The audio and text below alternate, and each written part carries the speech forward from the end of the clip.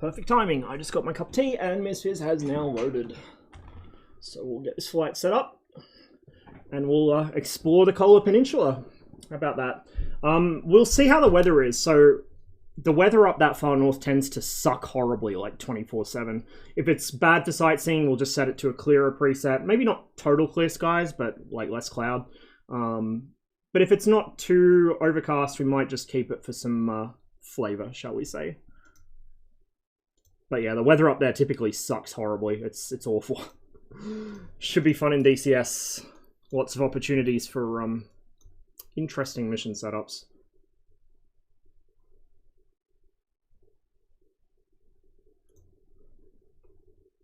Okay, where's my chatbot? There's my chatbot. You guys should see MSFS here in a minute. If my chair stops sinking on me. So, this is going to be outside of the actual map, but I almost want to say we should start from Telagi, which is was a 2128 base, and then head across. So when I did the tour I posted on Alpens in his Discord, we started from Afrikanda, which is there. That's where the Su-15 that shot down Korean Airlines 902 flew from. 902 was the one that only a couple people died because they crash landed on a frozen lake. 007 was the one where everyone died, so that was the real bad one. So we might... it's going to be a long-ish flight, but I mean the Hunter's pretty speedy, so it shouldn't be too bad. So we'll do a hop across from Telagi in the Hunter. We'll maybe refuel at Afrikanda or something, and then we'll buzz around up north.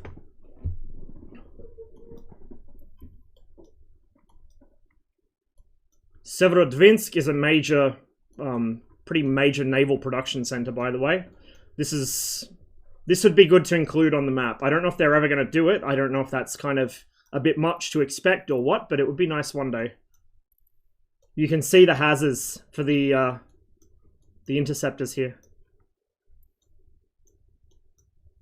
It's what those, down that end there's not, but like there you can kind of see where they branch off from the taxiway. They're asparagus out.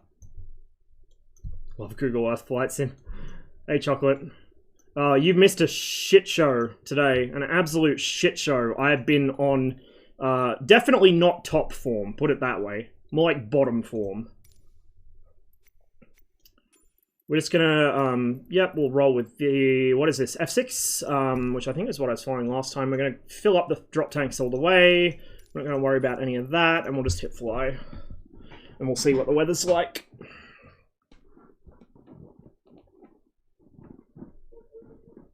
I don't have, as far as I know, any custom scenery for this part of the world. I don't know if any exists.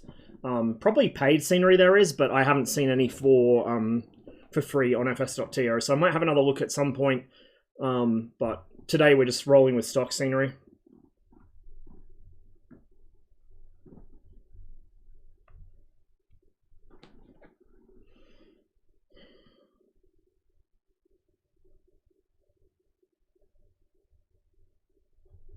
Just get my tracker set up. Every time I get out of my seat, I need to reset my tracker because I fidget around so much. Stock scenery is absolutely still awesome. Even this far north, I was expecting it to be a bit like Greenland or Alaska, where it's fucked up because there was too much cloud coverage on the day, but it's not bad. Like, there's a lot of generic texture scenery, but it blends relatively okay. It's not as noticeable as in some areas. Okay, now do I remember how to start this jet? Probably not. There's our master bat. Oh, no, I don't want to hide the stick. I want to... How do I get... Okay, we get that back that way. Master bat... Bro, master battery. Okay. Camera master don't care. Bro, pitot heat. Hello? There we go. Pitot heat's on. Fuck me. Engine master. I don't know what that... Oh, that might be the starter, actually. I wonder. That might be the starter. That probably is. Generators, they're locked to on, I think. They're already turned on. Ugh, if my chair could stop sinking on me. Buy scenery from like 1944 or whenever. There are some historical sceneries available. So I've got a historical scenery not installed, but I've got it. for Wake Island, circa 1943-44. I've seen a few for other islands as well in the Pacific. What's this? This is a Hawker Hunter F6. This is a freeware mod, so, you know, there may be some issues because it's freeware. We can only expect so much, I guess. But it's still pretty neat. This is the same one I flew over Canberra a couple streams ago, and I was having all kinds of issues with it. I think they were skill issues, because I was flying it the other day and it flew just fine. So I probably fucked something up. Okay, I don't even know what that does, but we're going to turn it all the way up. I think that might just be external light brightness. We're going to turn the panel lights, the nav lights on. We don't really need the landing light. I'm not going to bother with the radio because I don't care. We don't want to deal with ATC. I don't know what that does, but we're going to turn it on. If in doubt, you know, powered flight controls go on. That is bomb release shit. We don't need to worry about that yet. Go ahead and reset the accelerometer. Oh, it already is reset. It's just, for some reason, the needle's sitting at 0. And then brakes should be on already. Yeah, they are. Parking brakes on, wherever the control for that is. So we're going to go down here. We're going to uncage our throttle slightly, and we're going to hold the starter.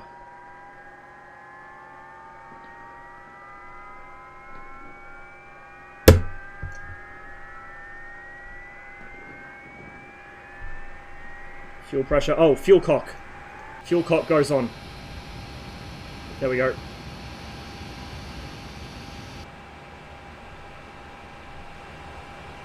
It sounds like she's running.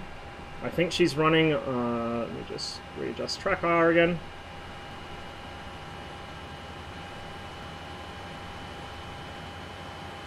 Close the lid now before I forget. We'll go ahead and get rid of the parking brakes. The keyboard binds are a little sketchy, and I don't know where the actual button or lever for it is, so... We're going to go about half flap. The Hunter has split flaps, and they drop down at quite a sharp angle, kind of like the Spitfire and the Hurricane. We've got a flap gauge down there. What are the taxiway lights here? Yeah, 20 degrees flap is about right, I think, for takeoff. Should be okay.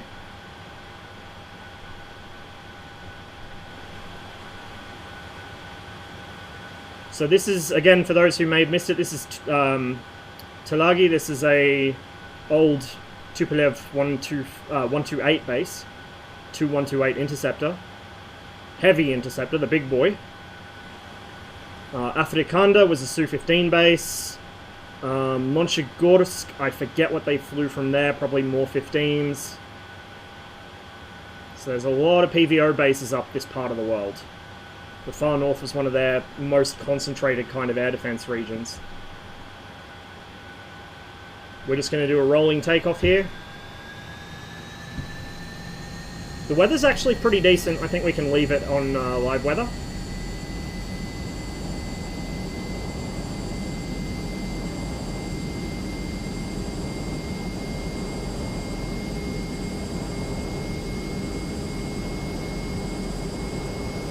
Unstick at about 140 knots, but she doesn't want to fly right away.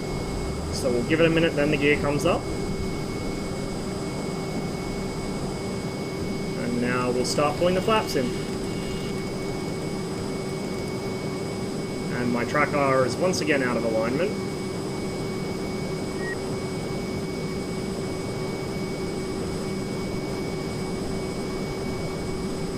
You know, I almost wonder if the reason I was struggling with it before on stream is because the air brake might pop out with, you know, no hydraulic pressure in the system. And I didn't automatically think to retract it. Not sure. Okay, we're not going to fly it balls to the wall the whole way, or we'll run out of fuel awful quick. So we'll start dialing back the power a little. About 350, 400 knots is plenty.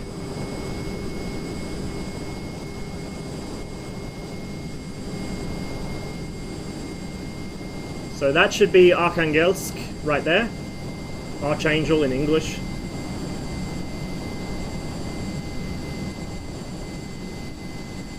A lot of Lend-Lease convoys came into here during World War II. The northern convoy route was pretty notorious for both how shitty it was in terms of weather, and also how dangerous it was in terms of Germans trying to fuck with you. Famous convoys like PQ-17 were all headed to or from this this port. I do not remember which river that is. Somebody else here might remember. I'm not that great on my northern Russian geography. Yeah, the Brits pretty much occupied it during the Civil War. So they had a historical connection to this place, shall we say. So you got your river delta down there. There's a lot of farming that happens on the delta.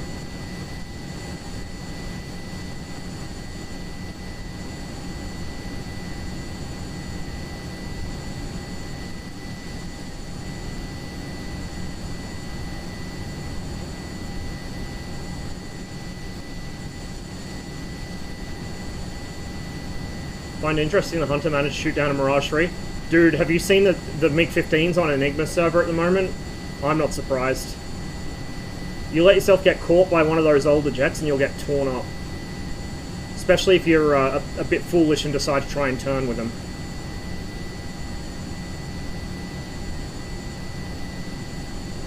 It's a lesson that blue players on Enigma server really need to learn. Do not turn with these old jets. They will chew you right up and spit you out.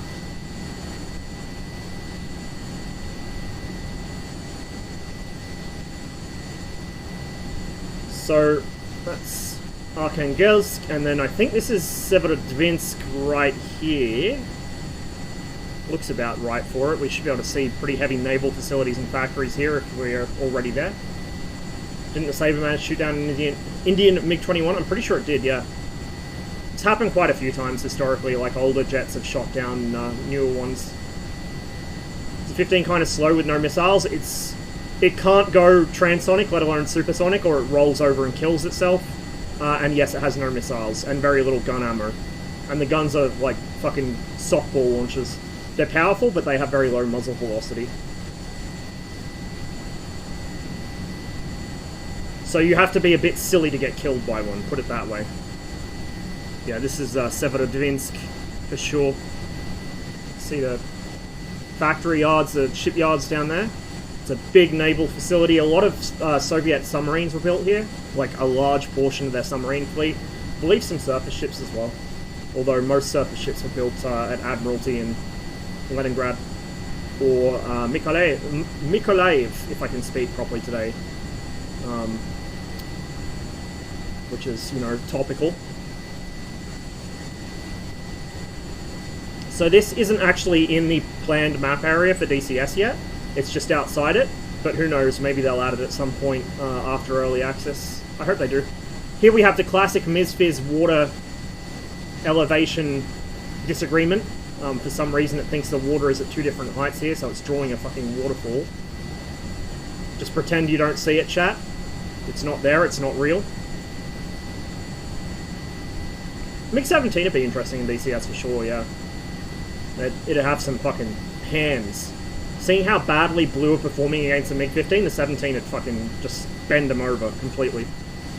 Either the F with the afterburner, so it can catch up to them a little in the vertical, or the AS with the R3S missiles, so it can catch them if they extend away.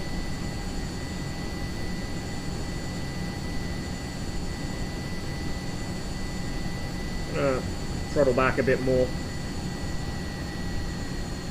Don't want to burn all my fuel up yet. So the Hunter's got an interesting and fairly complex fuel drain sequence. Down here you can actually see the fuel system diagram with these little elbow joints, and then the valves here closing and opening alternatively on each side. Or rather, yeah, no, each side, front and rear tanks, each side.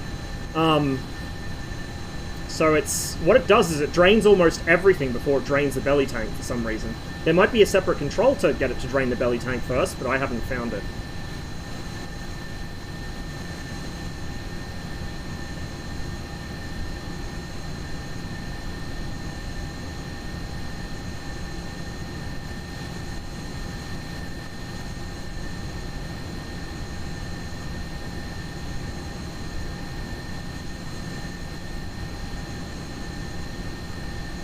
Probably pretty close, maybe even slightly better for the MiG-17F. The F5's thrust-to-weight ratio is miserable. Like, it's, I mean, you can work around it more than people think, but because the F5's a very clean aircraft aerodynamically, so if you're carrying speed into the vertical, you'll retain it for quite a while. It's a light aircraft, it has very clean aerodynamics, but if you're monkeying the stick around, you're going to lose speed fast and you won't be able to recover it. The F1's kind of similar, just more exaggerated, I guess. Not to say that it's done wrong, just exaggerated as in it's more noticeable. So the F1 retains speed quite well, and it has a slightly better thrust-to-weight ratio than the F5. I feel like the trim gauge might be slightly busted.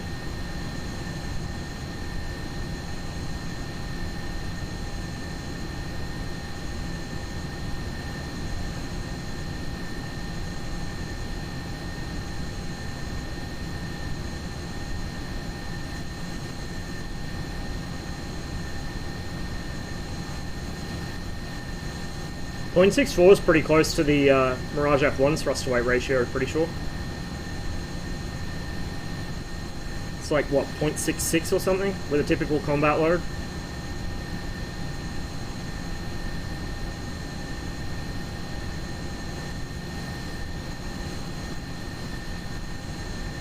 I don't think the F1's ugly. I think it could be prettier. I actually like some of the, I think it was one of the early prototypes, had an actual ogival nose, ogival words.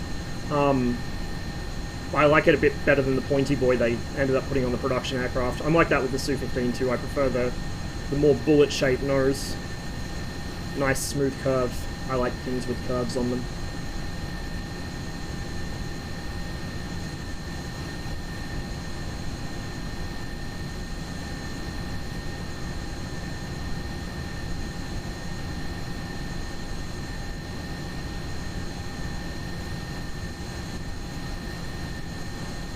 Nice beach down there, but I don't know if you'd want to get in the water. Might be a little chilly.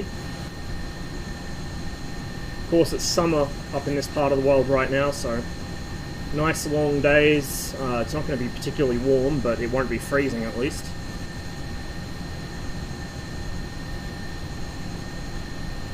I might just slightly bump up my camera height here, so we're looking a little more over the nose. It's how I prefer to sit usually in aircraft in the sim. That's how I prefer to be sitting in real life too, so I can see better when I'm coming into land, but just gives us a little better forwards visibility.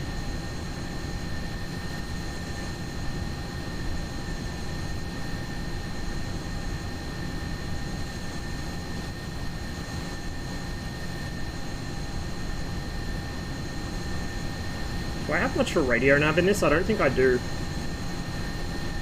It's my actual... Oh, I do here. I think. Or is that my comms radio? Com, nav. Okay, I do have nav, but I am not sure what the ADF would be for Afrikanda. I know roughly where the airfield is, so we'll find it visually, I guess.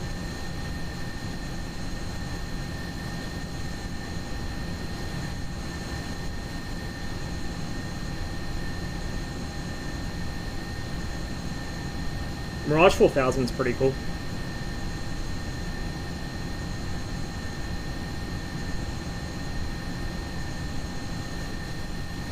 Nines, I kind of feel like the high wing and gangly landing gear combo actually kind of looks cool. It looks like a bird of prey, like the MiG-23. When the MiG-23's got its gear out and that nice high wing, that looks quite predatory.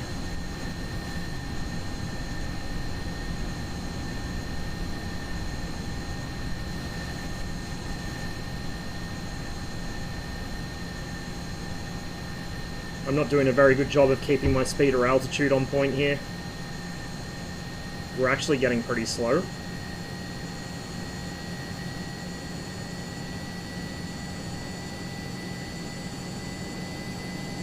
Which is interesting. We shouldn't be getting pretty slow.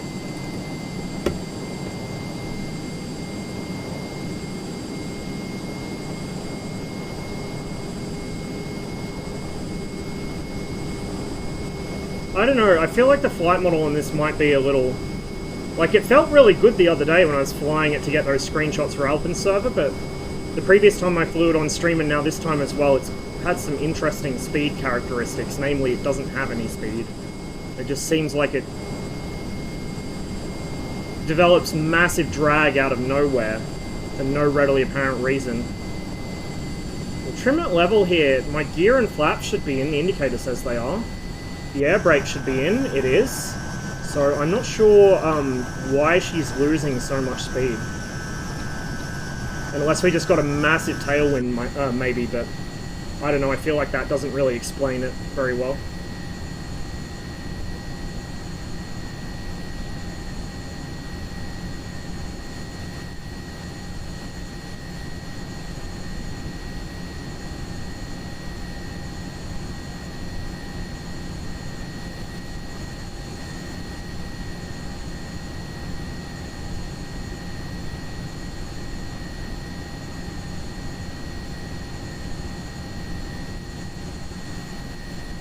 So I'm not sure if we're actually in the map's playable area yet, as it's planned, but we're pretty close to it, and you can see just how many trees there are down there.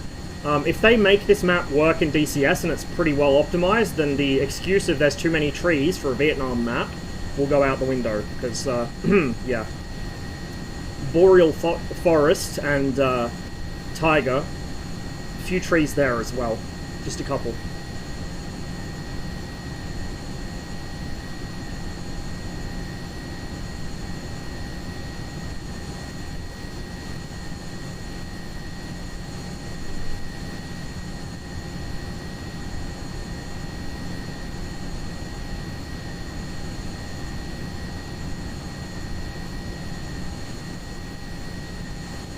I feel kind of like we're doing the opposite flight of what I did yesterday. So we're going to open up the cheetah map just so I have a decent idea of where I am. Because the point of this is a tour, right? To show you guys the area. I'm not trying to be super hardcore flight simmer or anything. Oh wow, yeah, okay, we're a ways out. So Afrikanda is up this way. So we're just going to follow this. We're not going to go all the way in on that inlet because I don't have the fuel for it probably. But we'll head up this way, and then we'll maybe stop off at... we might have fuel. We might have enough to cut across it. But either way, we'll do a fuel stop in Afrikanda, and then we'll continue the tour of the actual map proper.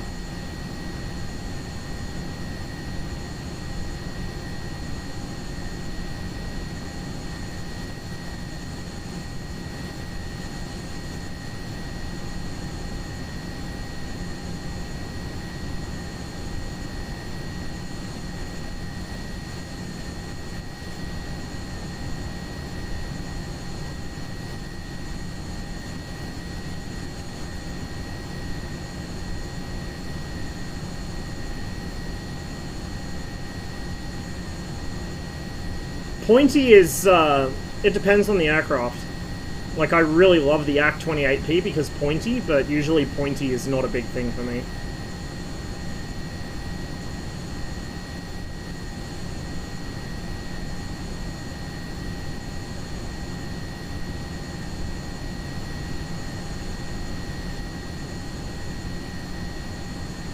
Do you like the Hunter? It's pretty decent. Like I said, there are some moments where the flight model feels like it's doing weird things, but it is freeware. Otherwise, it feels pretty decent.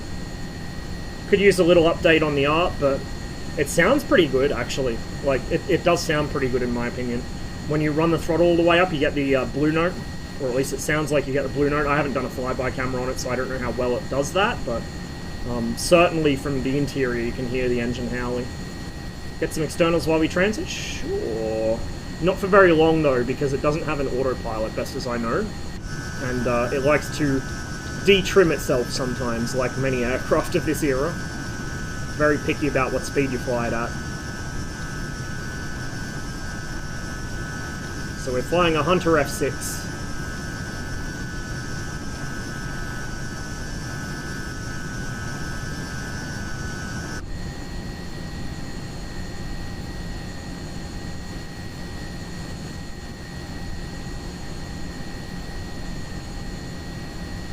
It is a good-looking plane, gorgeous, and the buried intakes in the wing roof. I love that look.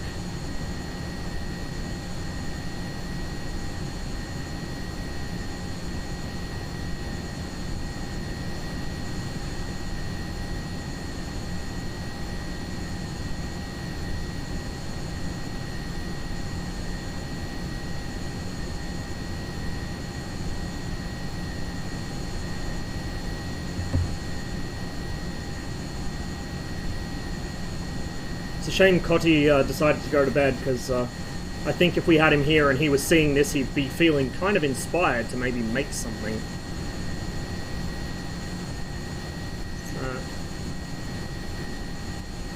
Can't tell. Maybe an old military base of some sort. There's a lot of them dotted through here. Some are hard to distinguish from whether it's military or very kind of small industrial or what. But the northern frontier here is very, how'd you say it? Not lonely, I guess, but definitely not desolate. At least not this part. It is further up, but there's a lot of solitude up here, I guess. Speaking of which, Solovetsky Island should be around here somewhere. May even be it there, I forget what shape it is. S300 site? Could be. I didn't see any revetments, but it could be. The older sites, like the S75, S125, S200, they're much easier for me to spot because they have defined layouts, and the Soviets stuck pretty strictly to said layouts, so they're quite easy to spot from the air. They have Royal Norwegian Air Force liveries for the F5 in DCS? Yes. Yes, they do. In fact, on Enigma server, I think the ones that spawn at road bases on the Caucasus, I think that's the default livery that they use. I could be wrong on that, but I see them a lot, so I assume it's one of the default liveries that they use on road base spawns. Oh, logging or cell phone? Yeah, it could be. There'd be a lot of logging up here, yeah.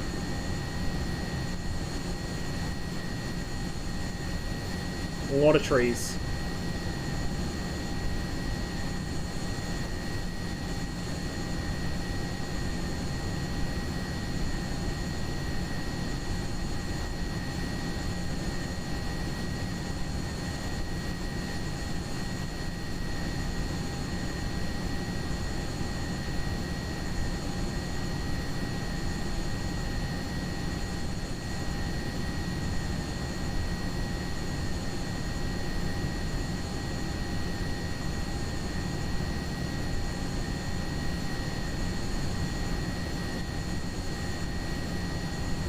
It would be very cool.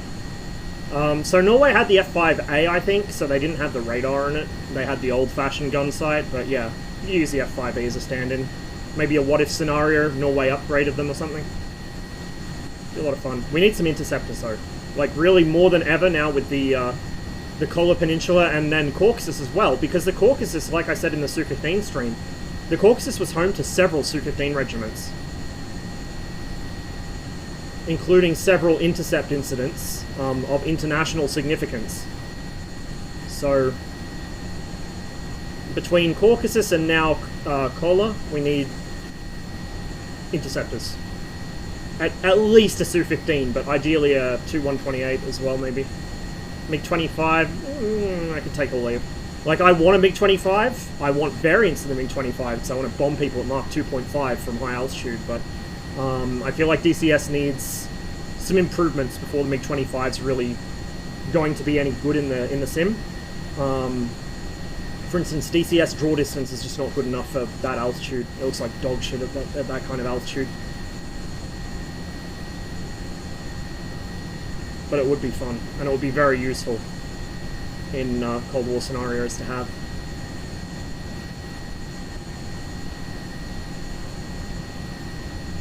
Is there an F5 Aggressor's Top Gun yet, where you fly against Tomcats? I'm not actually sure.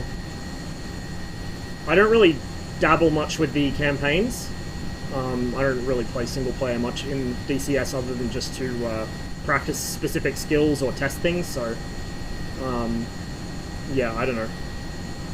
There probably is. I know that there's aggressor campaigns for the MiG-21.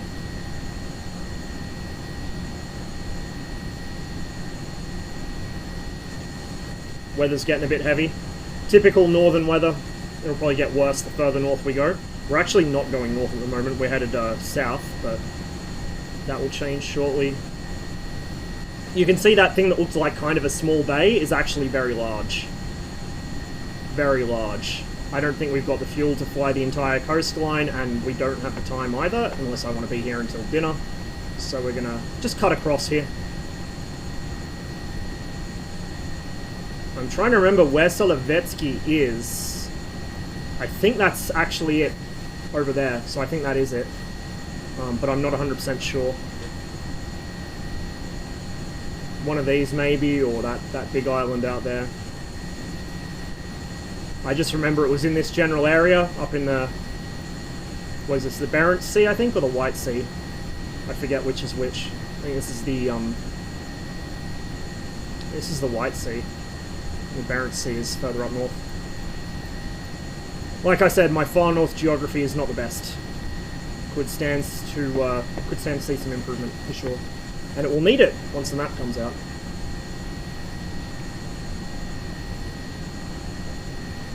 The MiG-29 is... that's pretty likely to happen. I would not be too concerned about it. I think that the community's kind of Chinese whispered itself into thinking that there's a risk the MiG-29 won't happen. Why? It was widely exported. It's not even in frontline service in Russia. It hasn't been for a long time.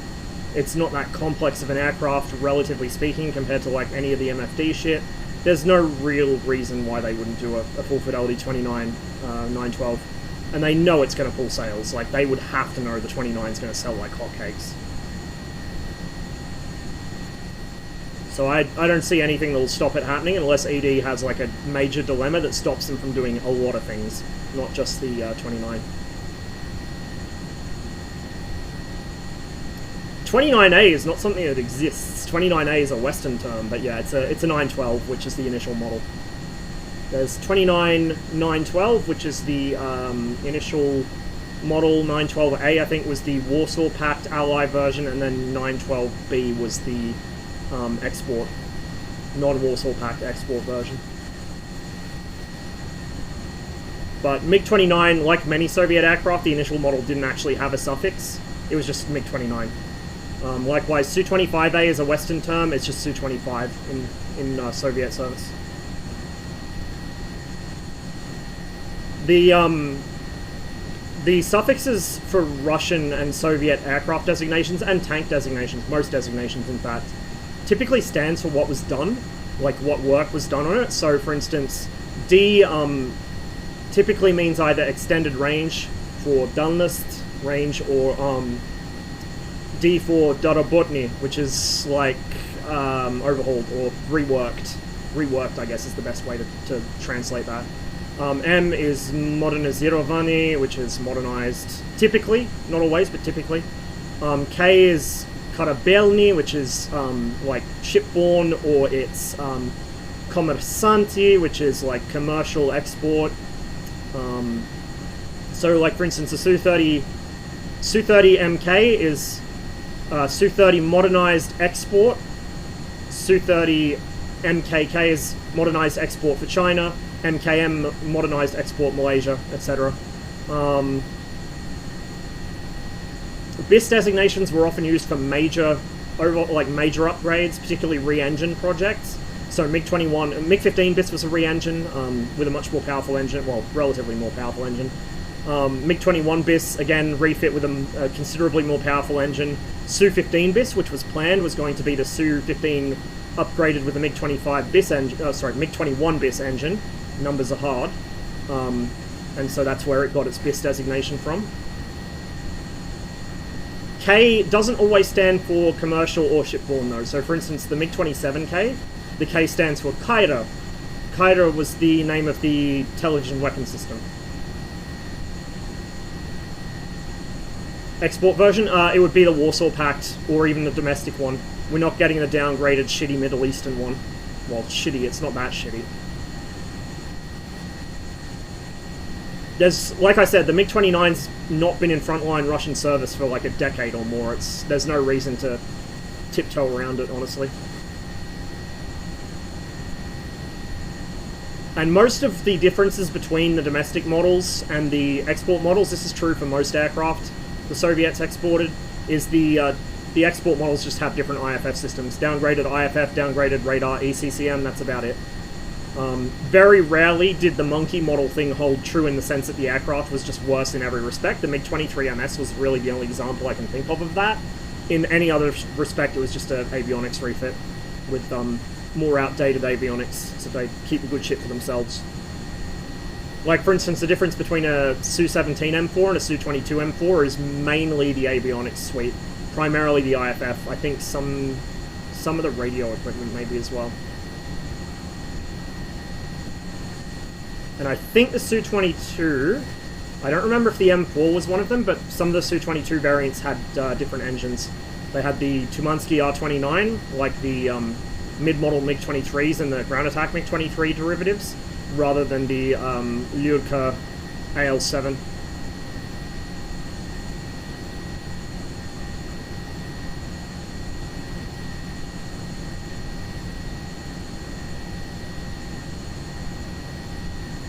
Fun to have one of the early modernization variants to have the meme digital. No, I don't want MFDs in my MiG-29. Stay away with that shit. Want to fly together? I took off from Telagi, which is a interceptor base near Arkhangelsk. We're flying to Afrikanda Air Base. We're going to do a refuel there probably, and then we're going to fly around the Kola Peninsula. So I'm on the... What server am I on? North Europe, I think, is what I'm usually on. I need to actually go here to check it. Yeah, North Europe. So if you want to fly along North Europe, look up around the Kola Peninsula, and that's where I'm flying. We're doing a bit of a sightseeing tour since this map is now being, or this area is now being made into a DCS map. So I thought we'd get a bit of a sneak peek. I think that might be Solovetsky there, but I don't know for sure. I know Solovetsky's in this area. I think that's about right for size and shape and position. So Solovetsky was a monastery, a very isolated monastery. That's why they built it on the island, to stay away from the temptations of women and society and all the other shit that monks don't like. And the Soviets repurposed it as a prison colony. Inmates from Solovetsky and a couple of other satellite camps around here were tasked with building a railway that ran through the far north, which was a very unpleasant task for them to do and a very unpleasant environment to build a railway in.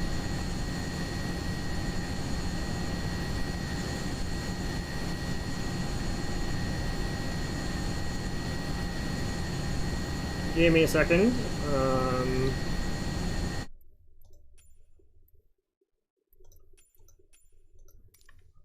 Oh, CCM's flying.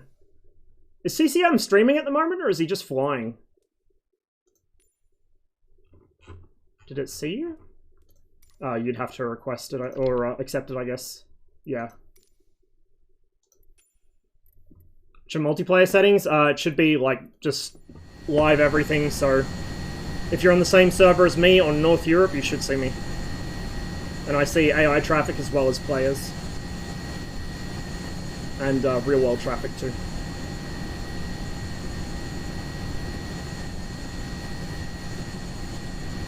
We got some towns starting to appear. So just for reference, this is where we are now. So we're kind of heading up. This is towards the bottom of the planned playable area on the DCS map. So it's kind of the southern edge of the DCS map when it comes. A town over there. Again, I'm not super familiar with the far north, so I'm not going to know the names of every city or town we see, just some of them. Closest airport, I am not 100% sure.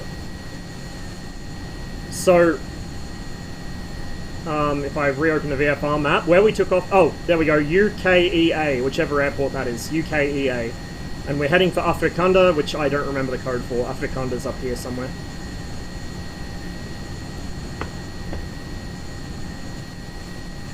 I think that is Solovetsky. I'll have to check after the stream.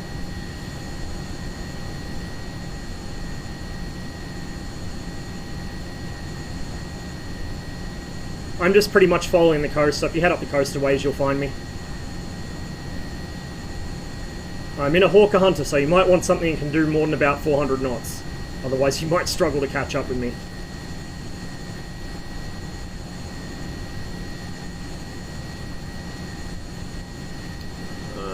Looks like it might be an airbase. A little hard to see. Nameplates, I can toggle them on and off. Yep, there you are. I see you. but I can toggle them so they don't always show up on screen.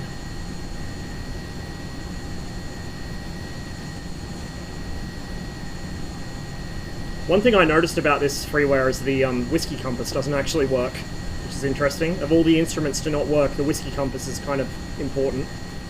But oh well.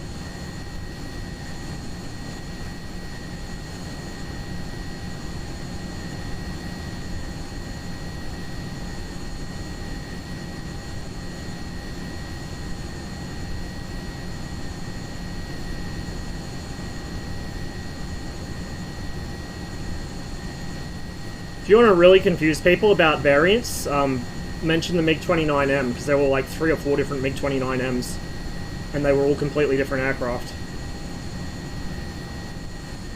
You need the actual ISDELI number to know which one someone's talking about. Yeah, I'm on the east, like northeast of you, I think. So, I don't see your nameplate anymore because you're behind me, but if you're taking off from that airport, Actually, I'm north of you, kind of, so I'm just tracking up the coast. Doing about 400 knots. If all else fails, you can just air spawn somewhere near me, it doesn't really matter.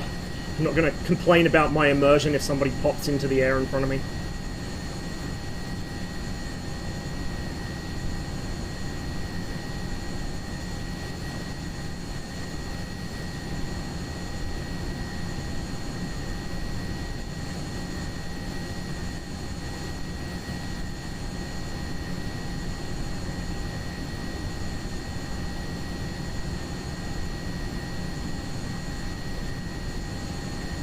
It's very flat around here, as you've noticed, most likely. There's not a lot of terrain relief in this part of northern Russia. There is as we head more towards the northwest. I did see you, I don't anymore. You were back there last I saw, behind me. Back there somewhere.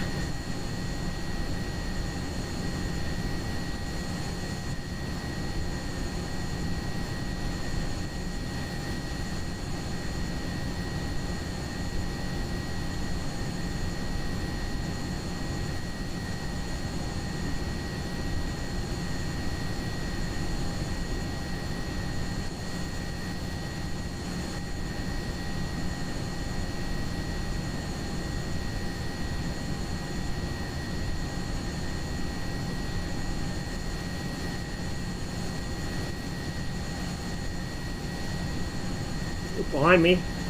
I got pretty limited visibility back there, but we'll have a look. Nameplates on. Whoops, stuck my head out the canopy there.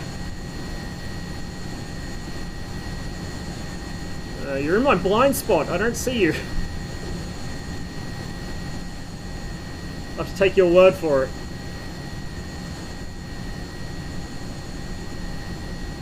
Honestly, the cockpit visibility from the Hunter isn't bad, but could still be better.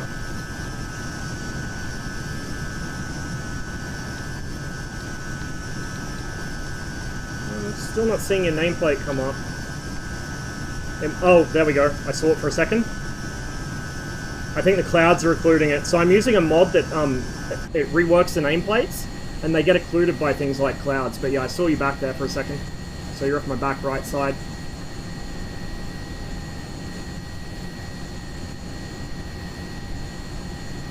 Don't know if Pom's still here, but we got the jam going.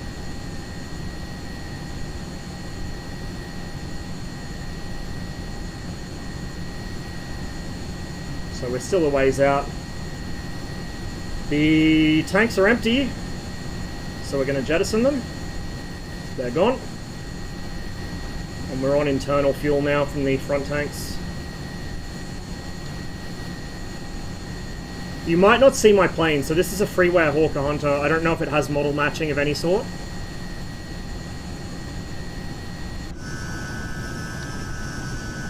Last I saw you were like back there in the clouds, but I don't think your name's going to turn up if there's clouds in the way.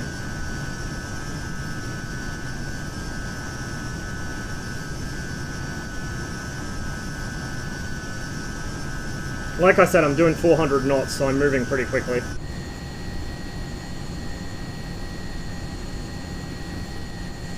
Ah, there you are. I see you. F22. Okay, that should keep up with me pretty easily.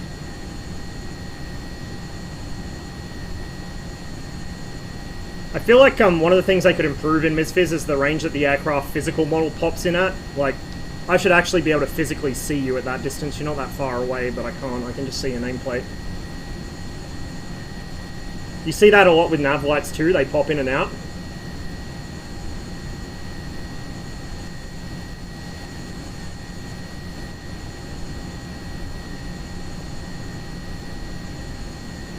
A little bit of turbulence there.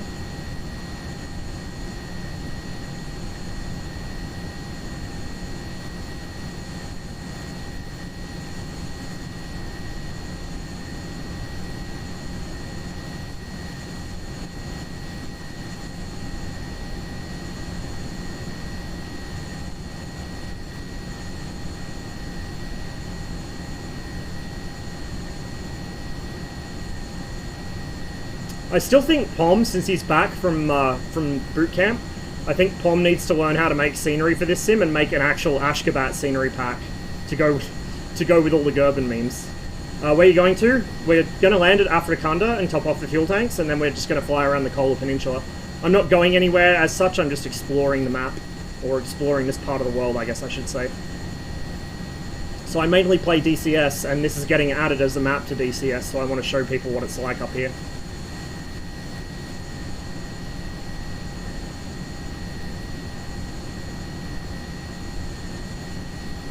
The weather could interfere with that. It's not too bad, but it's getting patchy. The cloud base is a bit low, so might need to dive down a little.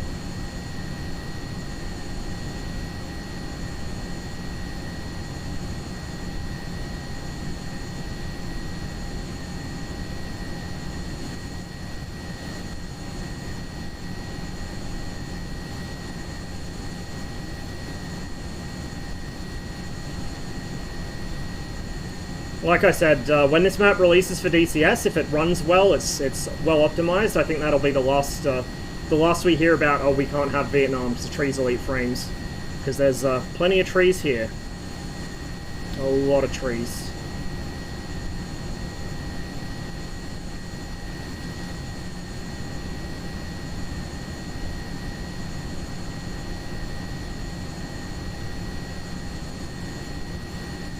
And for anyone who's new to the channel wondering what the fuck is going on in the background here, it's a long-standing tradition between a couple of us that kind of hang around each other's streams. This is Gerben Atabayev. I think he's passed away just recently, or at least it seems so. He's a Turkmen traditional musician. And Pom somehow found his music one time while he was streaming the MiG-29. Like, Pom has a thing for Turkmenistan. I don't remember how it came about, but he has plenty of information on that place. Just like Guam. And so it's become a bit of a tradition here. Also, it really goes hard, like, honestly. Kind of slaps.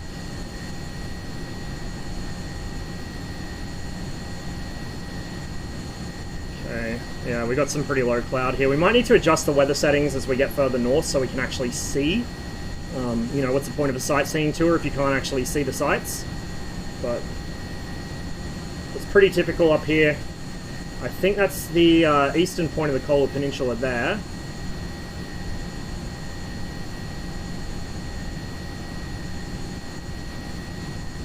So we're starting to get some elevation here. Once we get around Afrikanda, there's some low mountains. But for the most part, this eastern area is quite flat. Lots of lakes, lots of streams, shitloads of trees, not a lot of civilization.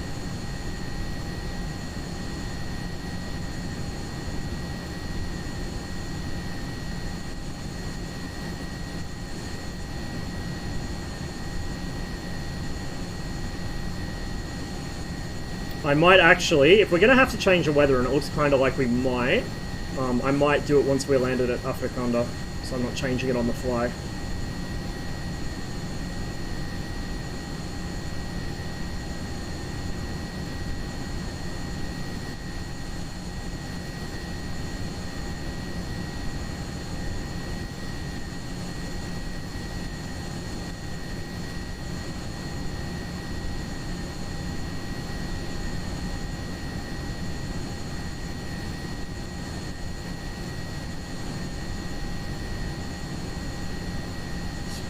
bit of a quick glimpse of where we are. Yeah, we're kind of close. So Afrikanda's in this this kind of lake-ish area up here. We've got some sort of airspace over there that might be worth flying over. Go take a look. I guess the most important location on the map will be the Russian bases north of Murmansk. Hopefully those are done well. There's a lot of them up there. So yeah, like, it depends. One of the most important locations on the map is actually a fjord. I don't know if we'll be able to see it if we zoom all the way out on the VFR map, but in Norway... Aha, right here, this fjord. You can fit 3 US carrier battle groups in that. You can hide them in that. That's what was planned to be done if war broke out. So, that'll be a very important spicy spot too. Then yeah, there's a lot around Murmansk. There's an early warning radar right there, a big one. I don't know if it'll be functional in the map though. There's a nuclear power plant somewhere around here. Might even be down there, I think. That might be it, that airspace. And then there's a lot of naval installations all along this stretch of the coast, and more down this stretch of the coast as well. So there's a lot up here.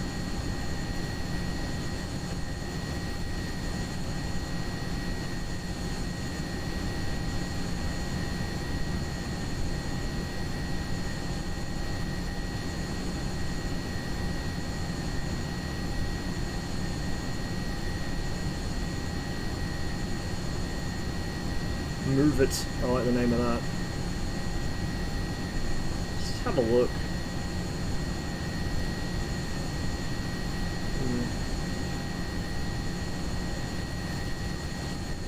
I don't remember which color border like denotes what kind of airspace. I haven't studied for years, dude. I haven't flown in real life for years, so I'm very much rusty on my sort of basic aviation knowledge as far as civilian flying goes.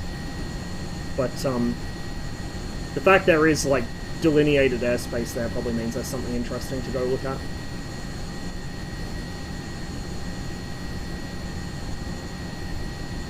Anti-ship in the V word. That would be further south probably. That's why Hoggett wants Baltic so bad, is because all the Swede posters and Viggen fanatics want to have the Baltic because they think it would be relevant there. This would be the domain of US carrier battle groups up here, and the Northern Fleet. This is a real naval map. The Baltic Sea is about the fucking bathtub. This is the big boy navy map, where the big boys fight each other with the big toys. The Baltic would be a sideshow compared to this. Which is why I'm glad we're getting this map first. I hope we do get the Baltic at some point, but this one is far more important and far more relevant, both for Cold War scenarios and modern scenarios. Far, far more. Like, I don't know, dude, Hoggett has the idea that major cities are what make a map interesting or relevant. Like, no, dude, no one gives a shit about major cities in wartime. If somebody has to choose between a major city full of people they'd have to look after if they conquered it, versus a fucking hole in the ground full of rare earth minerals, guess which one they're going to take. And guess what this is full of? Fucking mines. It's why it's so important, is because of all the resources up here, the sea access it can control. Like, it's hugely important. Far more than the Baltic could even dream of.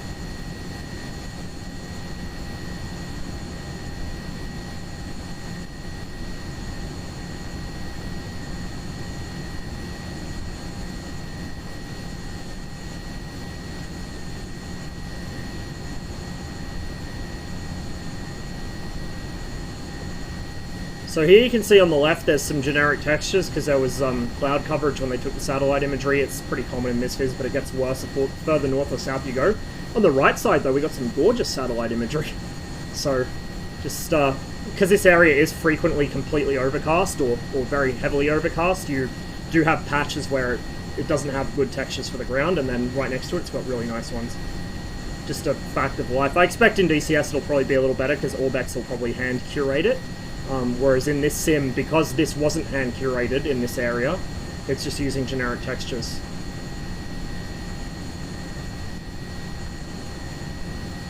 Been ages since I heard this. Keke Kassiri from Cote d'Ivoire, I think. One of the countries in that region. So that's an air base. I don't remember which one. It might be Monchegorsk. I'm not sure. That's a bomber base, I think. Looks about the right size. It's a big boy. It's not Afrikanda, because Afrikanda is a little further inland, I think. And it also has a different shape. Afrikanda's off that way towards the mountains.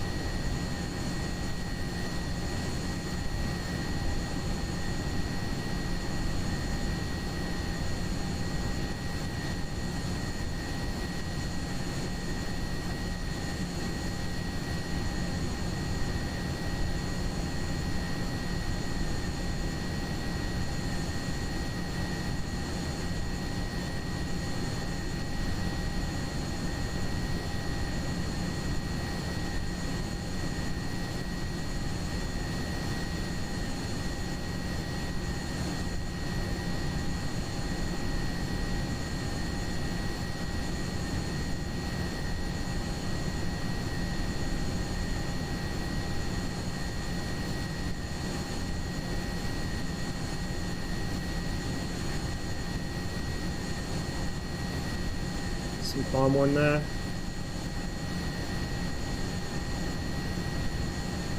Come left. Head that way for a bit.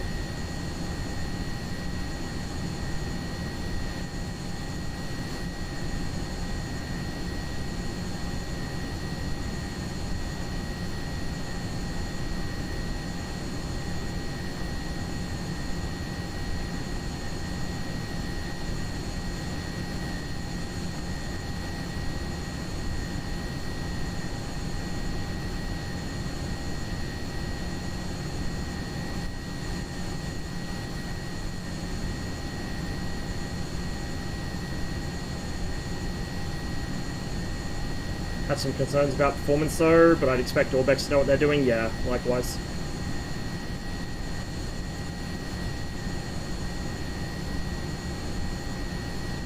And to be fair, my PC now is pretty beastly. My old PC struggled on Syria, at least after the first patch for it. Syria at release ran really well on Beachkey Mark 1 for some reason, but then went downhill afterwards. But yeah, I know some people with older PCs are really struggling with Syria, particularly on an Enigma server because there's so many units.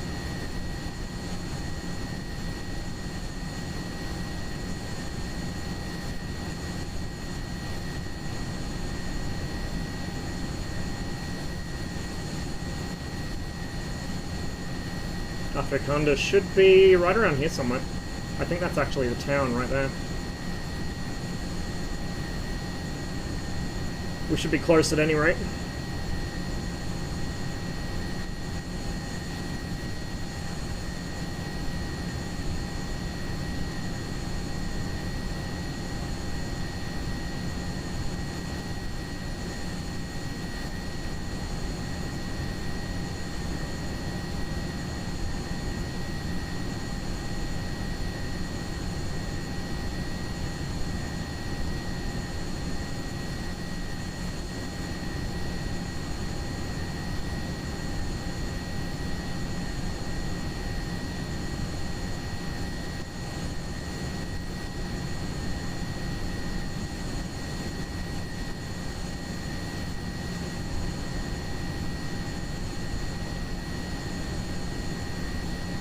Might not be this valley, it's somewhere around here, because I remember it had a bunch of low mountains around it, and they were pretty much the only low mountains in the area. It's probably on the other side of those ones. So we'll loop back around and have a look. There should be some cities across from it, across this lake. Pretty good sized ones too. Little village down there, a couple little villages down there. Right on the lakeside there. Farmland.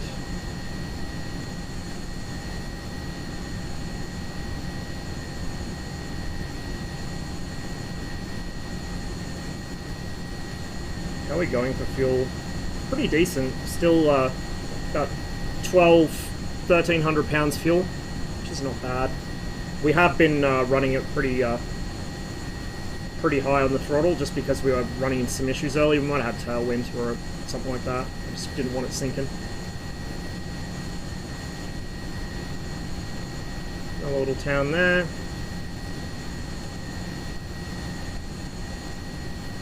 That's a high school, I think. That looks like a Soviet high school. It's about the right shape. There's a couple radio towers down there.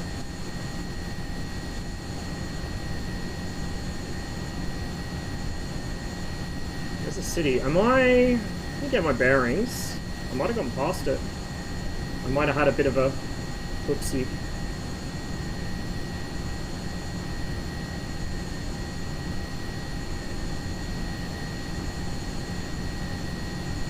That's it there, I think. So we're not actually there yet. It's a little further along. So I'm not sure what town this is, or what city this is. I didn't come down this part of the map before. I was further up.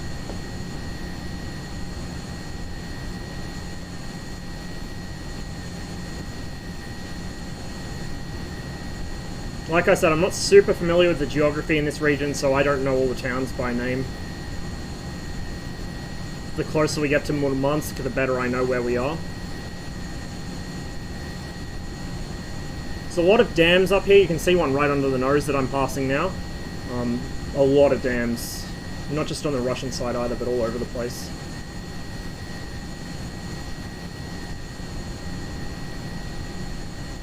A nice big factory down there.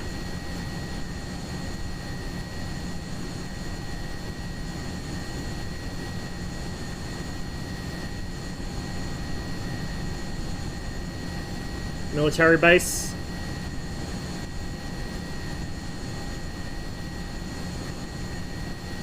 Can't tell 100%, but probably some sort of SAM site or something. Or like a munitions dump, maybe.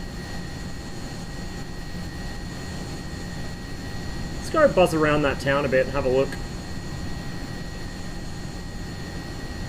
Someone in chat wants to fire up Google Maps, by the way, and try and correlate my position with that, so you can let us know where we are, because I inevitably won't know.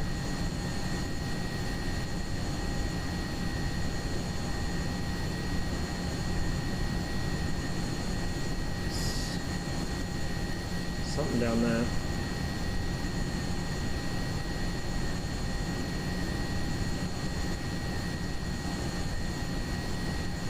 Another military installation of some sort there. There's a lot of them up here. It's a very heavily militarized zone. Not just by the Russians, but by everyone in this area. Actually, no, that might be industrial. I stand corrected. It's a factory of some sort, I think.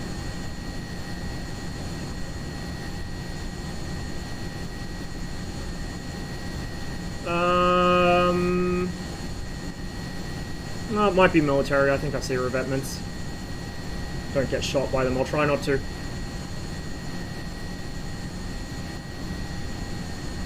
Sometimes interpreting the mix of satellite imagery and autogen can be a fun little game of its own.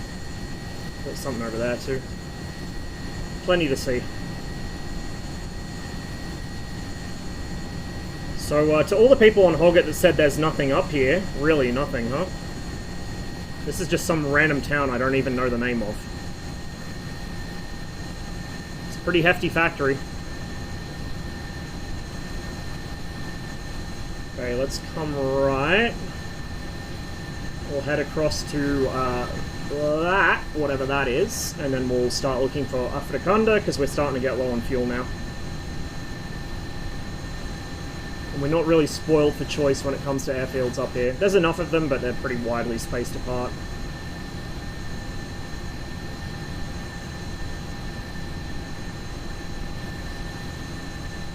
One thing I will say with the Hunter flight model, again, freeware aircraft, so take that for what it is, but it feels like it does bleed quite a lot of speed in turns, even fairly docile ones, so I wonder if maybe it's a little overdone.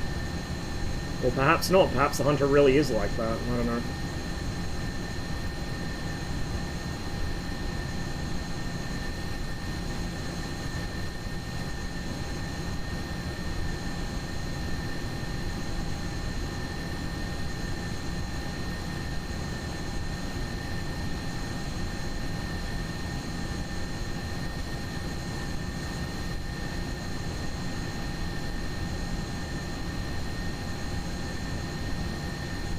POL storage, that's what that is. It's a refinery or just POL of some sort.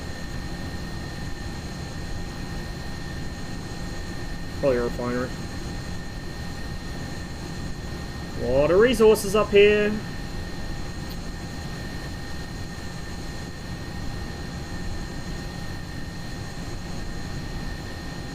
Little village or something under us here. Couple little villages.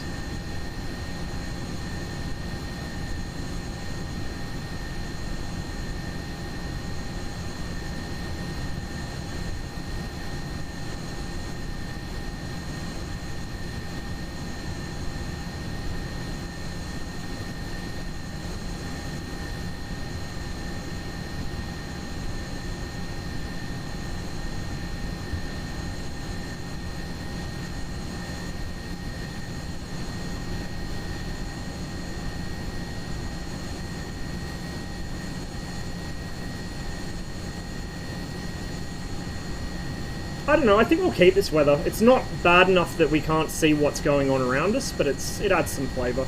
I was just worried we're going to have a full overcast like the other day and we wouldn't be able to see anything. Which would not make for a good tour at all. Make for a pretty crappy tour, actually. So we'll just stick with live for now.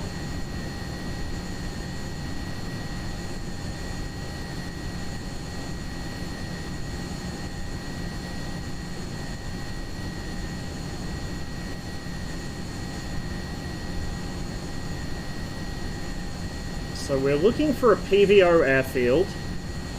It's pretty distinctly PVO. It's very similar in shape to a lot of their airfields. QRA hangars down one end, or QRA shelters down one end, I should say. Single long runway, kind of a zigzagging taxiway running alongside it. Kind of like, I don't know, which airfield? Mycop, I guess? Just with hazards instead of revetments. Should be around here somewhere. I've only been up here once, so I'm not going to be able to VFR it super well, but it should be around somewhere. We'll just use the cheetah map to figure out how close we are. We should get it popping up. There we go, Afrikanda, so it is up by that patch of airspace there. We should have enough fuel to get there, hopefully.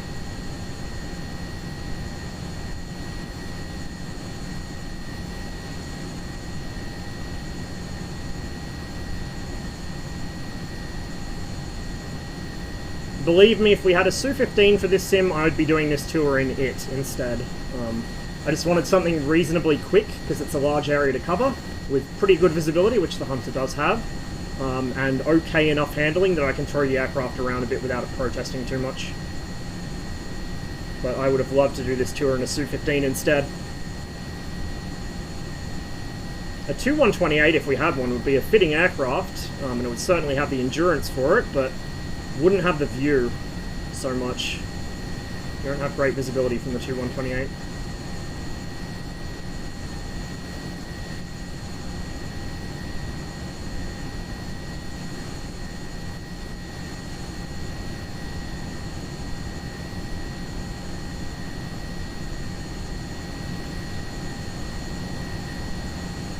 £800 fuel.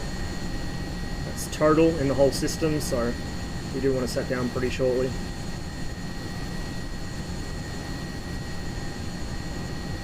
But it shouldn't be too much longer till we're there. I think this is the town here we're coming up on, and the airfield should just be in a valley past it. Probably under a cloud, knowing my luck.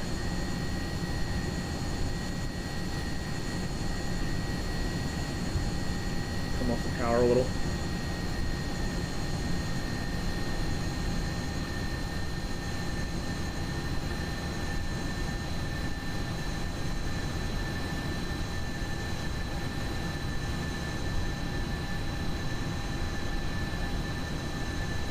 That is a nuclear power plant, sure as I live.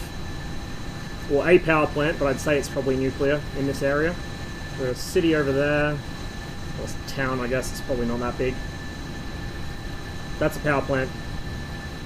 Guaranteed. Snow what? I'd say it's nuclear. It looks like it.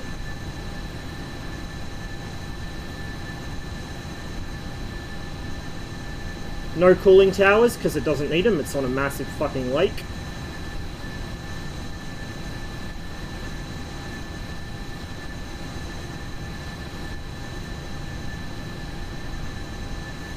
That's probably what that purple is.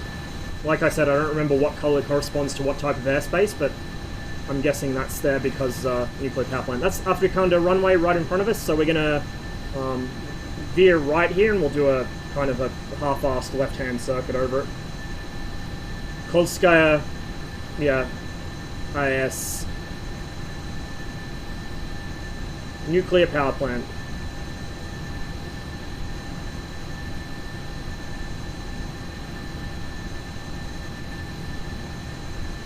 Is it Atomnoya or Atomnaya? I can never remember how to fucking do gender and case and all this shit in Russian.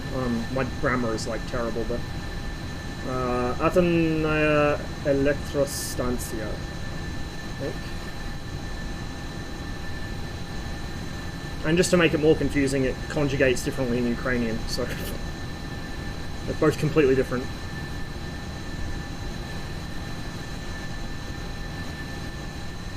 So depending which name you refer to Chernobyl by, you have to bear that in mind. The grammar's different between the two.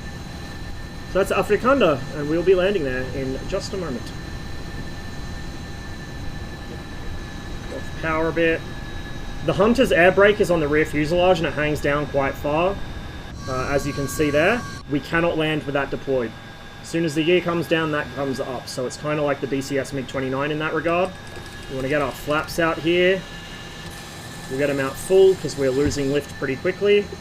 We're going to get the power on. Oh, don't do this to me, Hunter. This is the same problem I had with it before. And I don't know why it's doing this. Because when I flew it the other day off an auto start, it was fine.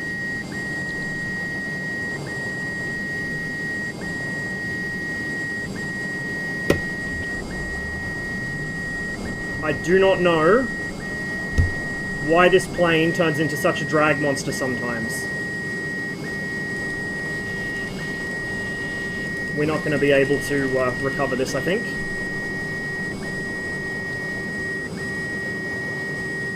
I'm just going to slew it. I don't know what it's doing. This is the second time I've had this problem with the freeway, and this is the same one I was flying the other day where I didn't have any issues at all, so whatever's up with it is really odd. Because I had it, like, it floated down quite happily with flaps and gear out just the other day. So the only thing I can think is when I start the jet, I'm missing something really important, and it's somehow increasing drag or reducing power. So I had the air brakes in, so whatever, we'll just extend our downwind a bit. We're not going to reduce the RPM any lower than where it is now, just because that, if that happens again, I need to be able to recover it. We're going to start deploying the flaps at higher speed. We'll deploy the gear at a higher speed. And now we'll start putting more flaps out and more power on, and trimming nose down. I almost wonder if it's the trim. So some mods and some even third-party modules, the trim actually moves the entire control surface deflection range.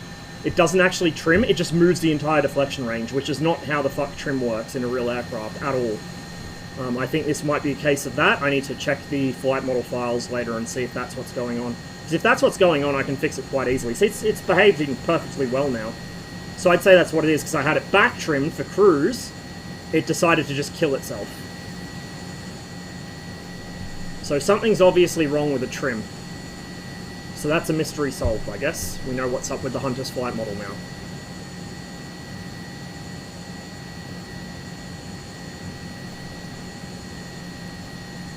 Not sure what landing speed for a Hunter is. I'm going to just guess it's probably around like 100 and, I don't know, 130 to 160 knots, somewhere in there.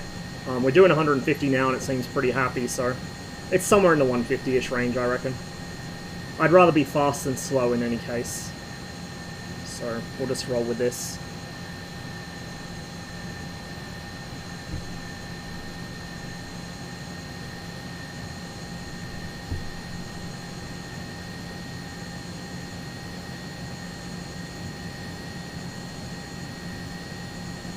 See, I've got it trimmed full nose down now, and it's flying perfectly fine with the gear and flaps out, whereas when I had it trimmed nose up earlier, it was fucked.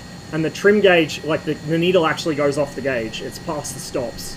So something's clearly wrong with their trim system. And that's probably something I can fix with a little notepad fuckery. Just edit the CFG file.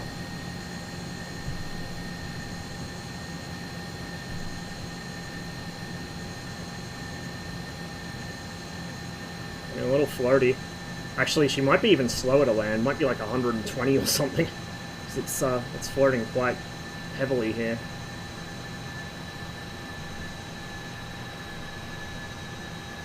Come off the power a little bit. Keep the nose down for speed. That's the marker there. That building under us is the actual airport marker for the ILS approach. That's what that is. So yeah, in 1978, Korean Airlines Flight 902, which was a Boeing 707, got very badly lost. Their nav system fucked up pretty badly, and it turned them in a giant U-turn and sent them over Murmansk, which, or over the Kola Peninsula, really. I think they directly overflew Murmansk and Severomorsk. So the 431st Fighter Aviation Regiment, PVO, Soviet Air Defense Forces, sent a Su-15 up to intercept them. Couldn't get contact with them on the radio, and so put an R-60 into the wing. It blew off about, I think it was like 3-4 meters of the wing on one side. A couple passengers died, probably in the actual impact, not from the missile, because it's an R-60, it hits like a wet lettuce. And the pilots managed to nurse the aircraft down and landed on a frozen lake in this general area somewhere. I think it was just on the Soviet side of the Finnish border. So the Soviets interned everyone on the aircraft and the aircraft itself for a couple days, demanded Korean Airlines pay reparations to them, basically, let alone the passengers. It was a whole ass drama, big international incident. Not really fun for anyone involved, but this is where the Su-15 took off from, Afrikanda. 431st Fighter Aviation Regiment, which was stationed in this area for the entire Cold War. It was later amalgamated into another unit, I forget which. After World War II, they started out on the MiG-15 and the MiG-17, MiG-19P, and then they went to the Su-15 and stayed with the Su-15. They did have some Su-27s stationed up here as well. So some of the Su-27 regiments would fly into the northern bases like Afrikanda or Monchegorsk, and they'd fly from them for a couple months a year.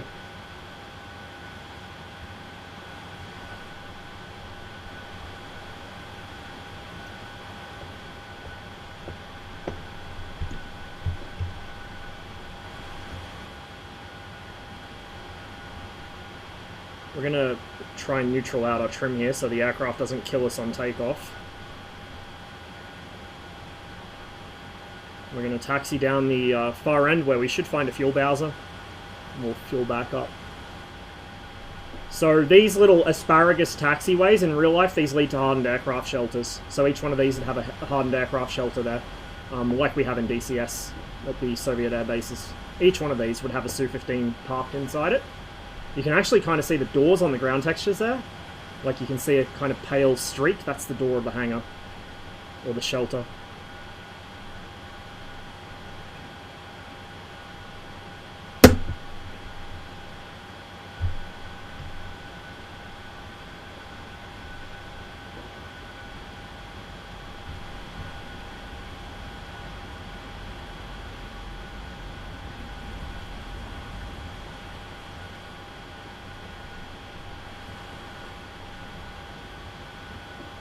Probably about halfway down the airfield here.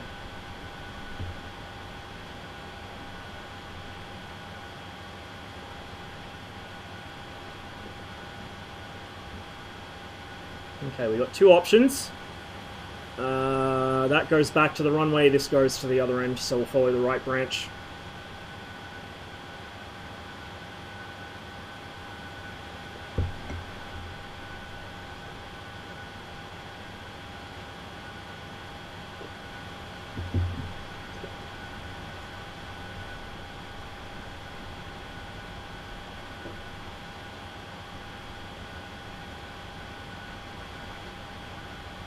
Just notice the gun sight in the Hunter's offset to the left.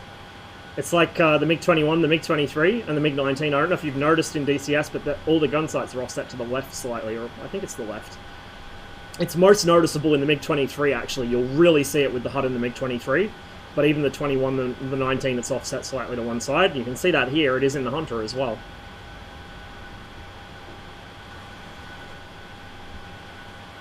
Anyone in chat who happens to have OCD, you're welcome.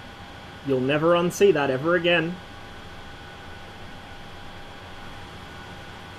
We've got another Hunter parked here, interestingly enough. And a Jabiru. That little plane right there is what I learnt to fly on in real life. Let's not wipe out the sign there with our wingtip.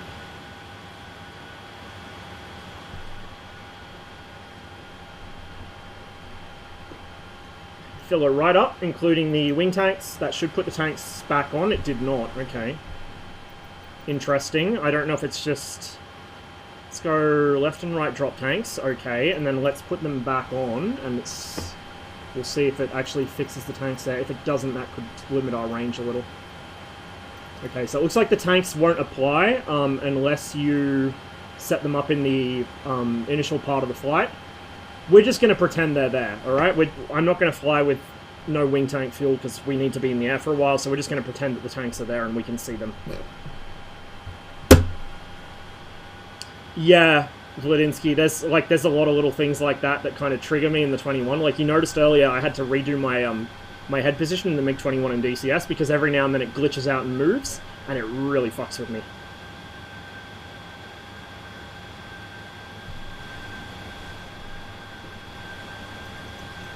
Oops, close that up.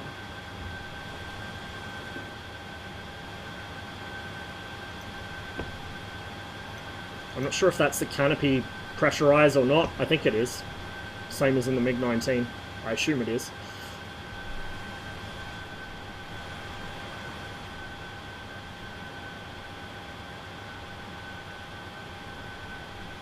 We've got a crosswind coming from the left. It's not super strong. Should be okay. So, goodbye, Afrikanda.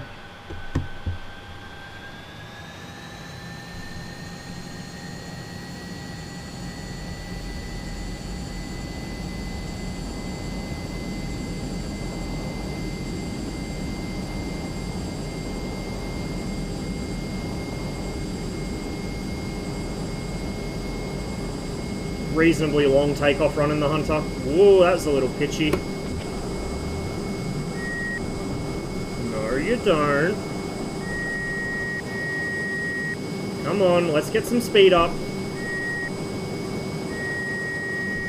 Oh, man. It is,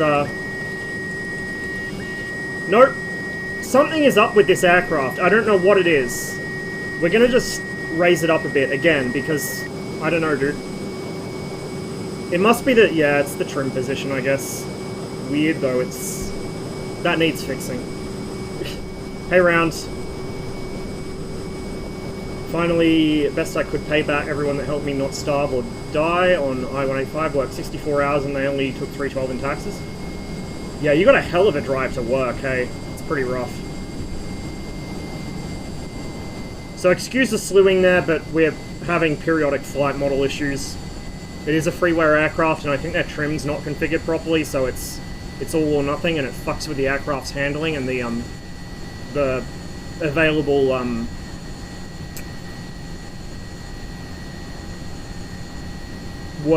tail motion range.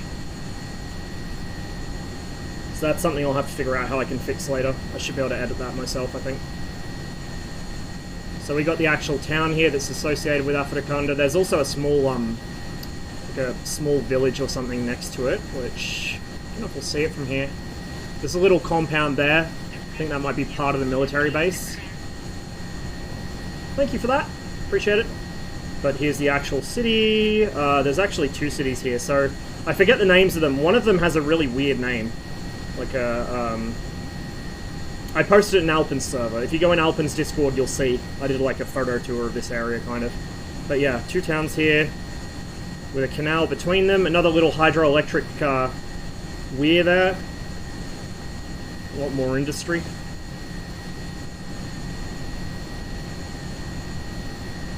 So we're currently heading south. What we're going to do is turn and head kind of northwest instead, because there's a lot to see up there.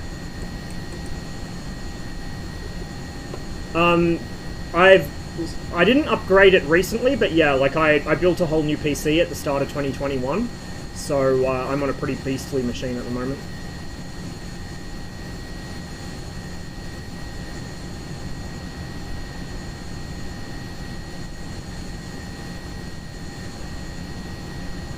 In really heavy photogrammetry areas, like major American cities, it tends to chug a bit, but up here in the sort of Russian far north, it's beautiful, nice and smooth. Yeah, it does, dude. It looks amazing. Absolutely amazing. This low cloud cover might be a little bit of a hassle for sightseeing, so we're gonna go in, and I wish there was a way to go in and turn off live weather, but keep the current the current weather pattern and just like mess with the cloud layer thickness. Because I don't want to have to reconfigure the weather completely, and it's not going to have these cool patterns. We'll just leave it. It's fine. We'll leave it on live weather. I can descend down to low altitude if we need to see something, I think. So we're currently going west. We'll turn it more sort of west-northwest, which is the route that I flew last time. A lot of water up here, as you can see. Very flat, but a lot of water. A lot of forests.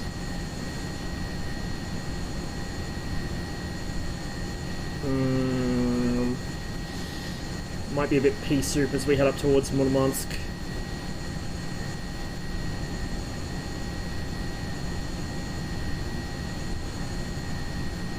J-Rob's been going around lately? No, I didn't see that. Did not see that. Curious what Hardest been up to, because he kind of popped back on a Twitch briefly for a couple of weeks, and he's maybe I'm just getting on at the wrong times to see him, but I haven't seen him for, what, a month or two? He's kind of back for a month or two and then vanished.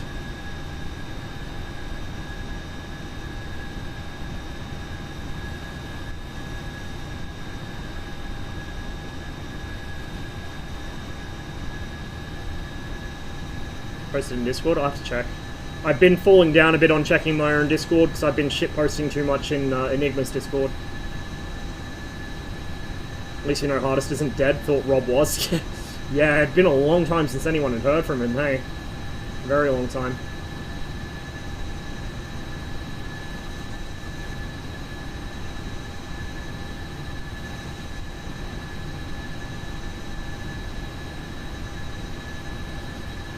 This low cloud's going to complicate things a little, but it's not too bad.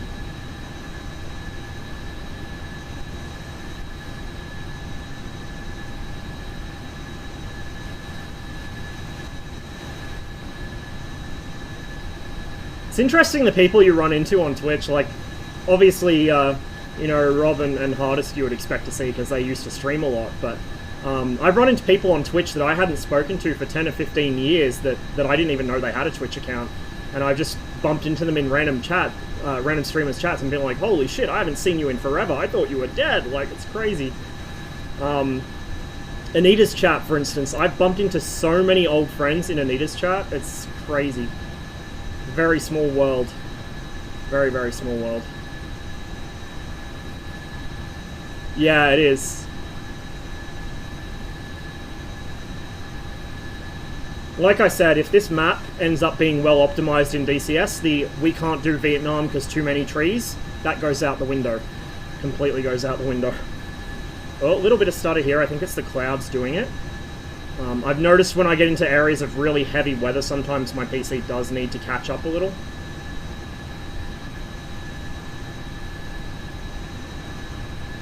Kind of heading a bit more west than planned, but this will work. A lot of little towns, villages, interspersed throughout this area.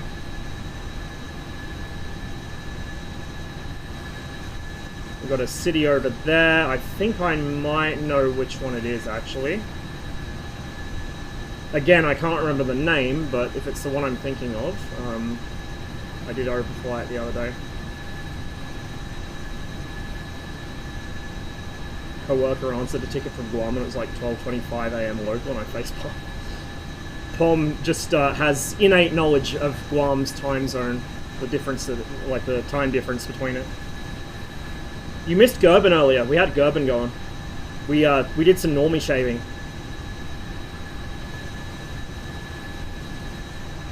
Okay, this isn't the town I was thinking of. This is something else entirely. To sit a bit more comfortably here. Is that? Oh, that might be a mine over there. There's a lot of mines and quarries and stuff up here because that's what this area is, you know, so valuable for.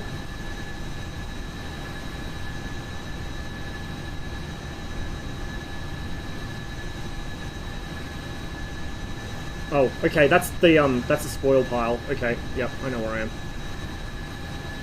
So we got this, and then off to my right there should be a mine, and that kind of discolored hill over there is their overburden, their spoil pile.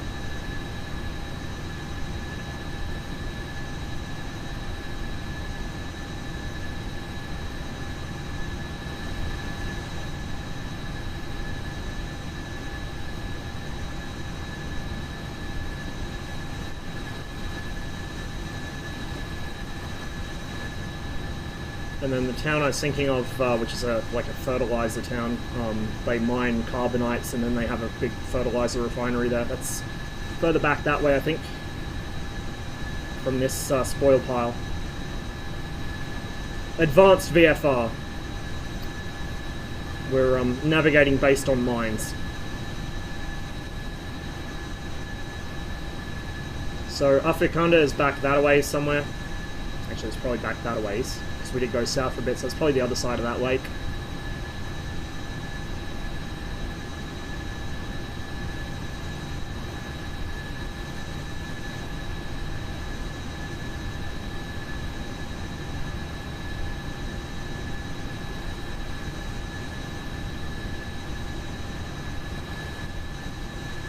Yeah, that's exactly what I thought it was. So this is, I think that's like a... I think that's a shaft mine, but I could be like a mine shaft, I should say, but like a shaft type mine, words. I think that's the mine, but there's no headstock for it because I don't know if it's still operating. But then this is the spoil pile. A lot of the mines here are open cut, but there are a few old school shaft types. So it doesn't show up as well in the sim as it does on actual satellite imagery, but you can see the escarpment kind of edge there, where the spoil pile is like the edge of it is. We're having a great time with words today. I can't speak to save my life. Can't VID to save my life, can't fly to save my life, and can't speak to save my life either. But yeah, that's all overburden from the mine. So then if we continue heading west-northwest, what is the point of interest here? This is the Kola Peninsula. This is coming to DCS. So we'll be able to fly far northern flight ops. The US Navy guys will be happy. They'll be able to hide their carrier battle groups in the Norwegian fjords. And us Soviet air defense appreciators will have a great time up here because this is full of interceptor bases. Afrikanda, which is where I took off from after refueling. Afrikanda was an interceptor base, flew Su-15s. The initial takeoff point for this entire flight, Tulagi, was a Tu-128 interceptor base. Monchegorsk is around here somewhere. I think Monchegorsk was a Tu-22 base, bomber base, but I could be wrong.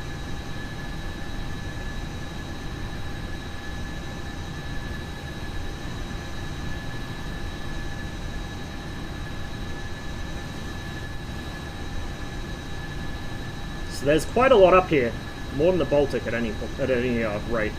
Although I will say, one reason I do kind of want the Baltic eventually is because in Estonia, or as it was at the time, the Estonian Soviet Socialist Republic, there was an old air base which the Soviets developed into a SAM site.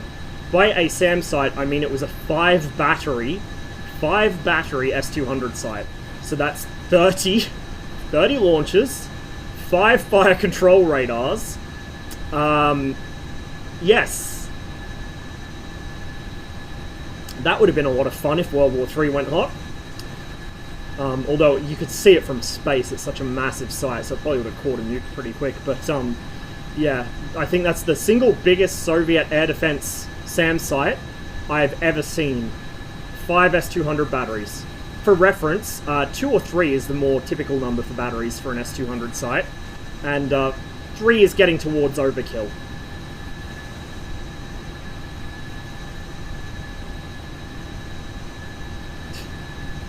Well, I mean, it's in Estonia now and it's not operational anymore, so it won't be a concern. It's what Russia's got on their own territory that's a concern.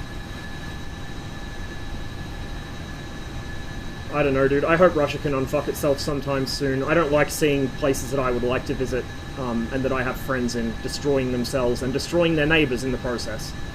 I would like to visit Ukraine someday.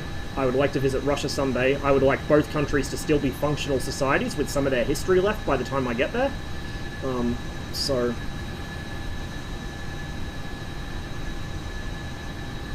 I don't think the situation's going to improve much in the short term.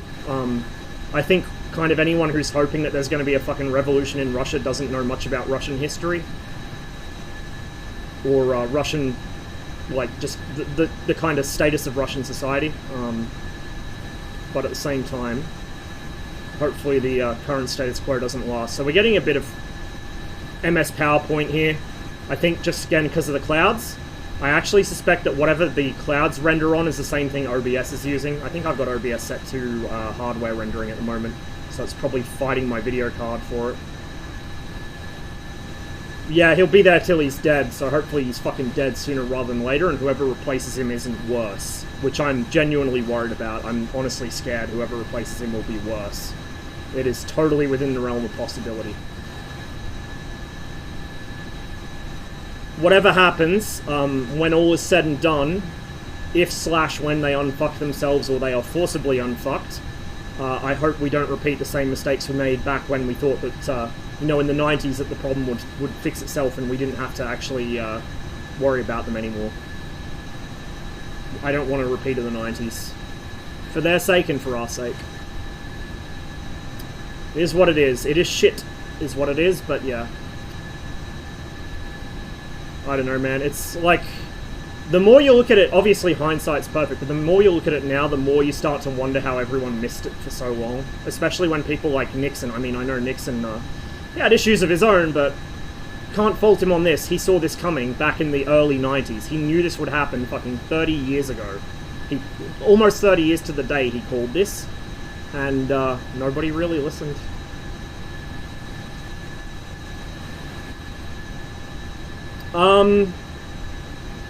The Soviet Union, like, it morphed. It became mutated. The Soviet Union had quite a different character.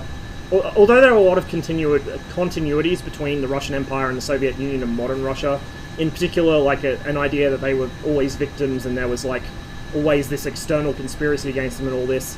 And obviously the way the country was run, at the same time, it actually had a more optimistic and forward-looking ideology, even at its worst, than what Russia has now. What Russia has now is just fascism, pretty much. So it's become worse. Like, they went from something that, you know, it was kind of... It had its moments, put it that way, but they've gone from that to something much worse, much more dangerous, I think. And much harder to try and get them away from.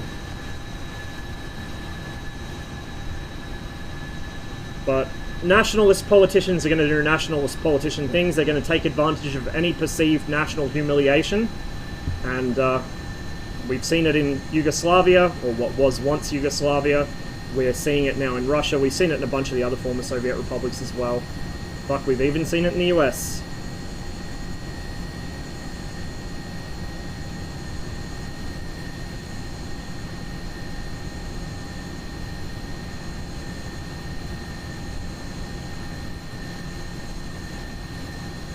I would agree that a lot of, you know, particularly those who are old enough to remember what life was like in the Soviet Union, maybe with their rose-tinted glasses, because it certainly wasn't amazing for everyone. It had its upsides and its downsides, like most countries, which I've spoken about before on stream. And there's a lot of good YouTubers who grew up in the Soviet Union who cover that topic matter. Like I said, Ushanka Show, Sergey, he's a Ukrainian that lives in the US. He has a really great channel for learning about what Soviet society was like in the sort of 70s and 80s. But yeah, like, I think they did kind of enjoy being a prominent player in the world, feeling like they were strong and secure, and had, you know, had an influence on how world events played out. And then, you know, the turmoil of the 90s and the 2000s and the sort of perceived loss of face really did a number on them. Made them very vulnerable to the kinds of people that Putin is. Same as, you know, when Yugoslavia started to come apart, they became very vulnerable to the kind of person that Milosevic was, or Tudjman, I don't know. I can't speak Serbo-Croatian. Tudjman, I think. So I can't find the town I was looking for. There's a town around here somewhere which is just a massive fucking open pit mine. And it's a good example of what's in this region, why it's so strategically important, and why everyone in this area, the Russians, the Norwegians, the Swedes, the Finns, have so many military installations up this far north. Thank Yeltsin for Putin. I have a feeling that Putin would have happened anyway. Putin's kind of an interesting one. He's a bit of a force of nature. I think regardless of whether Yeltsin appointed him or not to save his own ass, and whether Yeltsin had even been in power or not, I think we would have ended up with either Putin or someone like him. There was towards the end of the Soviet Union, there was a really burgeoning underground scene for the kinds of really nasty nationalist ideologies that are basically running Russia now. And a lot of the former Soviet republics, they all have similar problems. Ukraine's no exception, just they have less of a problem, shall we say. They're a bit more functional of a country when it comes to not doing what Russia's doing right now. Obviously they have problems, which I've spoken about before, but yeah. I have concerns about Ukraine's future. I have, like, outright fucking massive worry about what's going on in Russia right now. It's a bit of a difference. Just a bit of a difference. Yeah, absolutely. They started... Under Brezhnev, the economy stagnated. Militarily, the country was at its height in the 70s. Sort of mid-late 70s. But the economy was already on the downturn there. And Soviet society was starting to become a lot more corrupted. They moved away from a lot of the ideals of the revolution even before the revolution was... Or even before the Civil War was finished. But, you know, by the 70s, kind of the last vestiges of hope for a better future were starting to go.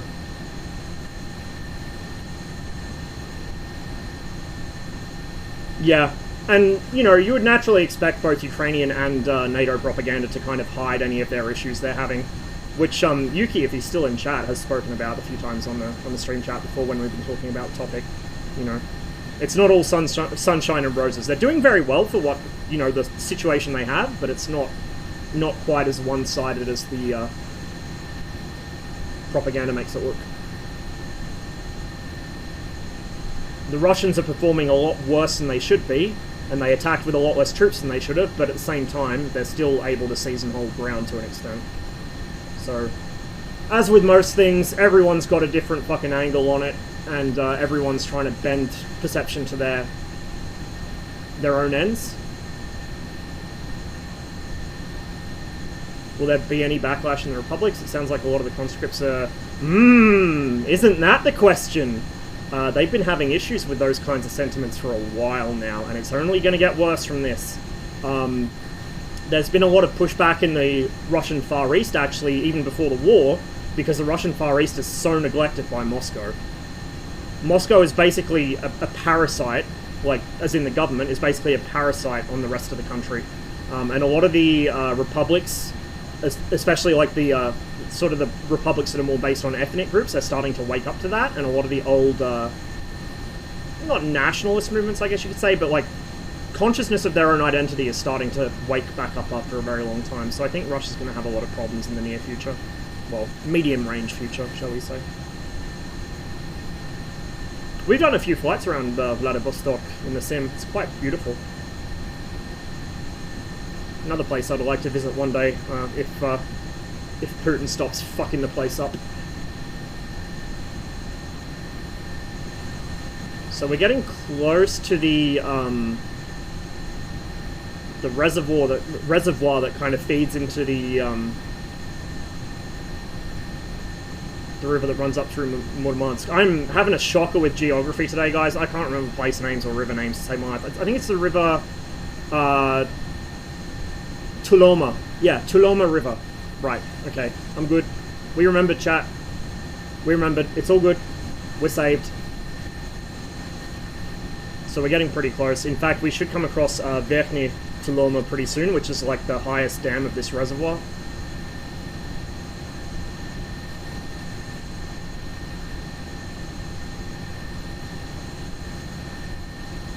Sure, the CIA will have some interest in encouraging those problems too. Yep. And unfortunately, I don't think that's going to help anyone in the long term. The more meddling that goes on, the worse it gets. Again, the 90s are the perfect example of that. Look what happened. I don't know, dude. Geopolitical shit happens on a very long time scale, much longer than most humans are in a single career. Like, a career fucking CIA guy or State Department guy.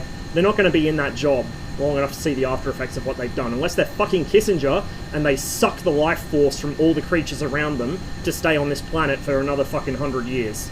God, can't someone... No, I better not say that, that'll get me banned. I think we get the gist of where that was going, though.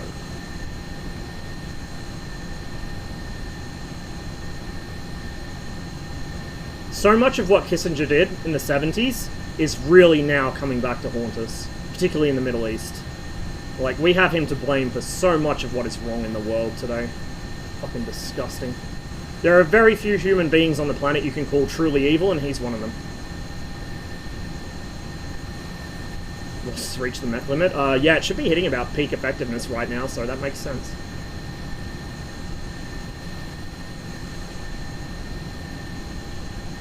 As to their political system, yeah, and not only that, but when Marx wrote Capital and the Communist Manifesto and all this, he had in mind a country like the US or the UK or his native Germany. He had in mind a fairly well-developed, industrialized nation with a relatively well-educated population, right?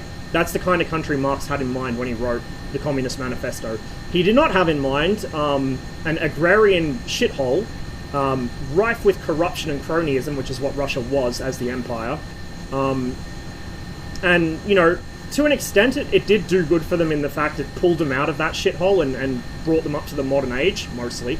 But on the other hand, it brought with it what you would expect. They had a lot of social hang-ups and historical hang-ups. Russia has always had those.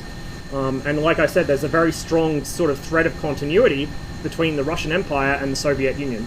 Because a lot of the early sort of reforms and early principles of the revolution were abandoned very quickly. By about 1920, 1930, a lot of the initial plans of the revolution were kind of cast aside for reasons of practicality or reasons of it not being politically convenient. And so Soviet communism, social, whatever you want to call it, by their own claims, they never reached communism. They just kept saying, oh, we'll get there one day. But regardless of what you call it, the Soviet system just was kind of doomed to fail from the start by nature of what it grew up in, what it was. The kind of, I guess, historical inertia behind society in that part of the world. Yeah, so this is the reservoir here, and the dam at Verkhny Tuloma should be up there. So we missed a couple mines. We'll get them on the way back down the border, I guess. We might need to land at Severomorsk for fuel. I'm not sure. We'll see how we go.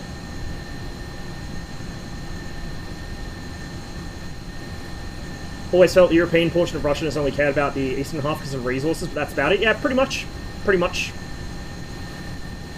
That's how it goes. Western Europe did its colonialism in South America, Africa, and Southeast Asia, and the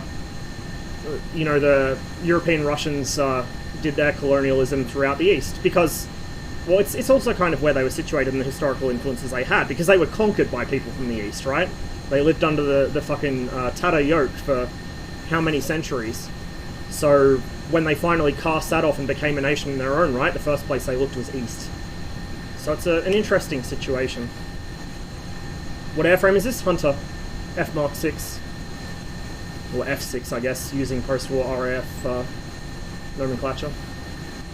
It's a freeware aircraft, so it has some flight model issues. Not super bad, but Just takes a little getting used to. We've had to slew it around the sky a few times because it decided to try and kill itself. When you change the trim on this, it changes the entire throw of the control surface. It doesn't just trim it. So, had a few issues with that on landing and takeoff. Evolved to a blended solution of capitalism and communism. Oh, China, yeah. China's a weird one. Very weird one.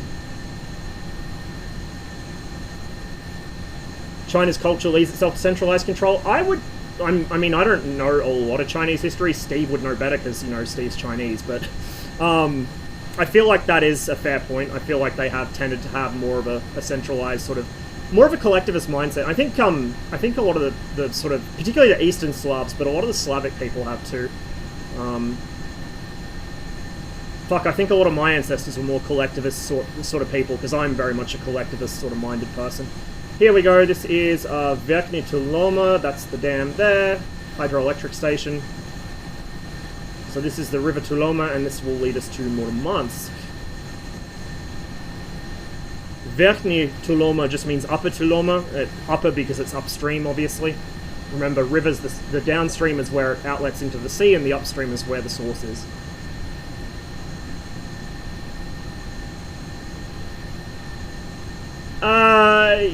It's complicated. So the October Revolution was, yeah, it was the Bolsheviks kind of ousting a more moderate group, but it was because a lot of the promises that were kind of made, or things that people wanted to happen in society, hadn't happened yet. The main one being an end to World War I, an end to Russian involvement in World War I. In fact, if it hadn't been for Kerensky's inability to pull them out of fucking World War I quick enough, the Bolsheviks might not have gained as much traction as they did. There was, like, it was a big clusterfuck. For the period from about February through to October, old system, so I don't know what month, like April through to November or whatever, new system. Because October Revolution was 7th of November on the current calendar. It's my mother's birthday. Yeah, like, if Kerensky had been able to pull them out of World War I sooner, the Bolsheviks might not have actually gained so much traction. But for that roughly half a year or so, the government was a provisional government. It was an absolute clusterfuck of different warring factions, about 20 different left-wing factions that didn't like each other very much. A couple right-wing factions didn't like each other very much. It was a mess. And it was kind of paralyzed, I guess, by the amount of infighting. So the Bolsheviks saw that shit wasn't happening quickly enough. They saw an opportunity for power, and they swept it, and they took it. But yeah, like, over the course of the Civil War itself, and then the post-Civil War reforms, particularly after Lenin died and Stalin took over, the Soviet Union abandoned a lot of what it intended to be at the start. You know, things like the putting down of the Kronstadt Rebellion. The Kronstadt Rebellion happened because the sailors at Kronstadt formed a workers' Soviet, right? That's where the country drew its name from. Soviet is just Russian for council. They formed a workers' council, and they decided they didn't like what the new government was doing, so they went on strike. And the new government of the Russian Soviet Federative Socialist Republic sent up the army to deal with them and massacred them. So there was a lot of that kind of shit early on. Yeah, unfortunately, roundabout, those kinds of people are very good at getting their way into power. And it kind of got worse as time went on. It improved, obviously, after Stalin popped his clogs, but, like, particularly early on in the Soviet Union, there were some very sketchy people getting in power. Don't think Kerensky would have gotten away with the Brest-Litovsk kind of treaty. I mean, I don't think to be fair, I don't think he would have gotten away with much he tried to do, but I just wonder how much it would have changed things if he had.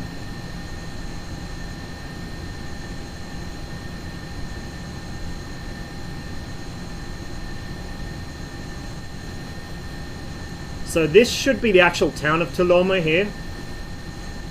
So that was Verkhny Tuloma, or Upper Tuloma. This is Tuloma proper. And we're kind of just reaching the edges of Murmansk. That's Murmansk Airport right there. So there's Tuloma, Murmansk Airport. It's a civilian airport. I don't know if it was ever a military base. Probably dual use like Nalchik is. This is Kola itself. I forget what suburb that is, but this is Kola on this island.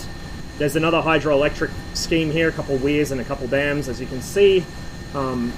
There's actually, I'll circle round. So there's a big centralized cemetery here, and the crematorium's right next to it. I guess, I don't know if they're high enough up to get permafrost here, I guess they are. And so it makes sense to try and centralize digging as much as possible. Like, if you have to dig, you want to do it all in one place. So there's a massive plot for the cemetery here, along the riverbanks. And only about probably a third of it's actually used at the moment. The rest is just kind of pre-prepared for it. So there's the airport, and this is like, is it here or is it further on? I think it's right there. I think that's the cemetery. And then that's another section. Obviously there's the airport. And then the crematorium, I think, is that complex? Or it might be further up. I could be wrong. It could be a little further up. But you'll know it when you see it. It's big. Big boy.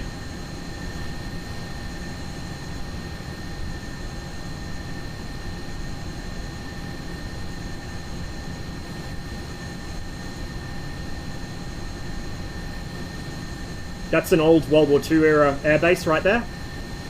That's Stary Aerodrome, old aerodrome, self-explanatory.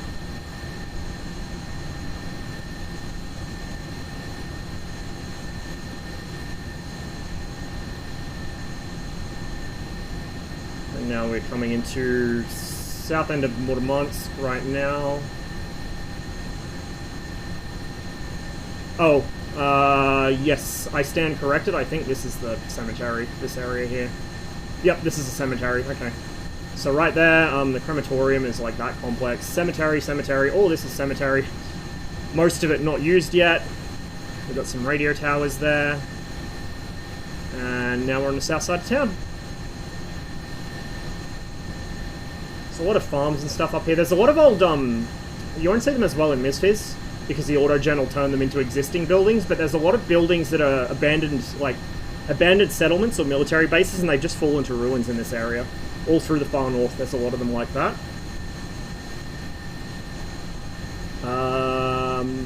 One of these complexes along the highway here is like a massive fucking pig farm. One of them, I don't know which one. It's near the intersection, I think, so it's further up that way. The low cloud is kind of hampering our sightseeing here, but it looks pretty at least. Pretty typical northern weather anyway.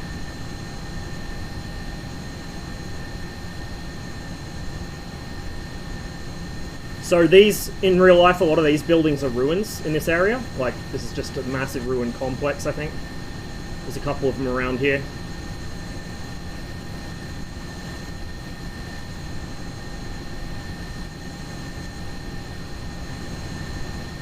Still good on fuel.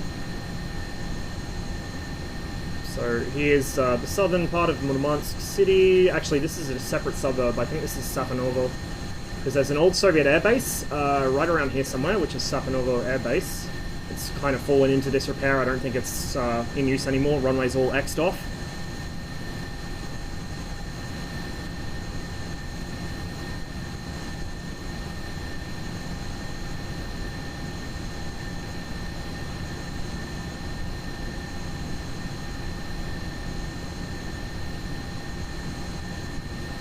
I need to descend a bit to get onto this cloud. Can't see shit, Captain.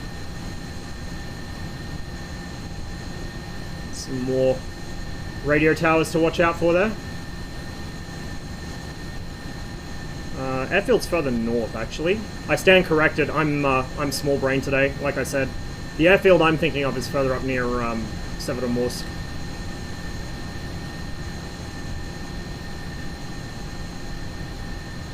For those who missed the first part of the stream, I'm so brain dead. Like, it has not been a it's been a good stream, I guess. I've enjoyed it, but I've been completely like just monkey today. We team killed twice on Enigma server.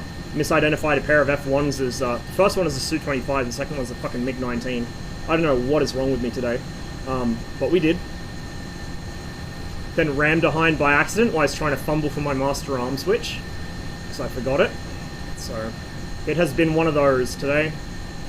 And obviously, that's extended to the MSFS portion of the stream.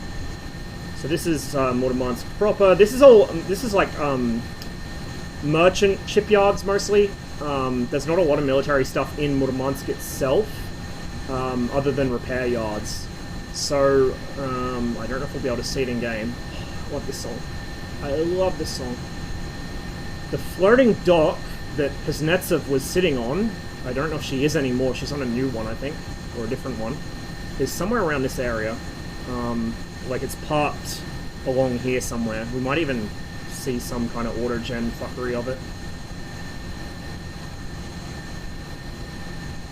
But yeah, welcome to Murmansk. Decent sized city.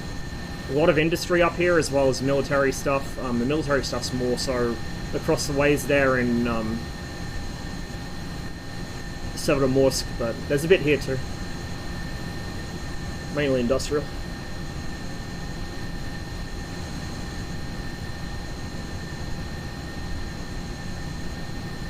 Yeah, see, the Hunter's flying pretty nicely now. I've got the trim, like, unfucked. So it is a trim issue. I'll have to fix that later myself. There's the sort of northern side of town. That is a naval magazine. Those are naval magazines. See, you can see the revetments for them, where they're dug into the hillsides. Those are all naval magazines, and I would hazard a guess at least some of those have nukes in them. Because this is the home of the Northern Fleet, right? So there are nuclear weapons up here. We'll head over this kind of area later on. I just want to stay with the river for now.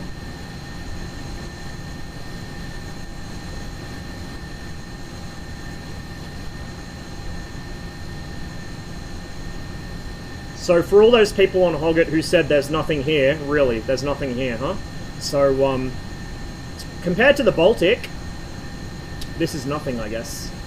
I don't get what Hoggett players think they're going to do on a map in the Baltic. Like, are they going to go bomb St. Petersburg? Are they going to fucking bomb Stockholm? Like, what?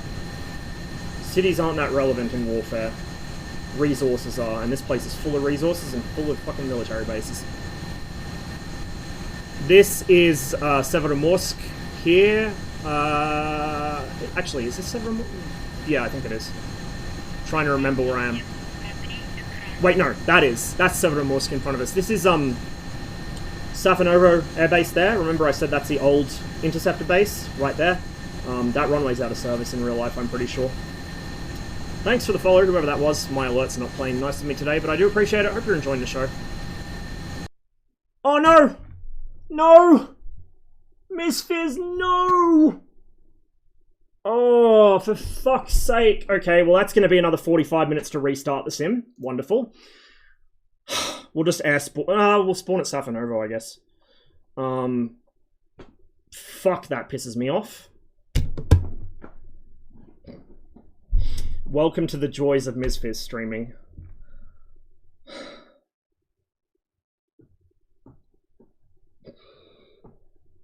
I'm just glad it didn't do that during my, what was it, like fucking 6-hour glider flight a couple weeks ago? That would have tilted me real bad. Oh, man. Well, I guess we've got some more just chatting time while we wait for the sim to boot up. What I can do is I can actually open Google Maps and correct myself on all the place names I just got wrong. Because my brain is not operational today.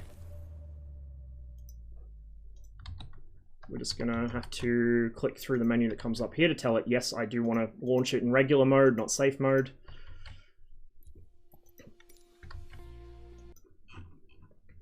You guys won't be able to see my my Google Maps open on the screen because it won't show the Steam overlay, but I'll just kind of verbally correct myself.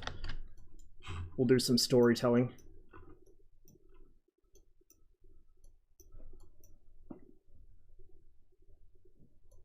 So the river that runs through... Oh, the river that runs through fucking Arkhangelsk. How did I not know this? It's the fucking Dvina. Of all the rivers, it's the fucking Dvina. I can't believe I didn't remember that. I feel bad now. So yeah, Arkhangelsk is pretty close to where we took off from Tulagi, from the intercept base. Then we flew over Severodvinsk, which is exactly where I said it was. And then that... Yeah, Solovetsky was the big island, so I was right about that. Hey, I was right about stuff today. We got some W's in amongst all the L's. So yeah, that area we cut across, is that? Yeah, that is the White Sea. I was right. The Barents is further north, up around Norway, I think.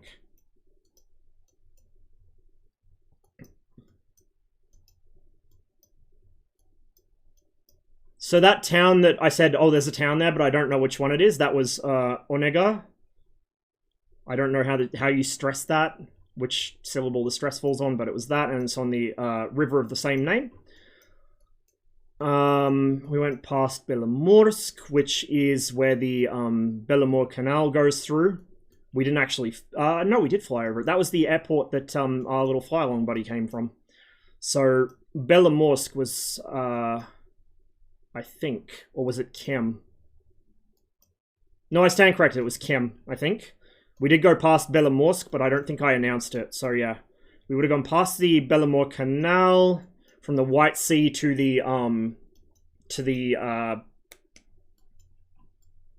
where does it go? It goes to fucking Lake Ladoga, doesn't it? I think it does. Looks like it. And then, yeah, we went up the coast, up the coast, up the coast. I know you can't see the map. I'm just kind of talking through it. And then... So that city that we found that I said I didn't know what city it was, but it was a decent sized city, that was Kandalaksha. And then north of Kandalaksha is Polyani Zori. Pola Zori, I forget what it means, but Pola whatever. And Zashek, which is the two cities I was talking about near Afrikanda. Then we landed at Afrikanda.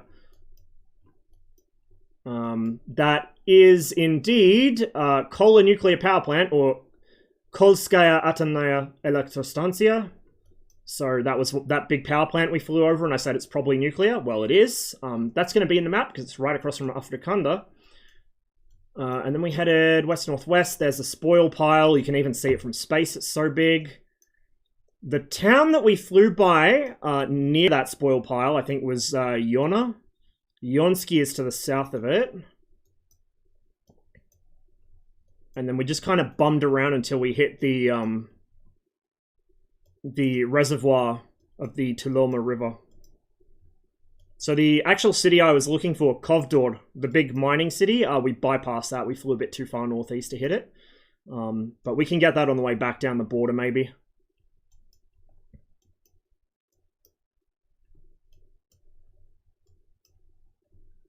So that island with all the weirs, I said that it's Kola. It's actually Murmashi, so ignore me. As usual, I'm wrong. That was Murmashi. And Kola itself was actually at the bottom of Murmansk. So when we passed the cemetery, that's when we hit Kola.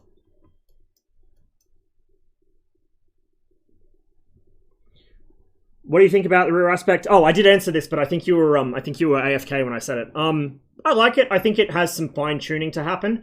I think rather than giving the F1 the 9J, I would have just removed the R13M and made it 9B versus R3S across the board. I know the R3S overperforms, whatever, blah, blah, blah. We can't uncage them on the 21. I would have removed the R3S from the MiG-19 because I don't think it needs it in that scenario, and it is a bit strong when it can uncage. But on the MiG-21, I think it's fine. So that's what I would have done. The Vigan needs addressing. We've been over that at the start of the stream. I don't want to get into it again, but it's... Put it this way, it's very easy for a small group of people to kind of ruin the campaign for everyone else, because there's basically no way to stop them now. But otherwise, I like it. I think it's really kind of laying bare that a lot of blue players, and like I said, myself included, especially after today's showing, when I play blue, I am very heavily over-reliant on the AIM 9P5 on Enigma server. On Alpins, obviously, I don't have them. I have to use the 9P, but on Enigma server, I get so over-reliant on the 9P5, and it shows. It really shows. The fact that MiG-15 players are running, like the MiG-15 overall is running a 7-to-1 kill-to-death ratio against shit like F5s and F1s. If you're getting fucked up that badly by an aircraft which is subsonic, will kill itself if it becomes transonic, and has no missiles, then you fucked up really badly. So I think it's going to be a painful lesson for a lot of blue mains, but it's a lesson they need to learn if they want to get better at the game. I've been telling them that they need to learn it for a while, but, you know, who listens to me, right? Yeah, I like it. I think it needs some more tuning, but I'm glad it went to rear aspect. I feel like all aspect is kind of easy mode. And I feel like having rear aspect only on Caucasus will make it a bit more exciting and a bit less... Like, you know, it's a bit less of a... spawn, die kind of cycle. You have to actually fight now to get behind somebody. Before, with all aspects, it was just you take off, you get deleted by people you never even saw. Oh, God damn it, roundabout. I'm not repeating it again. Catch the VOD.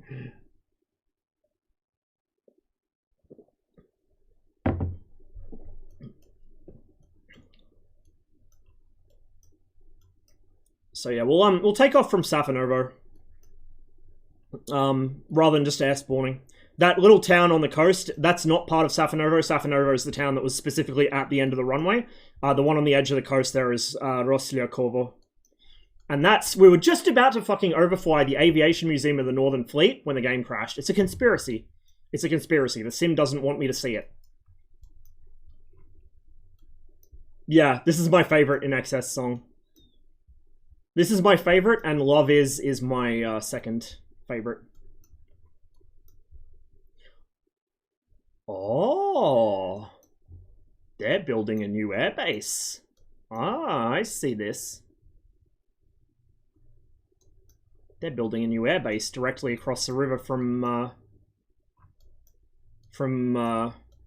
northern Murmansk. Interesting. Give me a second. I'll post it in the chat. Right here. That's a new airbase. Interesting. Well, it's labeled as something else, but that shape looks like an air. Oh, maybe it's, I don't know. It's the right length, shape, size. I feel like it's going to be an airport or an airbase, but Complex Peregruski Uglia Lavna Morskom Porto. My Russian's not that good.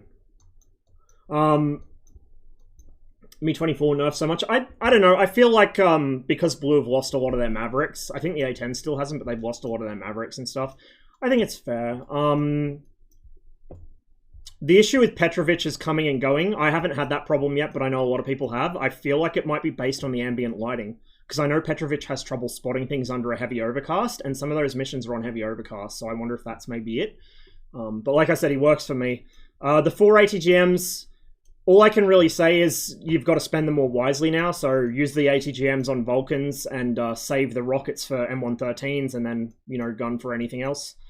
But I think it might also encourage some of the Hind players to not hang around the same area, because those of you who were watching earlier, excuse me, when I was in the F5, I was easily spotting Hinds with my radar, but also I could see where they were because there was great big fucking smoke clouds and explosions. It's pretty obvious.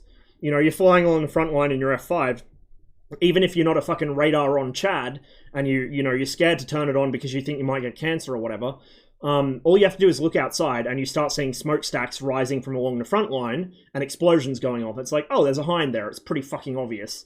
So, I don't know. I feel like the kind of metagame for Hinds now might be to have one or two guys doing drive-bys, so to speak, where they just fly along the front line looking for Vulcans and pick them off with their ATGMs, and then the other Hinds roll in with rockets and just kill the rest of the ground targets. That way they keep moving. They're never hanging around the same part of the sector, so they're not as easy to spot. But that could just be me theory crafting. I haven't flown the Hind on Enigma server for a while, so we'll see how it goes next time I do. So once we load back in about 40 fucking minutes time, because my sim has so much stuff installed on it, we'll spawn at Safanovo. We'll do a flyby of Roslyakovo. I want to see if I can actually spot any interceptors parked outside at the Museum of the Northern Fleet, or the Aviation Museum of the Northern Fleet. They're here on the satellite imagery, but that might not translate to in-game very well. Then we'll go past Severomorsk and Vayanga, what was Vayanga Airfield. It's now Severomorsk Airbase. Pretty big one for bombers and transport aircraft. And then we'll just continue up the river. We might visit Severomorsk 3 as well. Maybe it's a little further to the southeast. But we'll continue up the river as well. That'll get us to all the submarine stuff. So further down the river, you've got Polyani, which is a submarine base. Olenia Guba, which is Deer Bay, I think that means. That's where the Kola Bay submarine base itself is. Polyani is a naval base, and that's where a lot of the crews actually live. And then Polyani shipyard is just west of the Olyenya Guba. And then southwest of that is Snezhnogorsk, and somewhere to the north of Snezhnogorsk is Saida-Guba. Saida Bay is where the decommissioning process for the submarines happens, specifically the nuclear power plants. So I don't know if we'll see it in the sim. It'll probably turn it into like connexes or small houses or something, but if you zoom in on Saida Bay in Google Maps, let me grab the coordinates right here. You can see all the vitrified casks from the submarine power units. That's what those are. Those are the compartments that the reactor is in. They're filled with concrete and ceramics, and that's a vitrified reactor cask. They store them just out on the pad there, I guess. For a long time, they just took them out and sunk them. I don't think they're technically supposed to do that, and I'm not sure they do it anymore, but that's where that happens. It's quite interesting. And you can actually see, if you zoom in, there's some conventional ships there, I think. We got any submarines moored there in the imagery? Yes, we do. We do have a submarine moored there, I think. I can't tell what class it is, though, because it's stripped down completely. Interesting. But yeah, we'll go over all this in the sim. You'll be able to see it from the air. Should be quite cool. If you're into this kind of stuff, like I am. Granitny, if we go further east, I think there was some military stuff there too. Looks like it's pretty much ruined now, though. Yeah, I think Granitny might be abandoned. A lot of these bases are.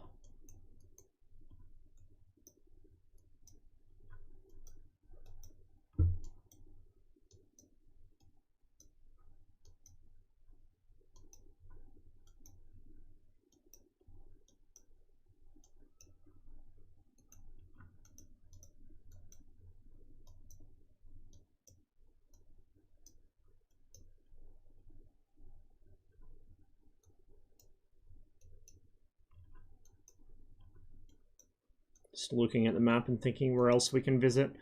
That air base that I saw, and I said it looked like it might be a bomber base, it is not named on Google Maps.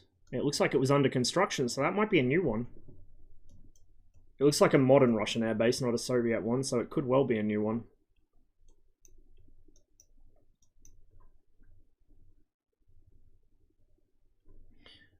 Might be worth visiting Olenogorsk as well, if I can find it. It's pretty much direct south of Murmansk. We might hit that up at some point. Another good example of why this area is so important.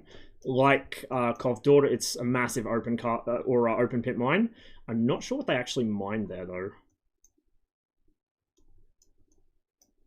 But it's a massive mine. And there's another airbase there as well, Olyenya. Which, looking at the layout, is probably a... Oh, it is a bomber base. Never mind the layout, I can see the 222Ms parked there. It's a bomber base. So we'll definitely hit that up, I think. Yep. Certified Aussie Classic.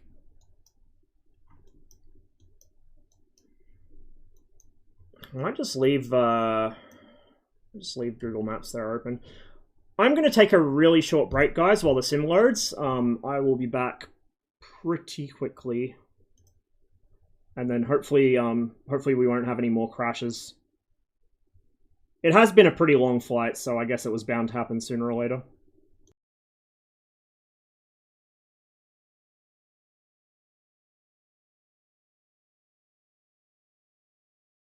Oops, helps if I remember to switch scenes.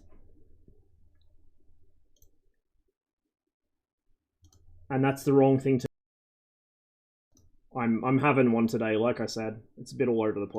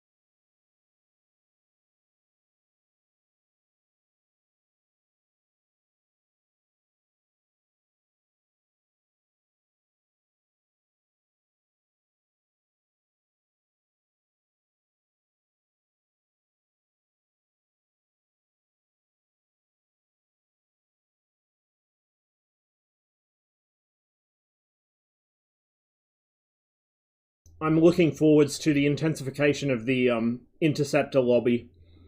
Now that we'll have like a perfect map for them, really like the perfect map for them, pretty much. I want my Su-15. I will not rest until it happens. I don't just mean an AI mod, I mean a proper fucking third party or ED module.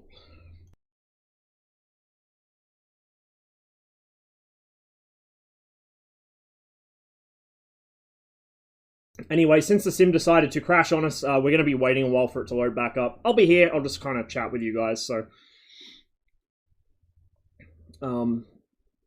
hopefully it won't take too long to load up, since, like, the last load was the first load of MSFS since my PC last restarted, which is always a bit slow. Hopefully this time it should be a little bit quicker. Maybe, please.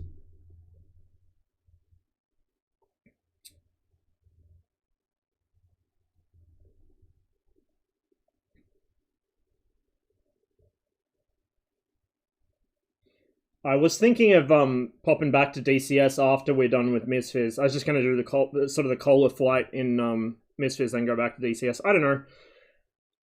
I kind of want to keep streaming, but I don't want to get too carried away with it.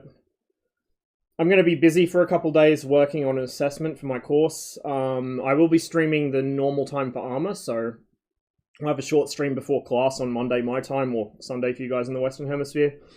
But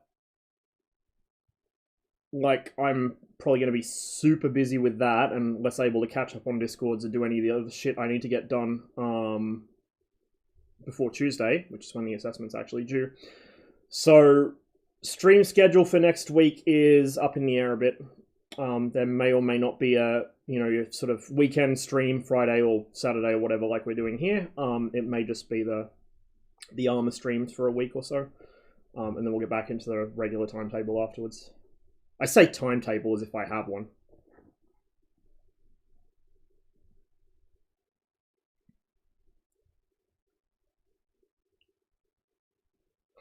I really wish I had the money to fucking hire an editor. It would save me so much time. It's like small streamer problems, right? If you actually want to make clips and highlights and stuff, you got to go through all your own shit, and it takes fucking forever to do. So you end up splitting your time between actually streaming and doing other things for the stream, like making highlights, and it adds up very quickly. Very, very quickly. It's fun, it's just a time sink.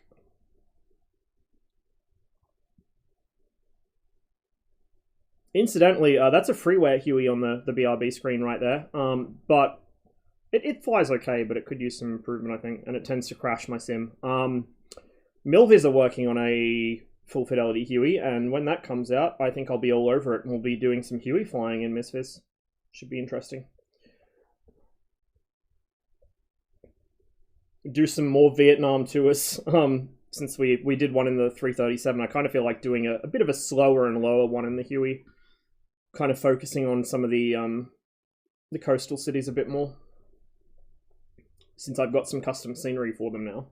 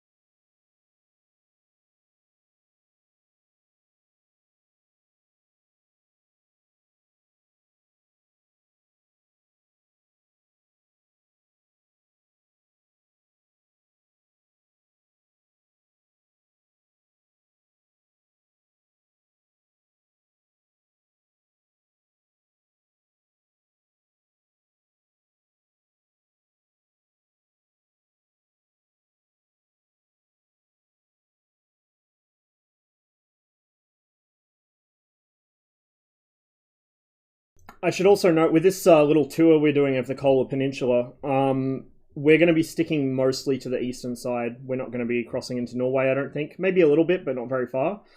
Chiefly because I've flown the Norwegian coast before, so if you guys want to check that out, it was streamed a couple months ago. I flew along it in the F-35. We took off from... was it Bergen or... Bodo, I think. I can't remember which one. But we flew along the Norwegian fjords a bit, spotted some glaciers. It's quite nice.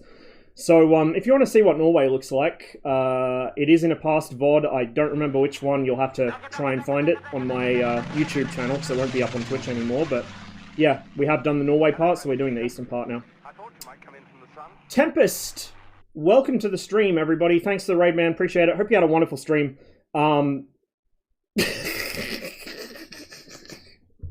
God damn it, dude. Oh, I feel so bad about that. After all the shit I talk.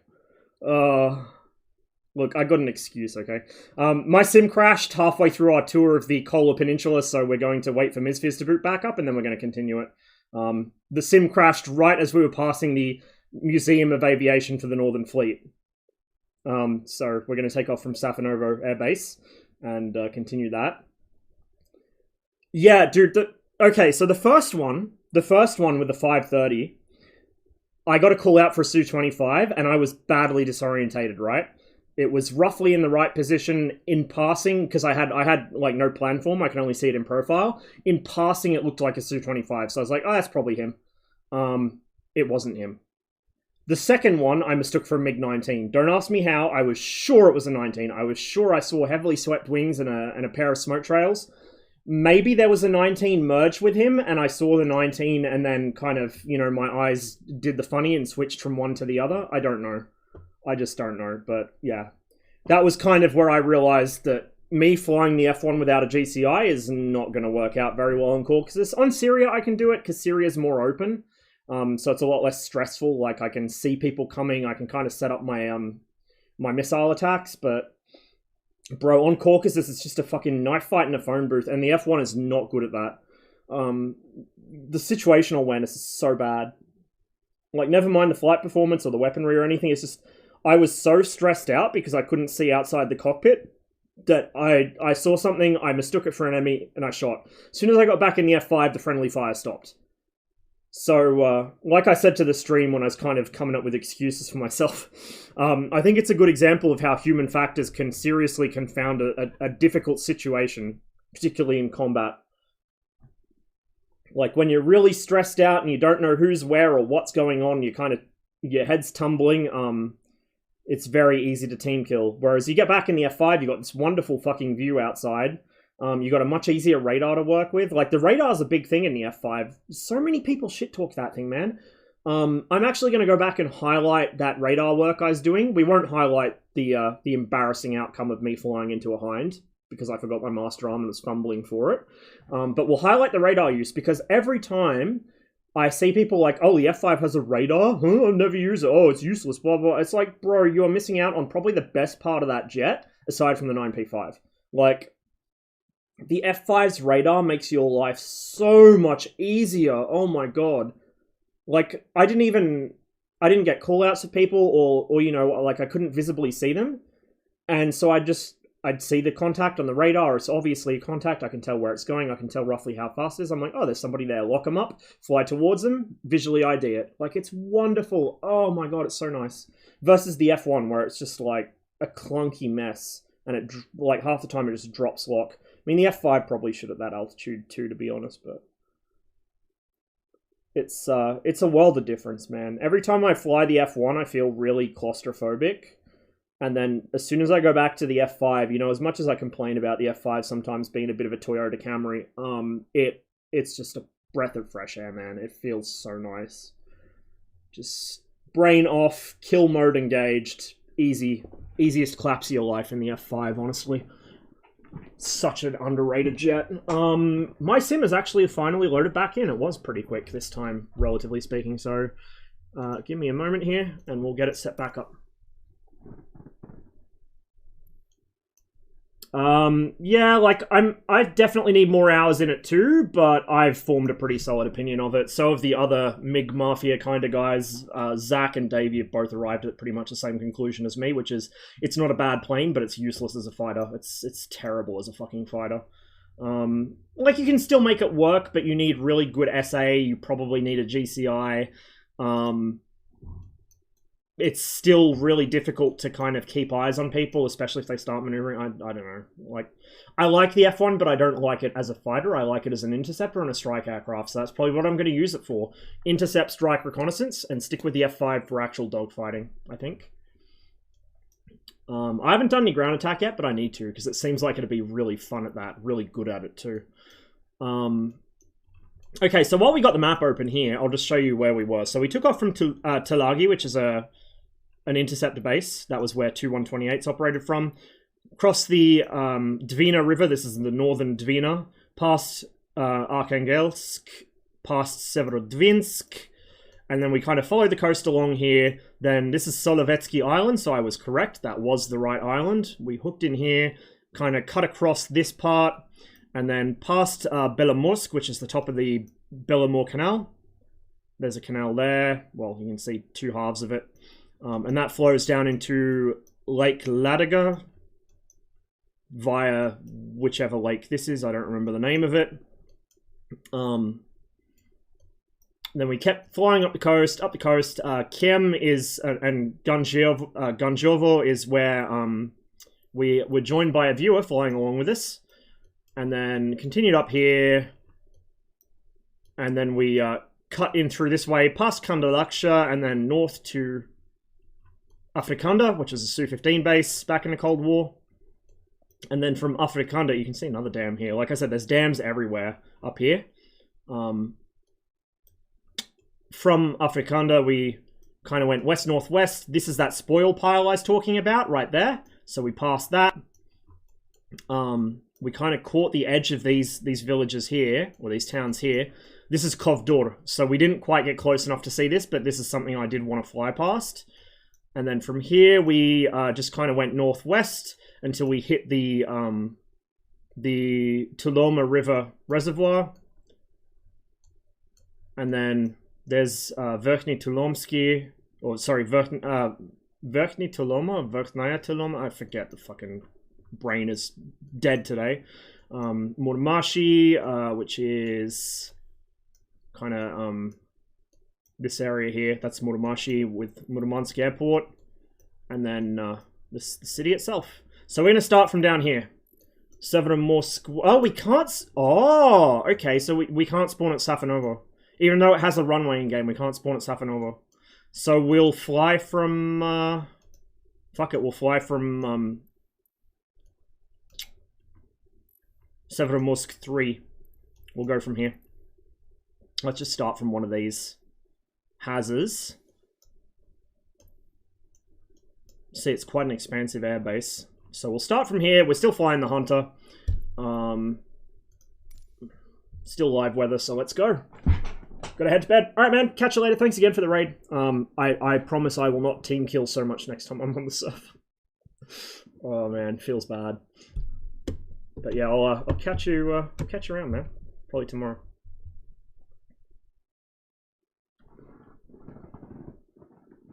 I feel like VR would help with a lot of the jail bars in the canopy, because you can kind of see around them a bit more. You have a bit more depth perception, but on a flat screen, the F1 cockpit's a nightmare.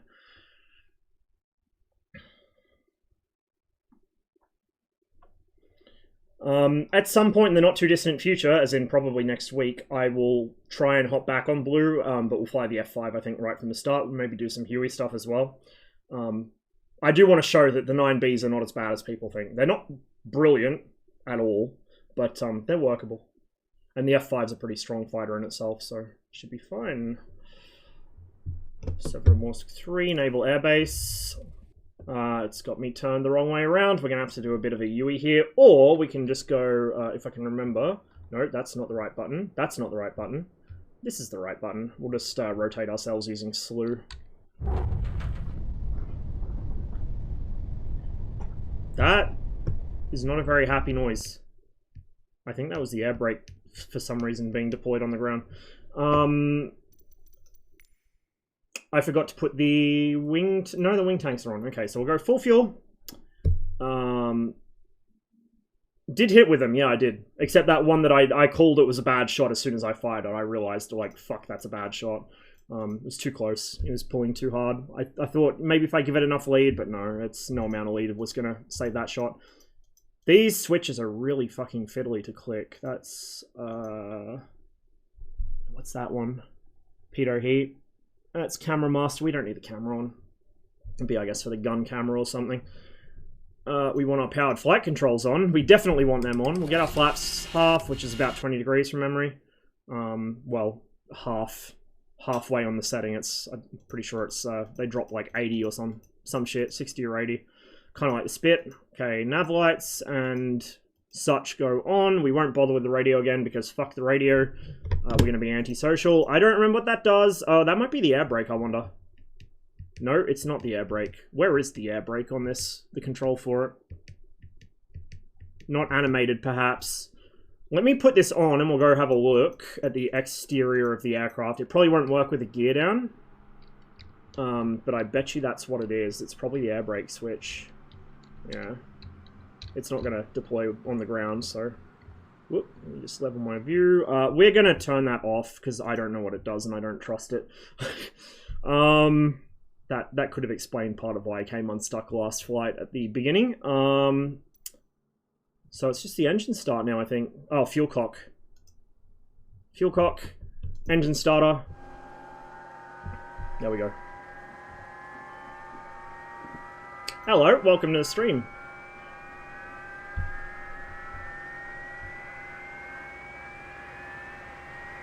Get the oxygen on, and we'll just let the jet start itself up.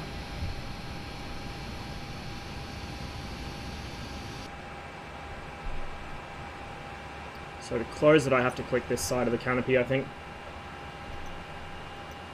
Pretty sure that's the canopy seal, kind of like the MiG-19, I assume. Don't know for sure, but I assume. We're going to move the camera view up a little like it was before, just so I can see over the nose a little.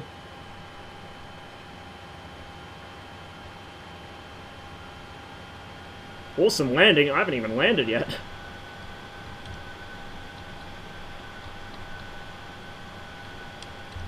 My sim crashed, so we've got to take off again. We were flying around here, but...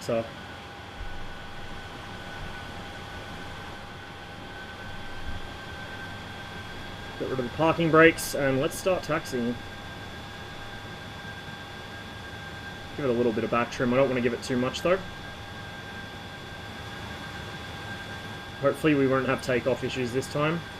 So, I think I want to go right down this taxiway. Shit, I forget which one. Let me just double check the VFR map here, the cheetah map, so I can make sure I'm going the right direction, because this is a pretty complex airbase. Yeah, I want to go straight down here. Right takes us to the other row of hangars, or what would be hangars in the real world. Where are we going to? We're just flying around the Kola Peninsula. So we're not really going anywhere. We're just on a bit of a sightseeing tour. I mostly play DCS, and DCS is about to get a map of the Kola Peninsula, so I thought I'd do a bit of exploring while I wait for it to actually come to DCS. Live in Atlanta. I've flown over Atlanta in the sim a few times, but I've never been there in real life. I got a few friends that live in that area. Atlanta, Marietta, around there.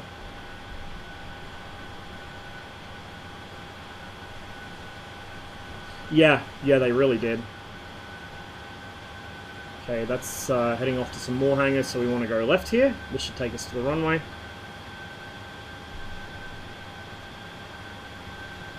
Even did my doctor's office. Yeah, it's all photogrammetry around Atlanta, I think, from memory. Well, most of it is.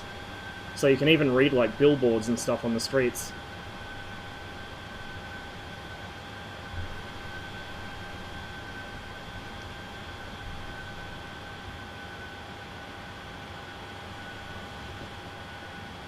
I'm not sure why there's trucks on the runway, but they shouldn't really be there. I'll have to go around them.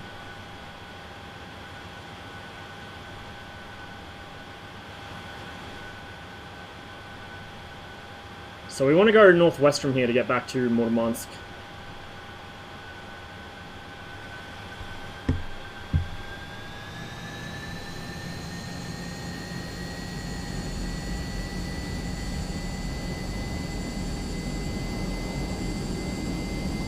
The rotation speed for the Hunter feels like it's around 150-ish knots. 140, 150 knots, at least with this flight model.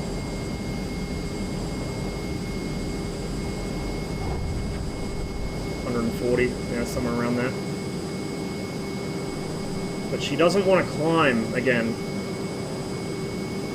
I'm having to trim down to get the jet to climb, which is really interesting to me.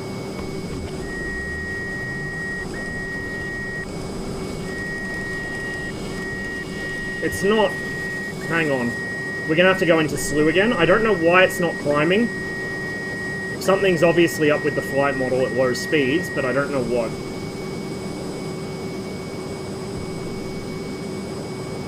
Since you mentioned Marietta, Georgia, do you think you'll try the Payware F-22 that just came out? Not sure.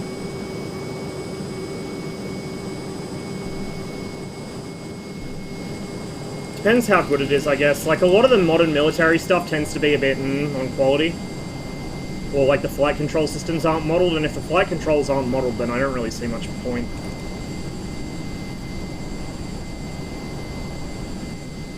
I'm gonna have to tweak the flight model on this, because it feels, something's not right with the flaps out and the gear out. I think it's the trim, but I think there's more playing into it as well, like maybe there's too much of a pitch down moment on the flaps. I've never played Sea of Thieves. It looks really good. Like, it looks really interesting. I like watching people play it, but I've never played it myself. I'll have to try it out someday.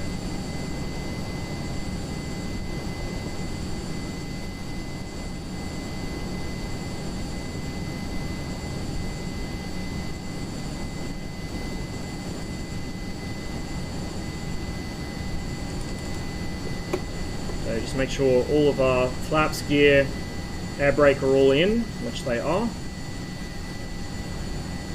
And then head kind of west-northwest-ish. That should take us where we're going. In fact, I think this might be Safanova here. Or actually, this might be Severomorsk 1.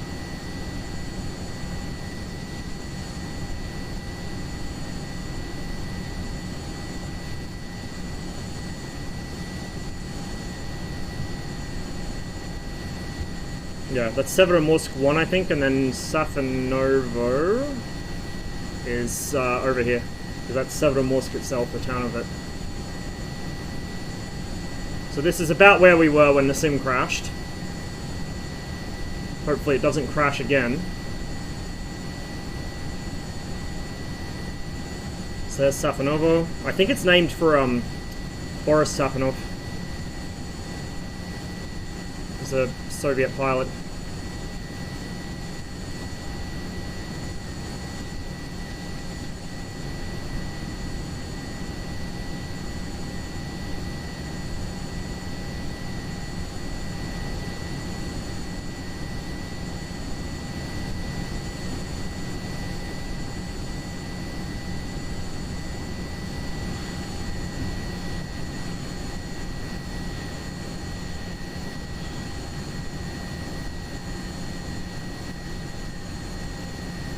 So the Northern Fleet's Museum of Naval Aviation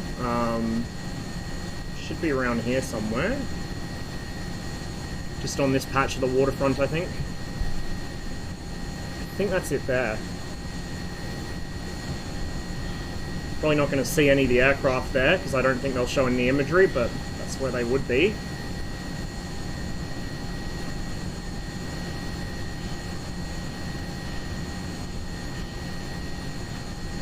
Yep, that's it, right there. So there's a bunch of aircraft parked outside there. You can see it on Google Maps, but I guess when this imagery was taken, they were either inside or they hadn't delivered them yet.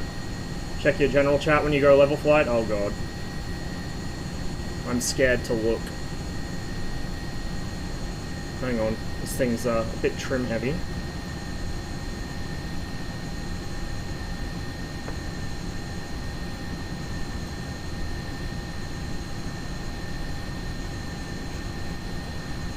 Bought the Albanian hat, nice. Well done, man, well done. I look forward to seeing you stream the MiG-19 while wearing it. Let me get myself scrolled back here, there we go. Okay.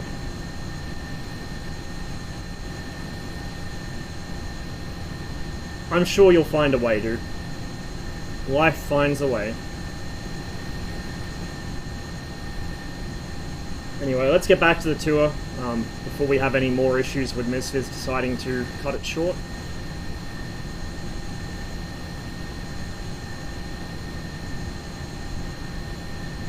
So the airbase in front of us there, the big one, is Severomorsk 1 or Vanga. I think it's been recently upgraded. Like they've lengthened the runway or something. This is a bomber and transport aircraft base. Whereas Sapanovo was an interceptor base. A lot of these are interceptor bases, but these ones are bombers. You can pretty easily tell from the size of them. This is Severomorsk in front of us. This is the actual headquarters of the Northern Fleet right here. And a lot of the actual warships are usually docked on piers at Severomorsk, whereas merchant shipping is down at Murmansk. And then the floating dock that Kuznetsov was on is parked about halfway between them somewhere, but you can't see it in the sim. So unfortunately, the sim doesn't really do the town much justice, but that's what it is. Can't be, there's nothing up here, I know, right? Nothing at all. Nothing at all.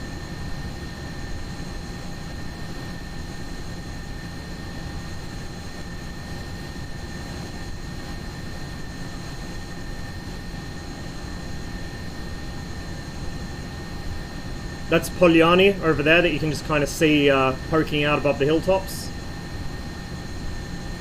So that's all, that's surface fleet behind me. This is submarine fleet up here.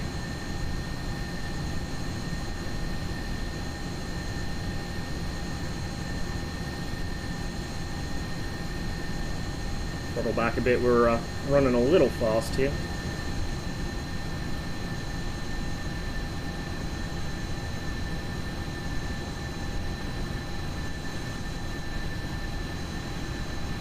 So like I said, Polyani is where a lot of the submarine crews actually live, and some of the submarines are docked up here, but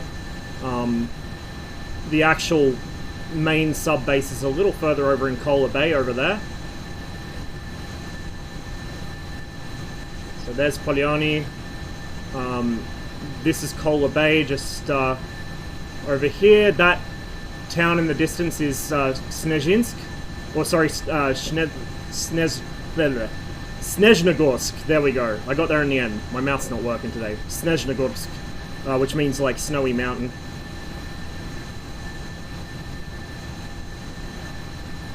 So this is Kola Bay here. This is actually Polyani shipyard, so this is a submarine sort of shipyard. It's the sim hasn't done it very much justice because there was a cloud over it when they took the satellite imagery. And then this is Snezhnogorsk, and then over here should be is this Nerpa? No, this is Cider Bay over here. Well, I think Cider Bay is part of Nerpa, which is like the nuclear propulsion plant. Yeah, this is Cider Bay.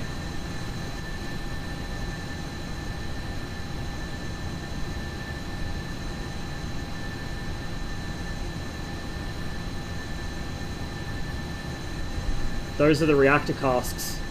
They're modeled as houses in the sim, but those are reactor casks in real life. So yeah, there you go. Right, with that covered, that's most of the really big-time Russian/Soviet, depending on time period, military facilities around here. So that's Gadzhievo right there, that town. So we can continue further along.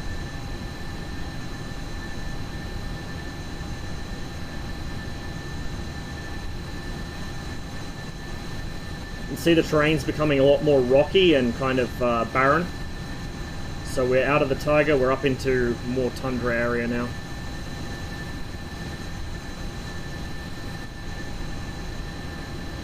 Got a pretty big island over there, it's just one big plateau kind of sticking out of the sea. But we're going to head this way, because over this way is the Rybachi Peninsula, which is a big point of interest. And should be a big point of interest in the actual map. What naval assets were in this area? The entire Northern Fleet, more or less. this was one of the Soviet Navy's big fleets, including a significant portion of their submarine nuclear deterrent. These bits are brought to you by Strong Chad United States dollar and pathetic use of weak euro exchange. Cheers for the bits, Pom. Appreciate it, man. So yeah, the real big Soviet fleets, the Northern Fleet and the Pacific Fleet, well, this is the Northern Fleet's home. The Pacific Fleet's out at Kamchatka. I think we've flown past a few of its bases on stream, but we're going to do more of that eventually once the Great Journey continues east. So yeah, one of the two major Soviet fleets here. The other two sort of more minor ones being, well, to be fair, the Black Sea Fleet was pretty major. Baltic not so much, but these are the big ocean-going fleets with a lot of submarines. Both attack subs and nuclear, like ballistic nuclear subs. Or ballistic missile subs, I should say. Your cowards don't even smoke crack. What the hell is up with that? Cheers, man. Viper, my man. Greatest artist of our generation. Well, technically he's not our generation. I think he's a bit older. But yeah, this is where you start to see more terrain relief happening along the coast, and then once we get further into Norway, it starts turning into mountains instead of just hills. Very rocky, very barren, not many trees up this area, well, there's plenty of trees behind us.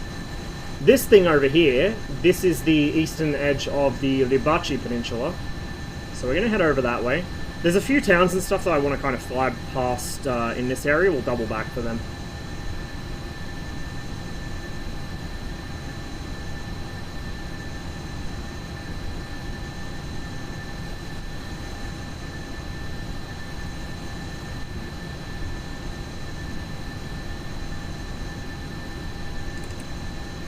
It's like 50 just because the 70s carpet toilet under the...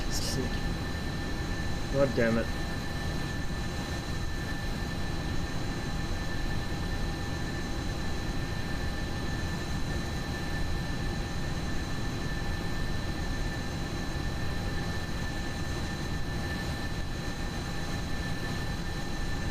Like I said before, typical northern weather, it's pea soup. It's not as bad as it was the other day, at least when I was flying up here in the sim. It was literally pea soup, you couldn't see. Once you got up around the Tiloma kind of reservoir area, it was just, you could not see. It was zero viz. Driving rain and zero viz.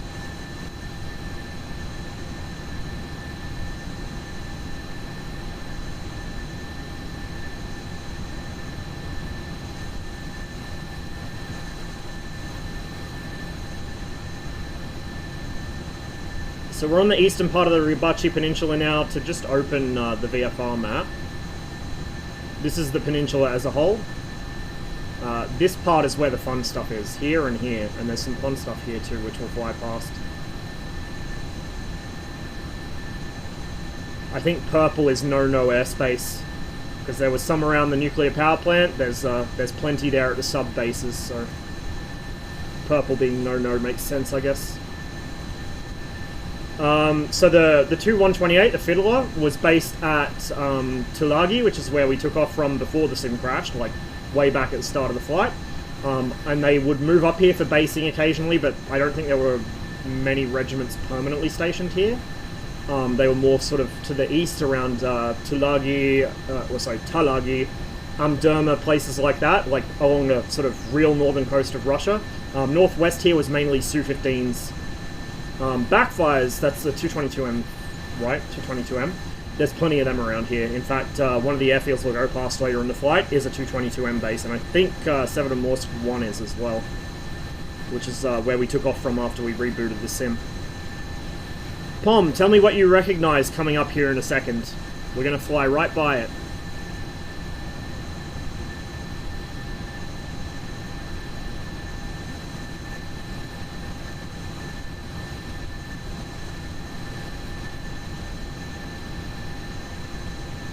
Right about here on my 11 o'clock.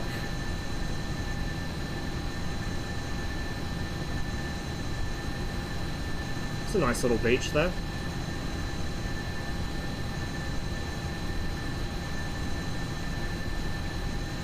Right there. I wonder what that might be. I guess we need some more altitude to really get a good look at it, but I wonder what that might be.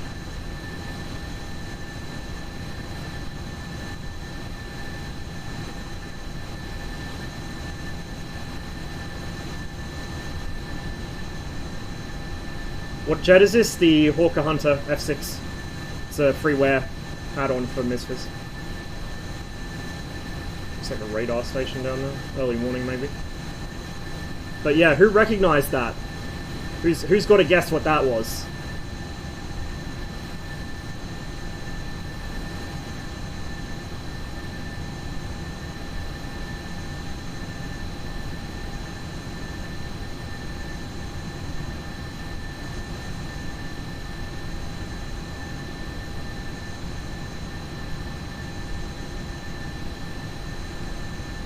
Pom may have already passed out before we did a flyby. Thank you for that. My alerts are not showing me who's following, but I do appreciate every follower. I hope you guys are enjoying the show. So that's an S75 site. It's out of commission, obviously, but that's an old S75 site.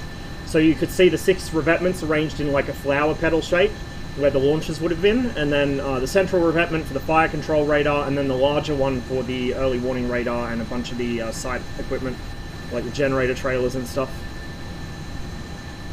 So that was the Dvina site, or a Volkov, I'm not sure which variant, but it was an S75 of some flavour.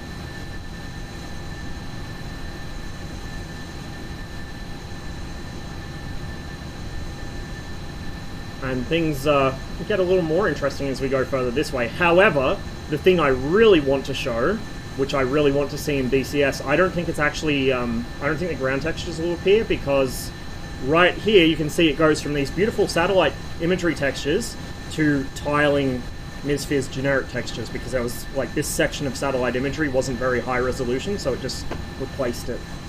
But right around here, if I can just, whoops, that's not what I meant to do at all. Right around, actually up here it is, so it's off the nose. There's something very interesting.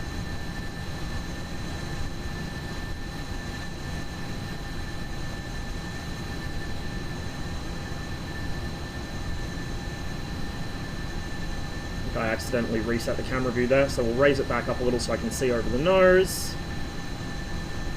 Whoops. Did I accidentally enable some sort of autopilot there, or what? No. It's weird, the aircraft didn't respond.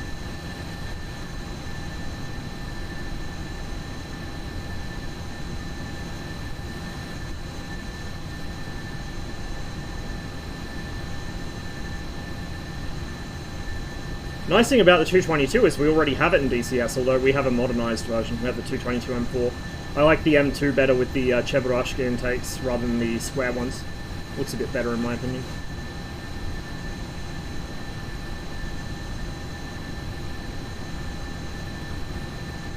So if I just double check my nav, it should be right around there.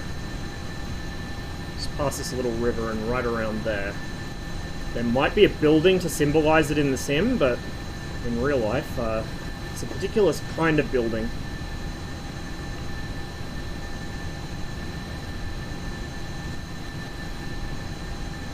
The clouds are kind of obscuring it a bit, but off in that way is kind of the... over there, I guess, is the... well, is Norway. Vardø is over there, out on a peninsula like this. You can actually see it on the VFR map if I zoom out. Right there. So Vardø is right about there, and then this is Vibachi here. And the Norwegian border pretty much follows, I think, a bit west of that river there. And then, hang on, if I just reopen the map, the big lake, which I just moused over. Hello, map, please come back. So this big lake here is pretty much Norway up here, Finland down here, and then Sweden kind of appears down here somewhere. So if we cross that lake, we'll be in Finland, which is where I finished my flight last time I flew up here in the sim. Right, okay. Here we go. We do actually have satellite imagery for this part of the island, so we might see the building. We have some kind of radar station here. I'm not sure exactly which.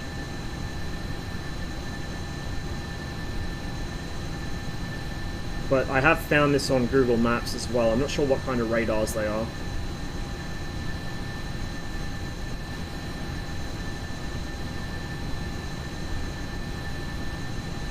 A little complex to go with them.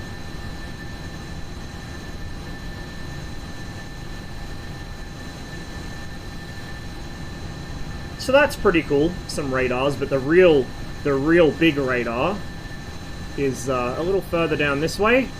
I think that's her right there. Yeah, that's her right there. That is a P-70, or at least the blockhouse from a P-70. Lena M. If you're a member of my Discord, you'll know how much I love that thing. If you played DayZ, that's the big radar. It just doesn't have its antenna anymore. But during the Cold War, that was, I think, the northernmost, or one of the northernmost Lena M installations. Huge, big radar. And that watched over the northwestern approach to the Soviet Union. 2,300 kilometers range, space surveillance capable. So it's a pretty serious piece of equipment. And I'm hoping it gets included in the map. At least the blockhouse, if not the entire set as it was during its glory days. As we come this way, there's, I think a SAM site of some variety over there. I'm not sure if it's still in use on that side of the island. Kind of pass down between them, then come back up. Well, not the island, but the headland, sorry. Peninsula. Words are hard. Some more structures there.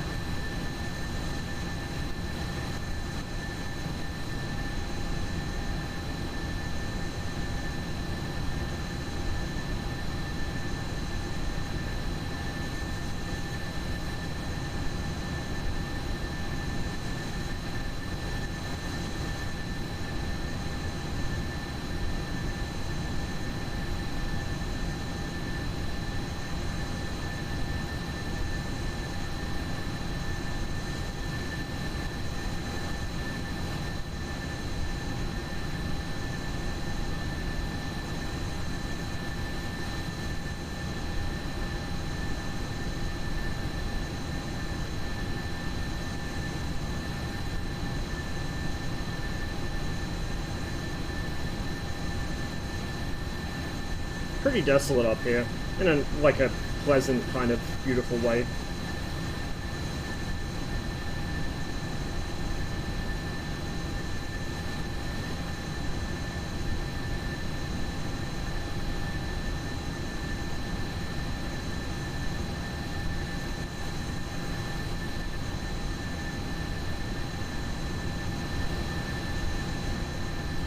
So the wing tanks have still got fuel in them.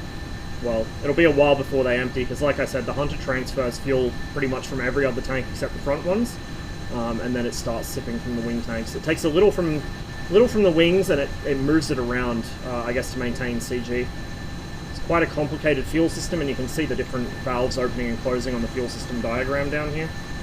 So you'll see that go vertical and that go horizontal, which means that it's draining the other side instead. Like that. Pretty neat. The Hunter's an aircraft I would totally like to have in DCS. It's quite an interesting one, quite a historically significant one as well.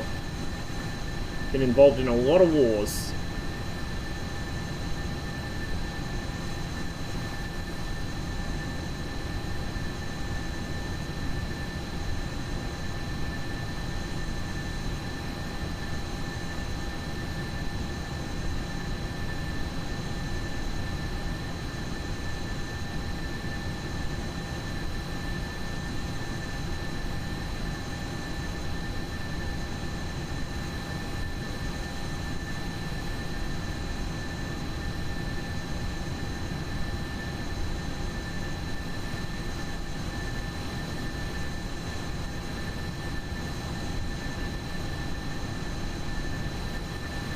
I think that's another Dvina site, but I think the Sims turned it into a giant funny-shaped warehouse.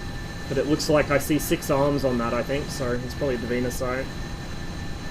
And then there's something else up here. I'm not sure what exactly, though. If I looked on Google Maps, I'd probably be able to tell because the resolution's a bit better, but...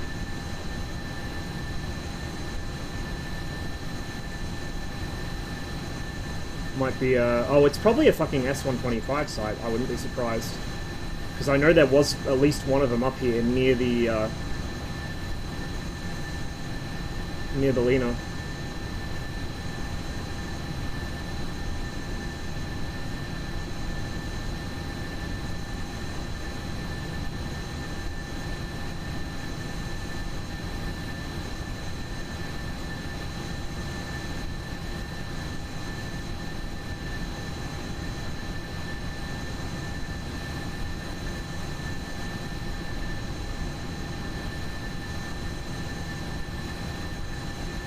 That looks like it's on top of that hill, that looks like it was a SAM site at some point. Pull a little harder and have a look. DCS skill issues, big ones, big ones. I managed a team kill twice on Enigma server today. I rarely have a team kill, but today we managed it. We misidentified a pair of F1s. The first one we misidentified as a Su-25, the second one is a fucking MiG-21. Oh, sorry, MiG-19. That's a Davina site, I think. Maybe. It's hard to tell. Those look like they were revetments at some point, but they're kind of eroded. SAM site of some sort. But they were all through here.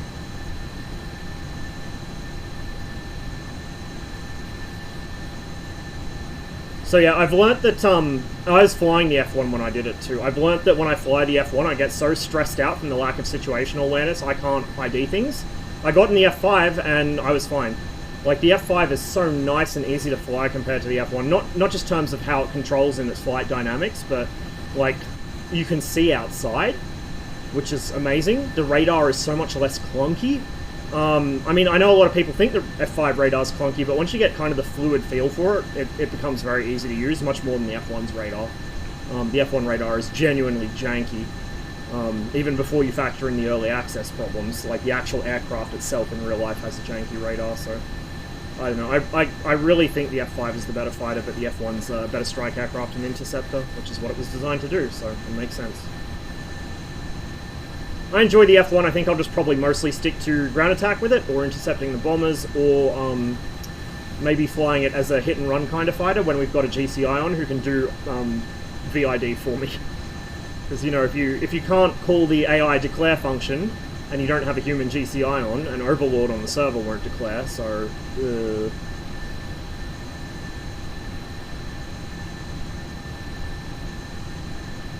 I also had my engine shit its guts out in the middle of a fucking engagement for no reason I can divine. I didn't move the throttle too rapidly, I don't think. I wasn't at a high angle of attack. I wasn't, like, there was nothing wrong with my switchology. I just don't know what I did, but the engine didn't like it. And it comp stalled and choked, and I had to relight it in the air in the middle of a fucking fight, which is very inconvenient. Fly Warbirds, you lost me? Ah, that's fine. Yeah. No, I grew up flying Warbirds in Sims, but I mostly fly Cold War jets now, like early sort of Cold War jets. I'm not new to DCS, I've been playing DCS for years. I got about 5,000 hours in the sim, and probably like 70-80% of those are in the MiG-21, but the F1 is a handful. In a fun but challenging way, which is a handful. The F5 is just brainlessly easy by comparison. Cause of incident, Snecma, yeah. Unreliable, shitty fucking engines, reverse engineered from a Messerschmitt 262. So this area, fucked if I can remember the name of the river. Let me check Google Maps. This is right on the border, pretty much.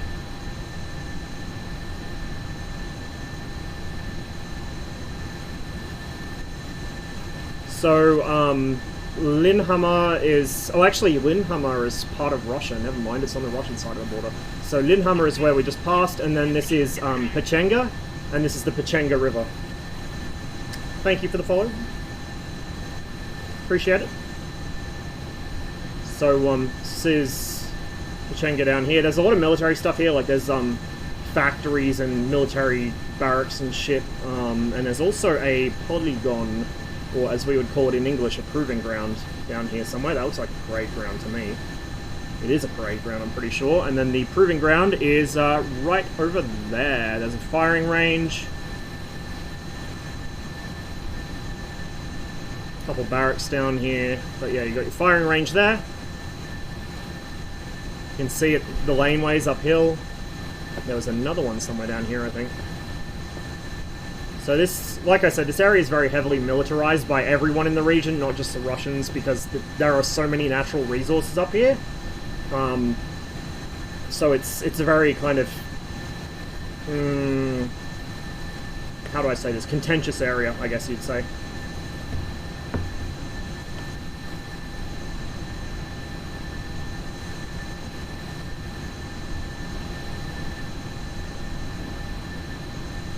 So following the Pechanga River, if I open up my map, that should take us down to Korsanovo, which is home to an aerodrome, which is right in front of us. That's Korsanovo Aerodrome, and then Nickel is over there. The town of Nickel, which is so named because it has a massive fucking nickel mine and smelter. The Norwegian border is literally just across from that, so we'll go check that out. So this is Korsanovo. And it's airfield, aerodrome, whatever you want to call it.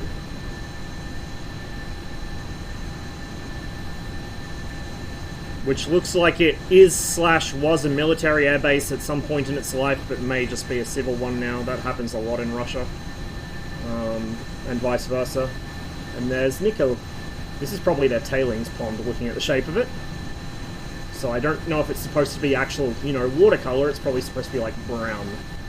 Yeah, you can see the terrace. So this is the tailing pond. Yeah, this is the Kola map. So we've been flying for quite a while. We had to endure a sim crash and then like a 30-minute sim restart, but we took off from Telagi Interceptor Base, which is just by Arkhangelsk, which is outside the planned play area of the map, but they might expand it to include that. I hope they do. And then we flew to Afrikanda to refuel, check out the nuclear power plant, a few other interesting things there. And then headed to the Tuloma River and flew past Murmansk and Severomorsk and past all the sub-bases. So this is Nickel. It's a pretty typical Soviet planned resource city up in the far north. Places like Vorkuta and... fuck, what's the other one? My brain's not working at all today. Starts with N. Way up north. Norilsk. Norilsk is like this as well.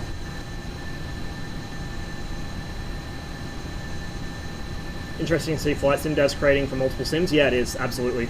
And I hope some of the really experienced flight sim devs, besides Orbex, come over to DCS. I'd love to see Milviz come to DCS. I'd fucking kill to see A2A come to DCS. It can only mean good things, I think.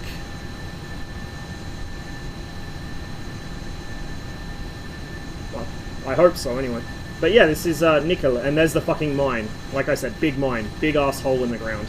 This is why the far north is so important strategically. There's the smelter, or part of it.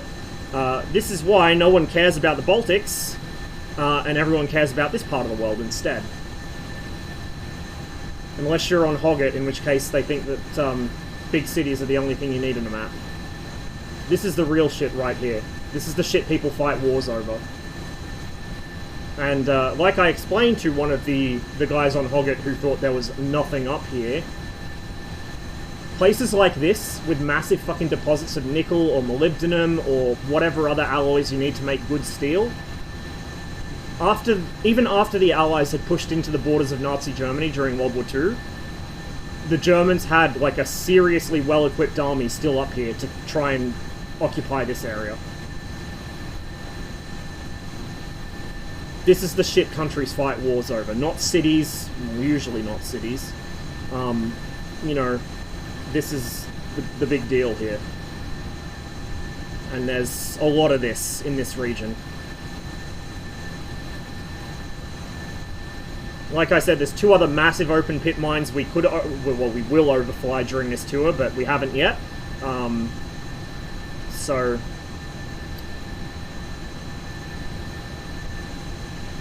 one was, what was it, Elenogorsk, and the other one would be, fuck, I've already forgotten the name of it. Kovdor.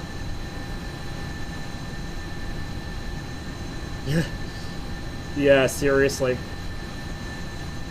good weather is what DCS needs the most. I mean, I know ED are working on the wet system, but most of what we've seen so far is just the kind of showy side of it, not the actual functional side of it, and we need to see the functional side, man. I'm dying for that functional side. Visuals are nice, but back-end is what really counts. I'm sure the back-end's happening, because you can't have visual artists working on code. That's not how things go, but still. It's what DCS is missing the most, more than anything. If you had a weather system like this in DCS, it would hide so many other sims of that sim. Honestly.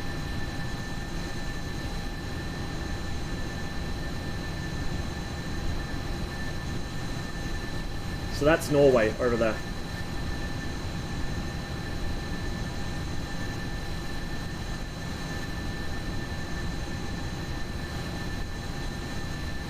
You can even kind of see the discoloration on the ground from all the fucking shit that comes out of the smelter there.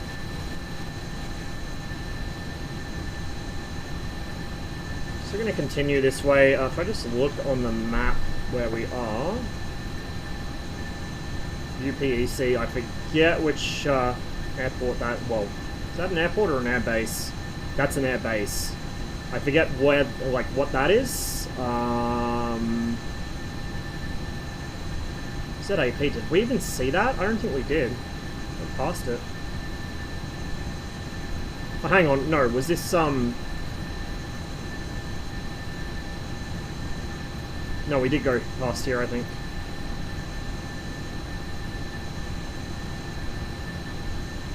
My brain's short-circuiting. I don't know what's wrong with me today, dudes. I'm just not with it.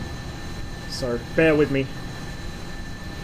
But yeah, we'll just follow the river, I guess. That should take us where we want to go. Hang on, is this, this isn't Korzanovo, this is another one. No, we haven't passed this airbase. Or, airbase. So, Korzanovo is up that way. This is something else entirely. I don't know what this one is.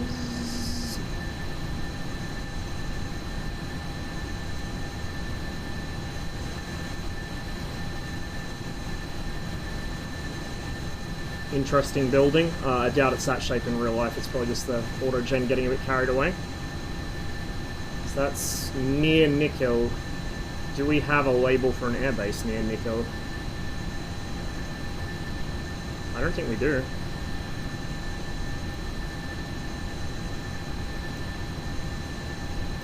A lot of these aren't marked, or they're not named on Google Maps, so we're heading like southeast from it. But yeah, I don't see a name for it, so interesting.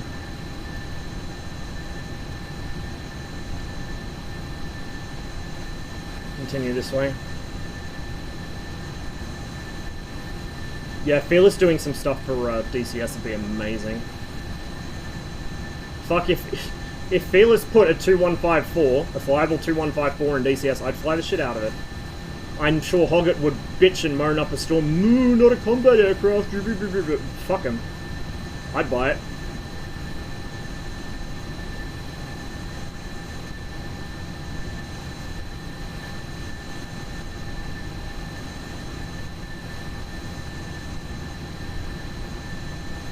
Took a bit of a clearing here.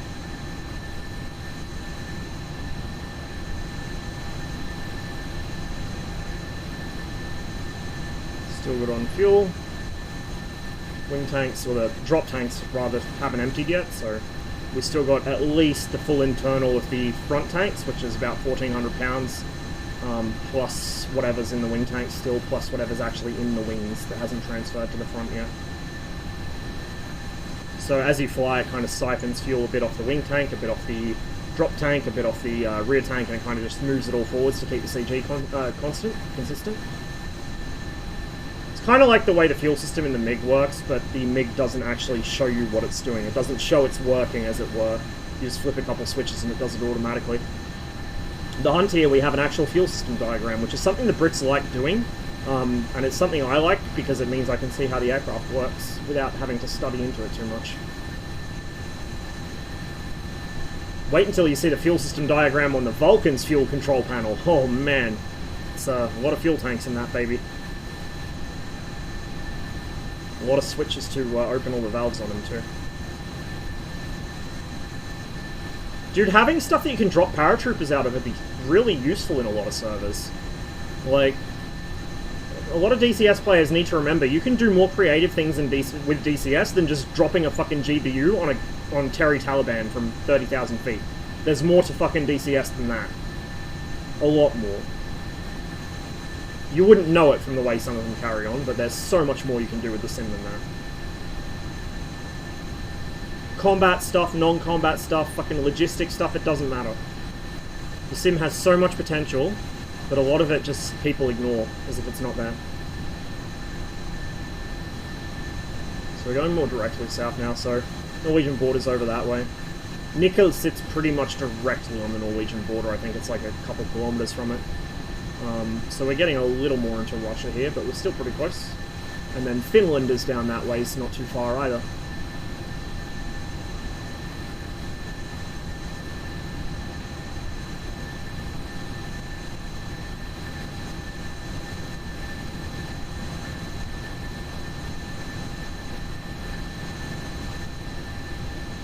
Looking for mines. Should be somewhere around here.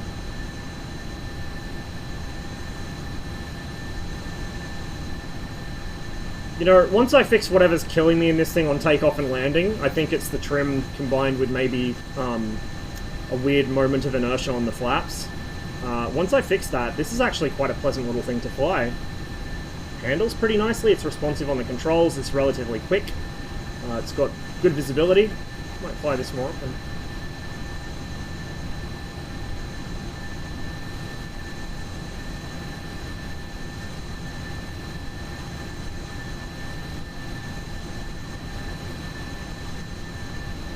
I think after we are done this flight, I will do a little more DCS. I've been streaming for like 10.5 hours at this point, but we can make this a super long stream, I think, today. We might go for like 12 or 14 even, perhaps.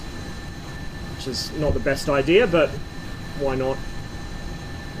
Like I said, I can't guarantee a stream schedule is going to be super consistent for about the next week or two just because of coursework, so if I can get a long stream out today, that might make things a little, I don't know. Might be a little better than trying to squeeze in more streams through the week, if that makes sense. It's not a lot of coursework, it's just I've got to decide what I want to focus on for the, what topic I want to focus on for it, and then actually get started. And getting started is always the hardest part of the project for me, so the less distractions I have, the better. No worries, Pebble. Thanks for stopping by, hope you enjoyed it. And I'm not sure if that was you following or someone else. Like I said, my follow alerts are a bit sketchy today. I can hear it going, but I can't see who it is, but thanks anyway. Appreciate it.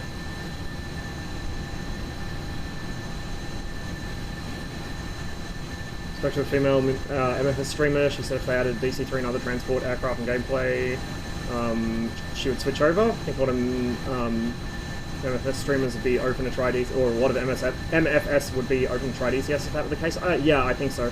I've been saying that for a while. I think that if DCS, that's a little dam or a weir or something. There's a lot of dams all through this area. I think if DCS had more sort of transport or logistical play, there's...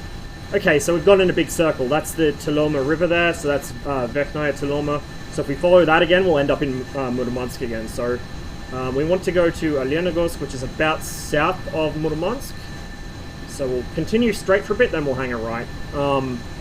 Yeah, like I've been saying for a while, I think that it's a good idea to add more non-combat or like logistical support aircraft to DCS, because there are a lot of Civi flight sim streamers who I think would be open to playing DCS, particularly like not just single player but multiplayer. Like there's a lot of demand for people flying logistics stuff on PvP servers, like dynamic campaign servers. Having people fly fuel around on Blue Flag, for instance, or having people shuttle units around the map on Alpins.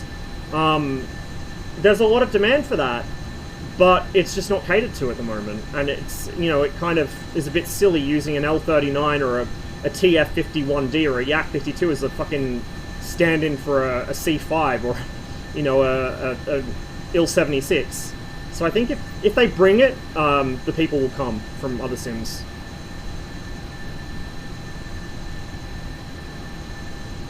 I think DCS would benefit on the whole from it. I really, I've never understood the mindset that no, only direct combat aircraft are allowed in DCS. Like, it's stupid. When sleeping, you're still at it? Yep. Master of poor life choices here. We did have to deal with a sim crash halfway through the tour, so that slowed us down a little. We're actually going pretty much straight south here, so I might be on our left, actually. Some people like playing supporting games, for sure. Yeah, exactly. Like, and for me, it depends on my mood. Some days I just want to hop in a Mi-8 and shuttle logistics stuff around. You know, I want to move units around, CTLD stuff. Some days I want to hop in a MiG-21 and blow stuff out of the sky. Like, more flexibility in the sim is never a bad thing. And particularly if it's third parties developing it, like, it means that ED's not getting sidetracked or whatever. Like, I don't know, dude. Like I said, I've never understood the mentality of people who think that, you know, if it doesn't have weapons directly, you know, for shooting down other aircraft or bombing stuff, it doesn't belong in DCS. I never got that. It's just counterproductive. Really counterproductive. And half the people that have that attitude are fucking useless in combat anyway. I'm just going to be real. They're fucking hopeless. They don't know what they're doing. They have one jet they fly and they're not even good at it.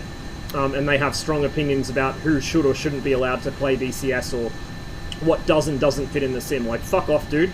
I don't care if you can do a fucking case 3 and 3-wire it every time. If you can't actually use your jet effectively in a combat environment, don't speak to me about what should and shouldn't be in DCS. Like, don't even speak to me. You get to have opinions like that when you're actually good at the game. You know?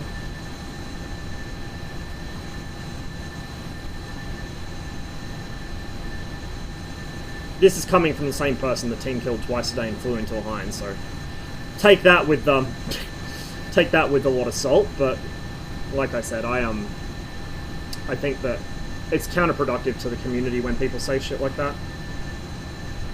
Let me figure out where I am. So I'm south of... Where am I south of? I'm heading towards Afrikanda.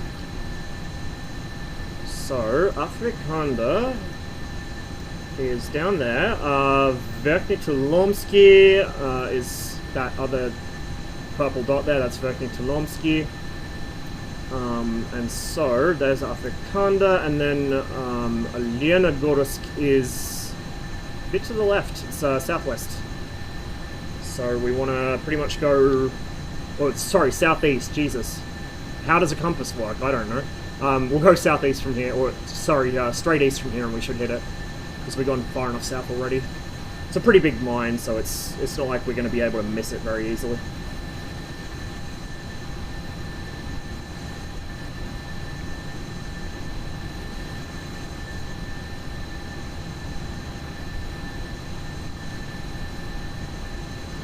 Yeah, I think I'll maybe take a short break after this flight, and then we'll head back to DCS. We'll hop on an Enigma server, and I'll try and redeem myself after today's shit show.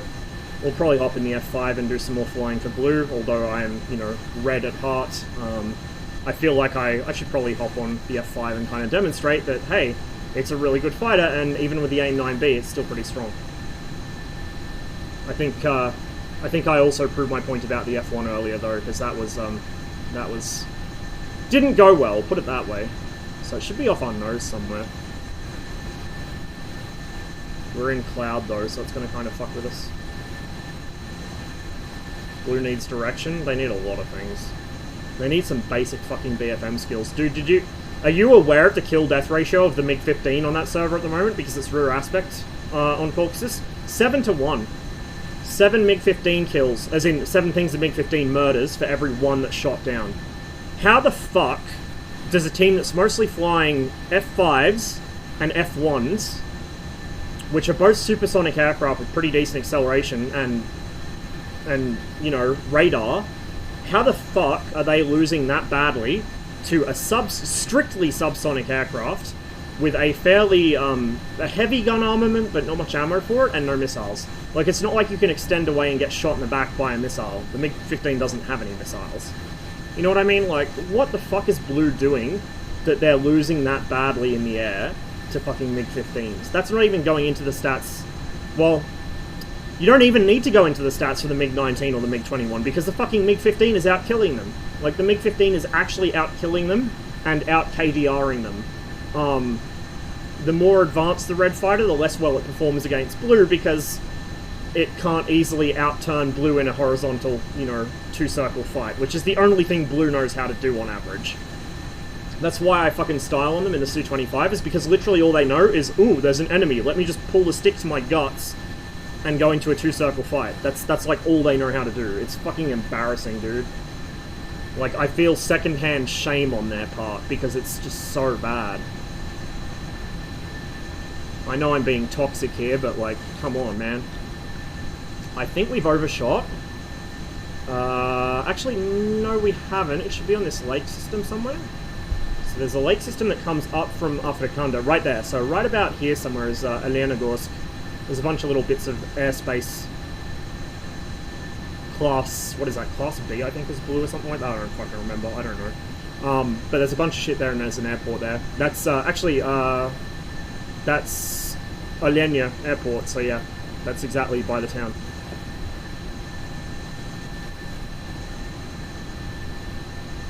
Kind of hard to fight a MiG-15 with ripped wings. You're not wrong. You are not wrong.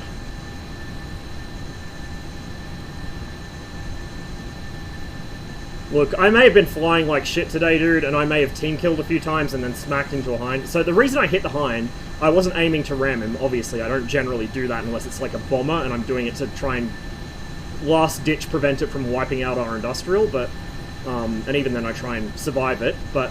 I went to gun him. I should have just missiled him, man. I would have realized sooner if I got him to missile him. But I went to gun him, and then I realized, oh fuck, I forgot my master arm. So I reached down to go fiddle with the master arm, and I look back up and I just see this hind filling my windscreen. So I rip back on the stick, and I guess either the pitch inertia didn't let me move quickly enough, or there was some desync or something, but I just went straight into him. It looked like I'd cleared him on my screen, but I guess the tail hit him. As it came, as my nose went up, the tail came down and kind of smacked his rotor or something. It wasn't pretty. But yeah, as bad as I was today with the flying and the combat part, oh, fucking come on. We had a good demonstration of how to work the radar, at least. MSFS crashed again, so I guess we're not waiting another half hour or more for it to restart. I'm sorry, guys. We're gonna have to call the fucking MSFS tour there. I don't know why it does this when I stream. It doesn't do this when I don't stream. It only does it when I stream. It's like it's memory leaking or something. It probably is. Look, if you want to kind of get an idea of just how many mines there are, instead of me flying over them, just look on Google Maps or something. Or if you have MSFS, go up there yourself. But I think we had a pretty decent look at what is up there, why this part of the map is such a big deal, or why this part of the world is such a big deal, I should say, and why this map is like a thing. Should give you an idea of the kind of terrain you'll be fighting in. Towards the south and the east, it's very flat, lots of trees and rivers. And the more kind of northwest you get, the more mountainous it gets. So it's quite varied terrain. It's kind of like South Atlantic in that respect, but not quite the same. Just kind of reminiscent of it. Yeah, so I guess I'm going to take a short break, and we're going to do some more DCS for an hour or two. And maybe next time I stream MSFS, we might do a little more in that area. But for now, I think that's a good enough tour of the Kola Peninsula. I think we got the point across.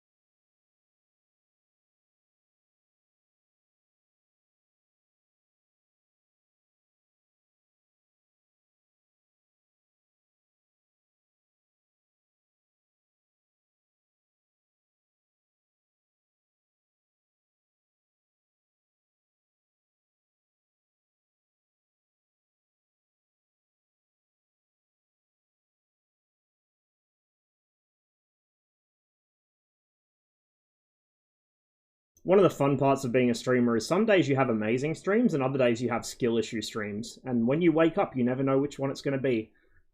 We've had a pretty great skill issue stream today, including 2 MSFS crashes in a row. So yeah, that was fun. But yeah, I'll be back in a couple minutes, guys. Then we'll hop back into Enigma's Cold War server and do some more F5 stuff, I think.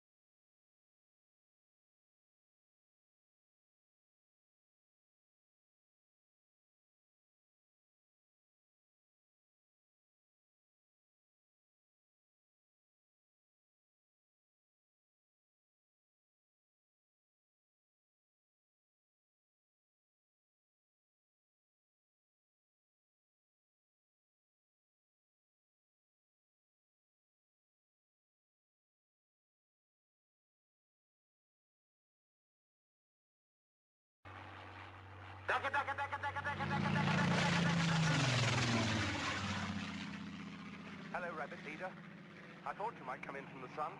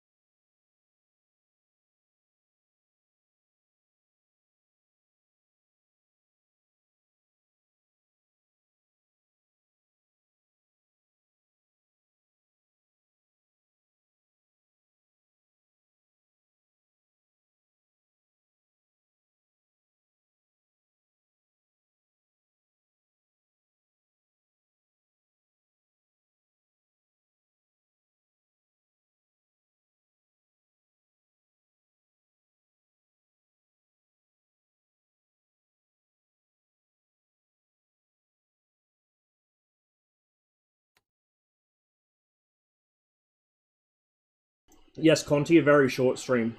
In a hurry today, can't stay long.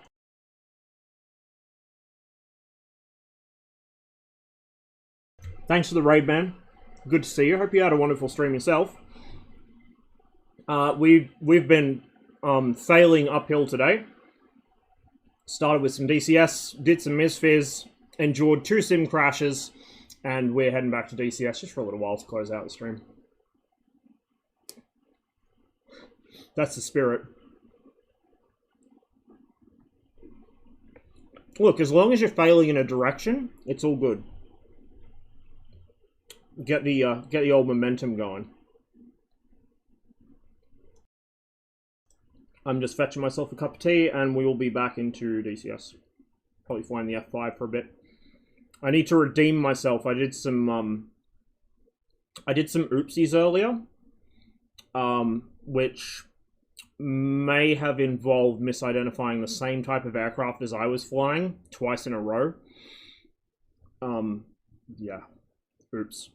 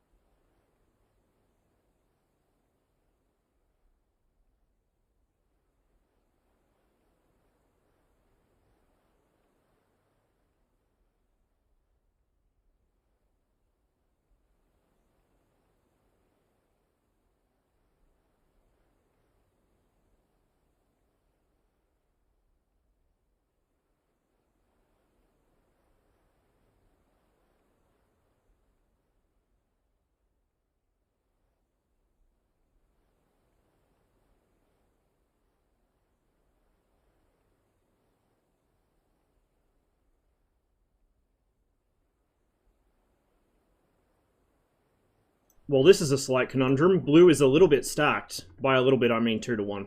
We'll hop in the F5 anyway. But if the stack gets too much worse, we'll just swap back to red, because I don't want to contribute to that.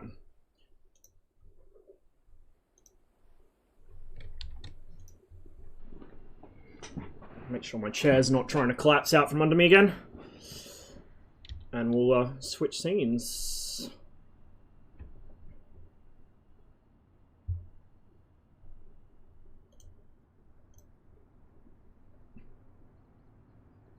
Talking about non-fighter aircraft needed in DCS, is there any non-fighter that could bring you back to DCS? Oh, to Conti. C-130, I think that is coming. Or at least there's certainly rumours flying about it.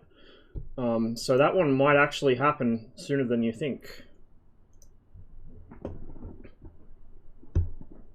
Hopefully that's got the right scene open. I can't tell because my chatbot's in the way.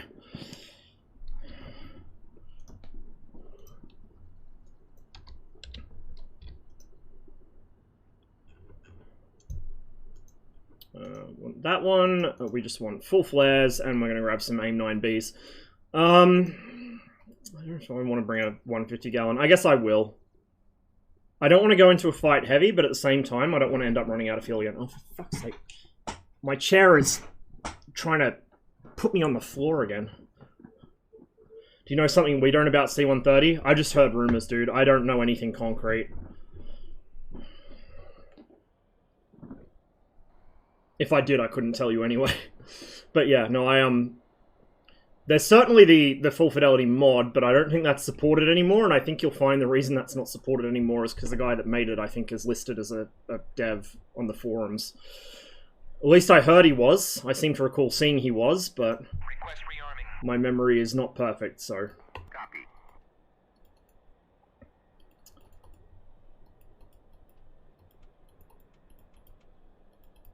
I think... I don't remember if they confirmed it. I swear there was... Was there a confirmation thing about it? I don't remember. I remember there being like a bunch of stuff about a C-130J, and I was a bit disappointed because I would prefer an old school C-130. You guys know what I'm like. If it has MFDs, I lose interest very quickly, but be good to have in the sim, even if it's not the kind of C-130 I'm too into. Rearming complete.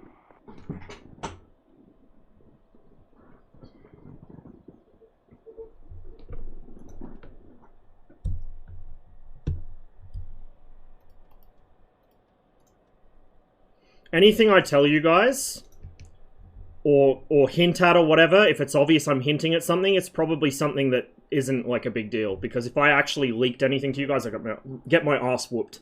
So don't ask me about upcoming modules or who's doing what or whatever, if I don't tell you, it means that either I don't know, because I don't get told everything, or you don't need to know. It's like I said, I didn't want people to find out I had test access, but the issue kind of got taken out of my hands. So I would have preferred to stay incognito as such. Only like the switches and dials? Yep, absolutely. Glass belongs in a fucking greenhouse, not in a plane. Oh, this chair is... This is a really comfy chair, but it, like, the gas cylinder in it just randomly sinks on me. I don't know if it's because of the cold weather or what, but... I'm sitting here and I gradually see my view sinking into the fucking dashboard, and it's really pissing me off.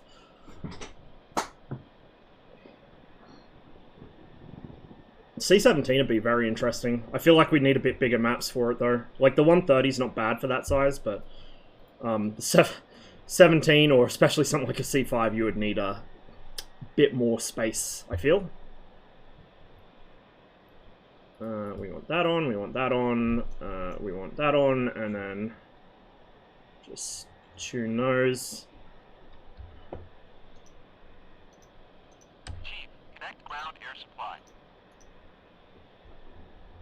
Copy. Supply ground air supply. Ground air supply is now connected. Copy. Air is now applied.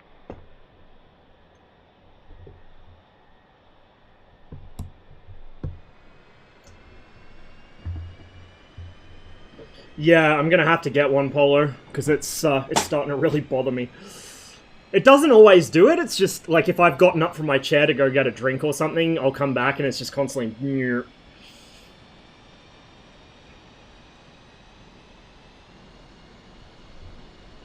3000 PMDG, C40 piece of Nancy Pelosi.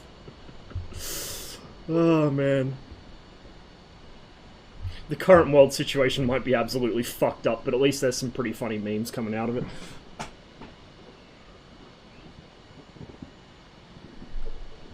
Spend $199.99 on a full fidelity B29. Yeah, I'd be fucking tempted myself. There's a full fidelity Lancaster mod in the works. It's not official, but it's a mod and it looks really good. So, that kind of blew the you can't have more than 2 engines on a DCS full fidelity module thing out of the water, hey.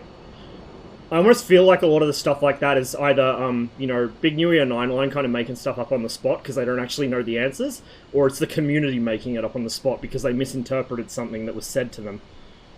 Both are equally likely. No worries, cracks. Okay, let's close the lid. Oh god, the red bombers are up. We might have to go intercept them. Because I doubt anyone else is. Oh, the F1s might. They should be. That's what I'd be doing in an F1. Let's go ahead and get the right engine spun up. We're just cross-bleeding. It's not actually really any faster than doing it with the ground crew, but it's kind of more fun. I feel more cool doing it.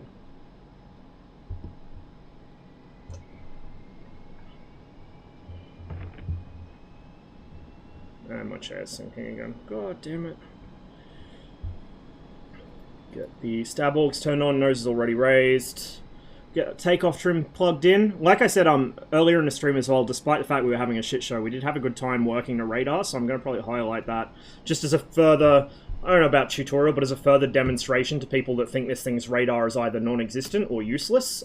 They are wrong and bad, and it is actually probably the most useful thing on the jet. It's really good for situational awareness. Sick of the Mirage? Not sick of it, I'm just really bad at it. I need a human GCI to hold my hand. Otherwise I'll end up team killing people with it again, because I can't see what's going on outside, and then I feel really claustrophobic. Whereas the F5's nice and comfy, and it's like an old friend. I know what I'm doing in this jet. Okay, please don't sink this time, chair.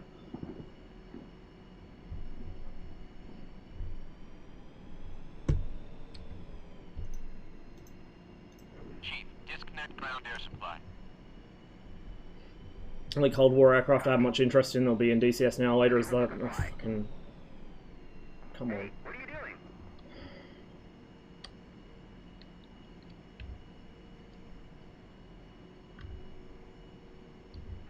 Hind, which I have in the F4 Phantom. Phantom's going to be interesting. I think it's going to disappoint a lot of people, though. They have it in their minds it's this amazing god plane that's going to destroy everything, especially MiGs. If you flew it in historically based missions with historical command and control, maybe. The Phantom, on the deck, it can't see shit, because the F4E doesn't have look-down, shoot-down at all. It's a pulse radar, so it's going to be blind at low level, where everyone flies in Cold War servers. It's going to be a huge target, like a Tomcat, that can be seen from miles away, even with DCS spotting. It has terrible cockpit visibility, like, probably as bad as the F1, if not worse. Oh, maybe not quite that bad, but really bad cockpit visibility. Its turn performance should actually be okay by the numbers I've seen. And it has obviously pretty good thrust, but I think a lot of people are going to come unstuck with the F4. Thanks for that, by the way. My alerts are a bit buggy today, so I can't see followers, I can just hear them. So I don't know who's following, but I appreciate it all the same. Like to be a tanker boy? That'd be interesting. It would be interesting. Certainly be good for fucking screenshots as well. I know Hoggett loves screenshots, you'd think they'd be all for that.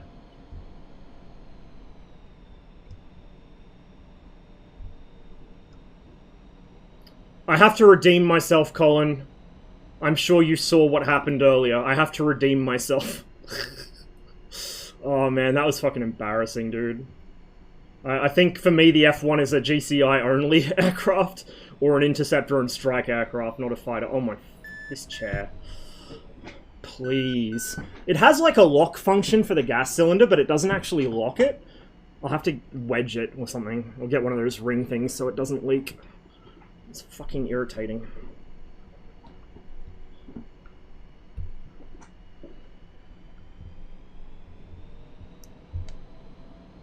If the teams, like, stay stacked... oh my god, they are stacked. We'll do a couple flights in this and we'll go red, because this is fucking ridiculous. Blue can't get shit done without a 3-to-1 stack, apparently. The 21's just a better aircraft in general, except for strike. Intercept's debatable, even.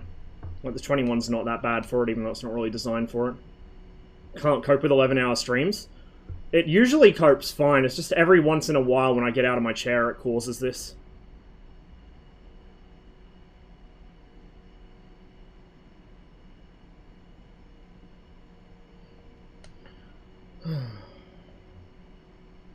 Just reset my track IR, and hopefully it won't sink any further. I'm sure it will. Okay.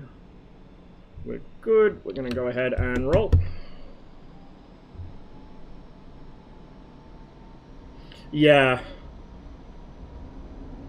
Yeah, it's really annoying. And, like, I've got pretty long legs, so it makes the rudder pedals very awkward to use. Oh, it's already doing it. Jesus. It makes the rudder pedals very awkward to use when my chair's sinking out from under me. I feel like I'm fucking... I feel like Tawny must feel when he tries to drive. Like, just buried behind a fucking instrument panel.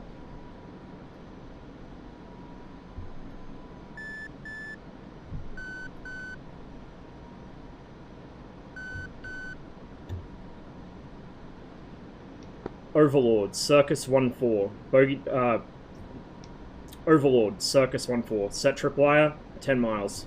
I fucked that up. It's all one transmission too, so I think it probably won't register it. Circus 1-4, Overlord. Copy. Warning 10 nautical Based? Okay, it did actually understand miles. that. Circus 1-4, Brett, Bra, 0689, 7000, beam north, fishpad.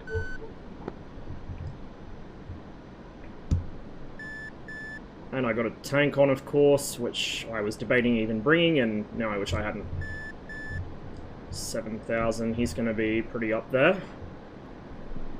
Circus 1-4, Threat, Bra, 082, 10, 3000, hot, fast, fishpad.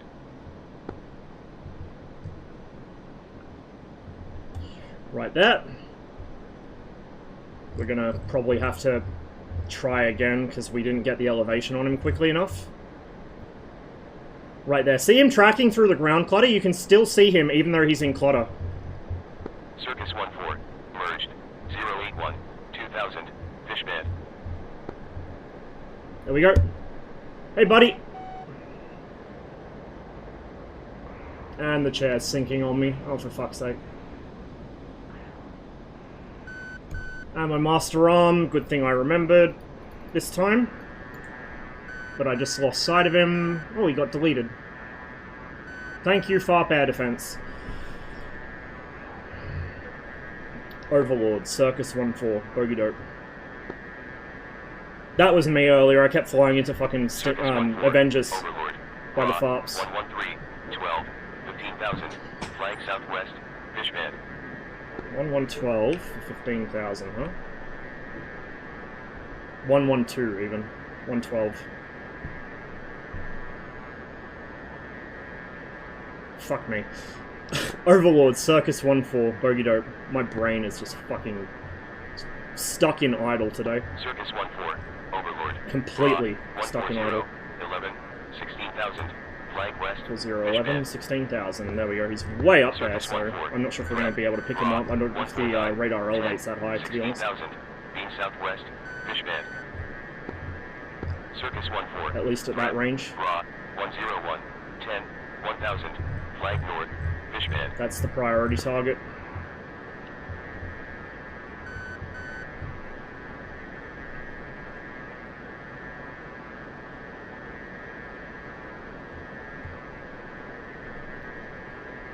Bro. Please. Oh, this is torture.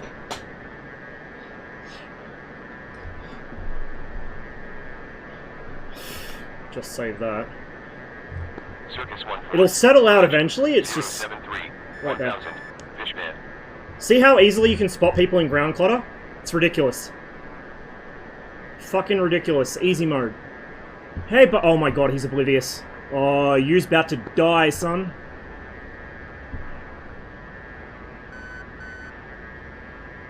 Maybe he's not oblivious. No, he knows I'm here. He's just not maneuvering particularly hard. It's a bit close for a 9B. Straighten out, dude. Okay, don't straighten out. That's fine.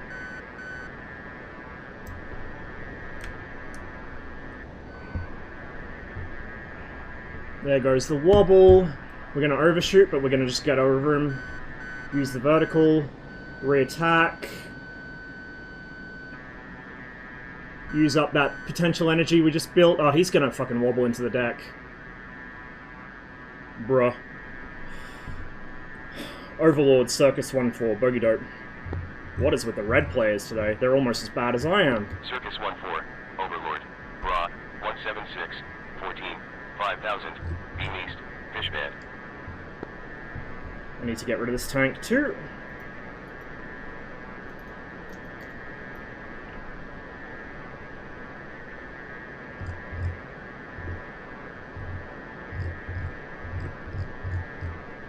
Overlord, Circus 1-4, bogey dope.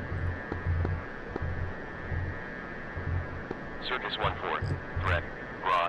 155. 10. 16,000. Beam northeast. This guy's in Fishman. fucking space. Circus 1-4. Overlord. Raw. 154. 10. 16,000. Flank northeast. Fishman. Okay.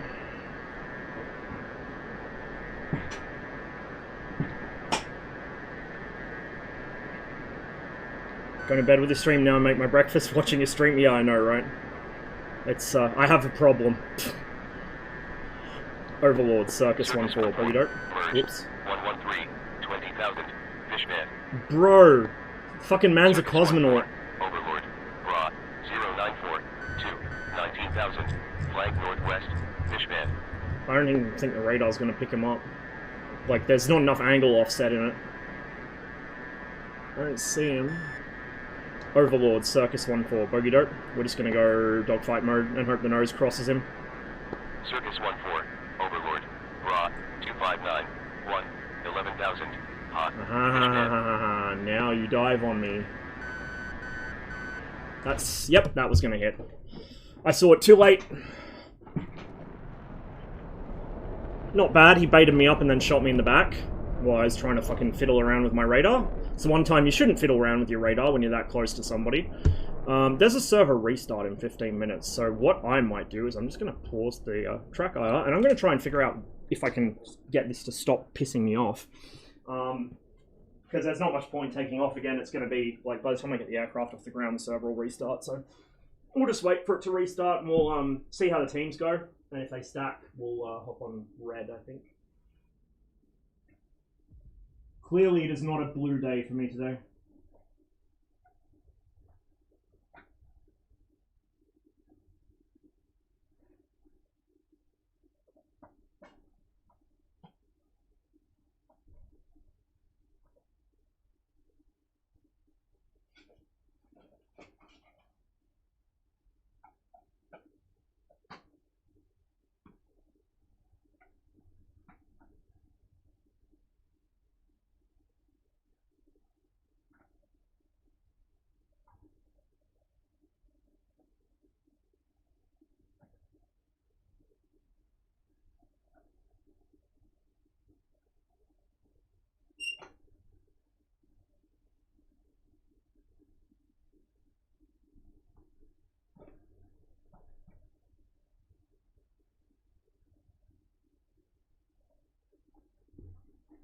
Midstream chair surgery. Hey, Bulls. We're just waiting for the server to restart at the moment. And I'm trying to get my chair to stop sinking on me.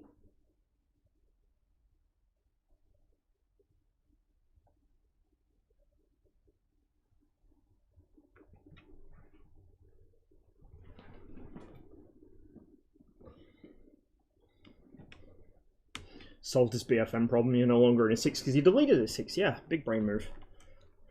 Absolute big brain. So he tried to force the overshoot, but he got way carried away with it. I don't know why he did that. If I was any, like, better with my gunnery today, I would have just killed him. But I'm not good with my gunnery today, so I missed. Probably what I should have done there, and this is what I typically do in the F5, I just haven't done it today for whatever reason, is when the 21 starts getting wobbly or slow, or they're getting really rolly, or I'm getting really close, I just go fixed sight and eyeball it. The gyro can be a bit sketchy at real close range. See the new R13M and M1 renders?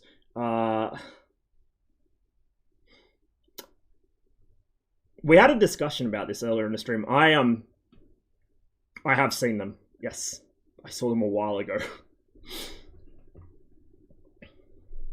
Unless, actually, these new ones he's posted today. Oh yeah, those are new. Okay, I hadn't seen them textured, but I had seen them before.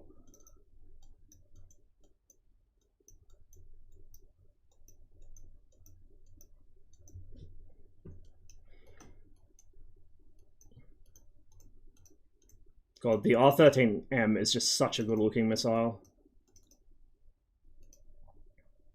So, fun little bit of Soviet missile anatomy for you. The green band on the R13s is the radio fuse. So it's not optically fused, it's a radio fuse, and the green is the radio transparent fairing for it. I don't have a link to the renders that isn't being shown directly, so wherever it was posted in Discord, someone will have to post a link in chat.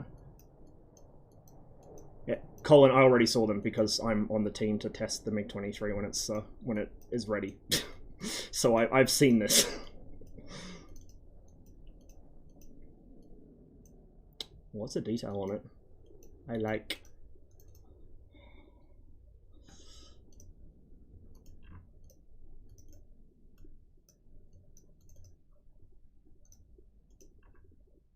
Been some interesting discussion between the gang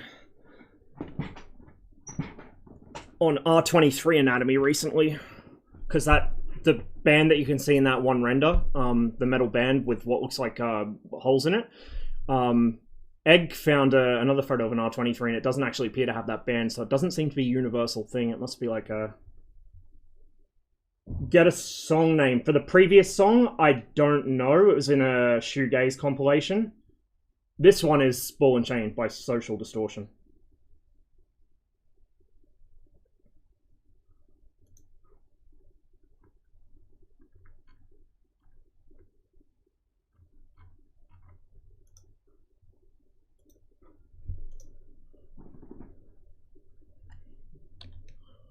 That is a lot of blues. Yeah, if these guys are going to be, well, they're in helicopters, but still.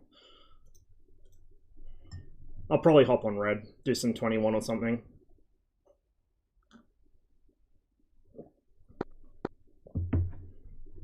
I have not had a good day in DCS in general.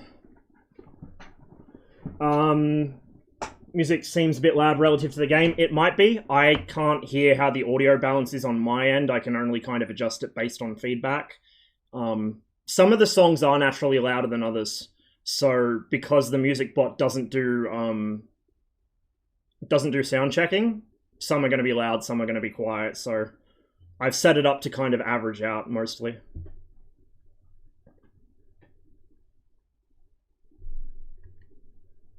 Yeah, I have not had a great day for DCS today, so it's a bit scuffed. I just wanted to hop in the F5 and redeem myself after what happened earlier.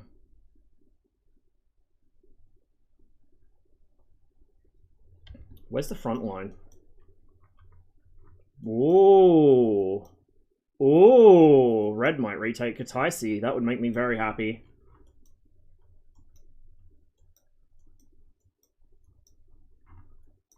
It would simplify things for me a lot as well, because the FARP down here is like way off in the corner of the map. I don't fly down there very often. So I wouldn't have to worry so much about that. So we got a nice safe corridor through there and another safe corridor through there.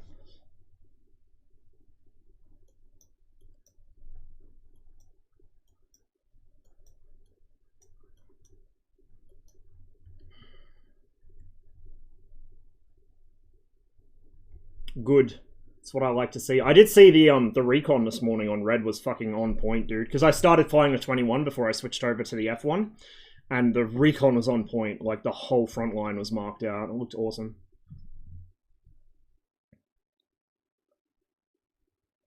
Well,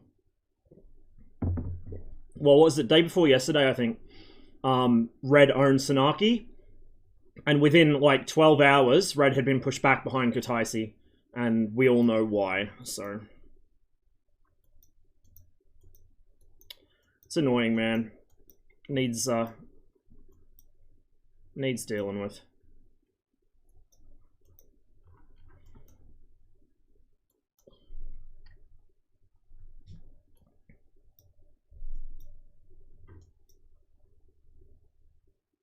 Well, the map shows the frontline sectors, so, like, each of these is a sector, and you can push back and forth along them. It's kind of like a tug of war. So the front line is currently here between Kataisi Airport, or Airbase, and the town of Kataisi itself. If red pushes a sector, they'll get that airbase back. If they don't, then whatever. I usually play red on here. I just felt like doing some blue stuff today, and it didn't go very well for me, so that was my punishment for swapping over to the other team.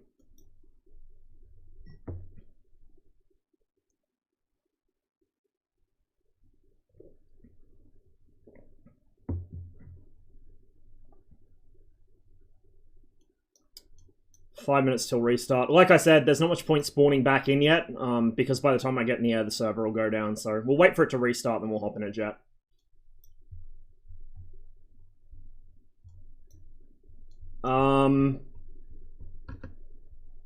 It involves trigonometry. If you go in Enigma's Discord, Milk posted the actual, like, equation somewhere on how to get the best reconnaissance for each jet. But it's, I think the maximum altitude for the 21 is 4,000 above sea level. And minimum, I'm not sure. I don't know if there is a minimum. I don't remember. Well, I mean, you can't really do realistic frontline in DCS to any particular extent. It just doesn't support it. DCS is not the best optimized game to begin with. A lot of the ground-based AI don't behave in very realistic ways if left to their own devices. So this is just a very simplified kind of way of portraying a frontline. Just so that people can jump in, hop in a plane, do some air-to-ground, air-to-air, whatever they want to do, and they don't have to think too much about it. Like, I would prefer, obviously, an actual organic frontline based on unit locations, but it's just not really something that can be done in DCS. I think Blue Flag tries to do something like that, but it's still not quite realistic.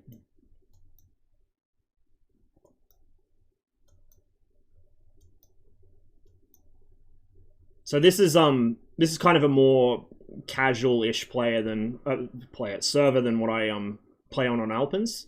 So if I want really kind of intense, much more difficult gameplay, I go to Alpens server, Cold War 1947 to 1991. If I want to just jump on and shoot planes or blow up ground targets, I hop on here because it's quick and easy to get into. I don't have to think too hard about it. It's a good system. We've got a server that covers both bases.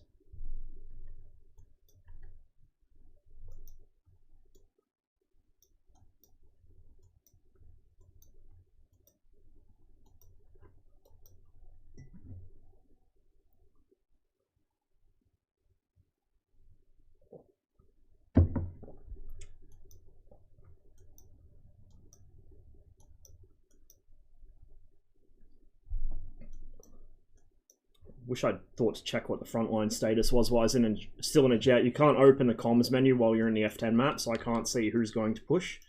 But if I had to hazard a guess... Oh, no movement. Okay, so... Red won't take Kutaisi this time.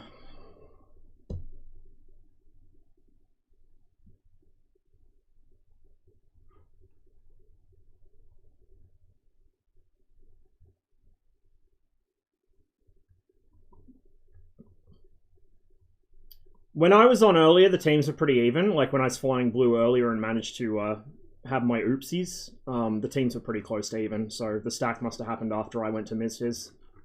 Blue attrition got to 500. Oh my god. I really,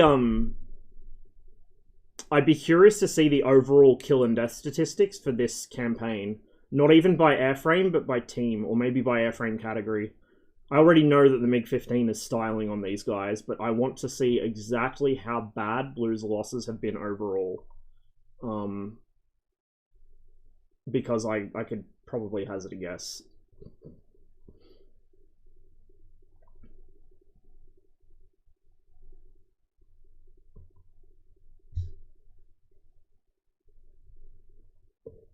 I've seen the numbers for the fighter kill and death, but I haven't seen the overall numbers.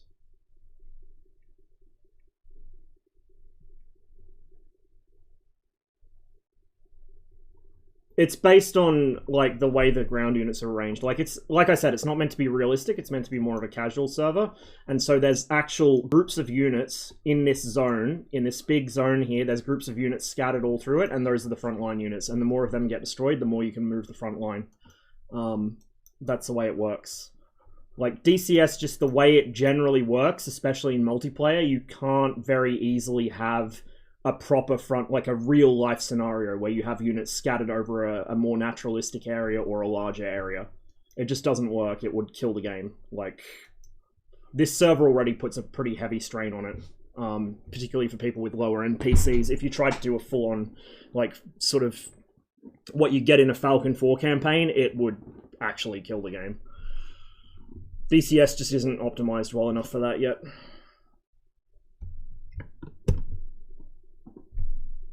Is that attached to my headset? It's a head tracker. So it's a Track IR5. It's got 3 little infrared LEDs in it, and then there's a camera next to my webcam, and it tracks where those LEDs are, and it uses that to figure out where my head's pointed. So I can just look around by moving my head. We'll give it a minute for the teams to settle out, and we'll see where we go. I'll probably end up on red.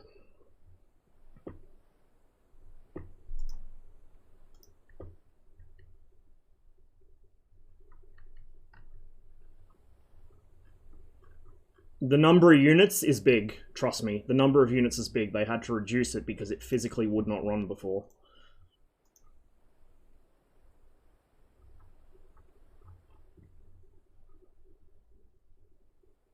The front lines on Syria are even bigger because they're much wider.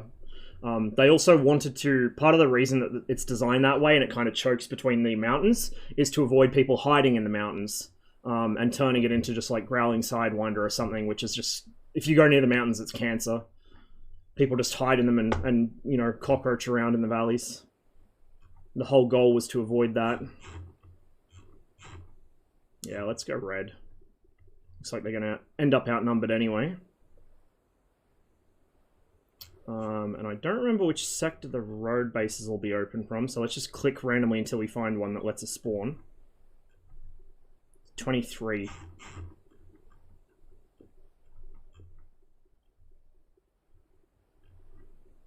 There's not a road base at 23. Wait, there should be a road base at 23. Or somewhere near it. Maybe not. Oh, here we go, Sector 26. 29 is the closest we can get. No, aircraft in the mountains. Like, DCS players are very attracted to mountains. They go and fly around and hide in them, and it just turns into a shitfest because no one can find anyone else. It's not very realistic to have aircraft flying around mountain valleys trying to pop up and shoot each other without their radars running. I mean, to be fair, PvP servers in DCS aren't realistic in general. There isn't a single realistic DCS PvP server. There's varying degrees of casual or serious. Alpenwolf server is more serious, but it's still not realistic.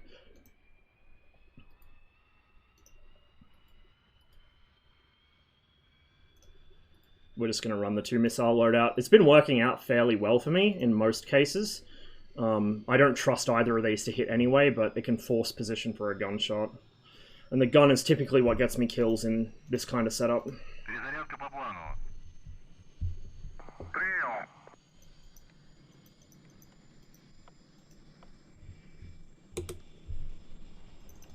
Go ahead and set this for Kutaisi RSBN so I know how close I'm getting to the front line.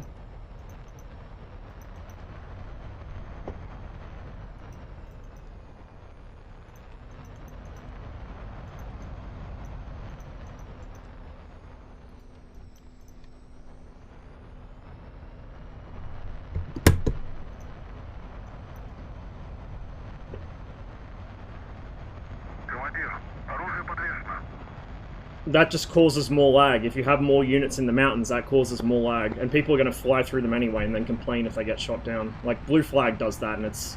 The mountains in Blue Flag are a nightmare to go near. Set warnings 15 kilometers.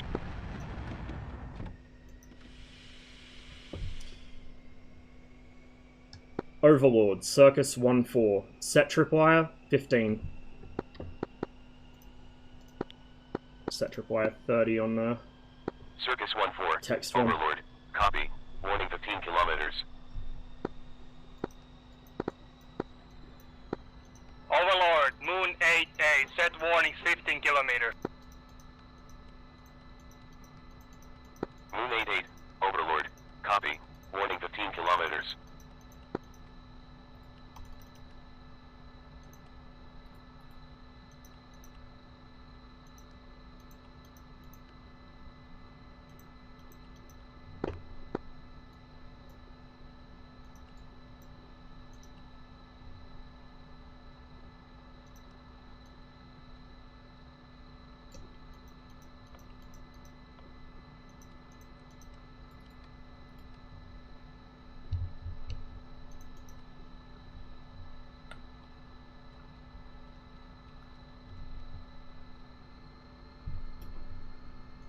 Just make sure no one's going to pull out in front of me, because there's spawn positions onto the sides as well. Flaps set to takeoff.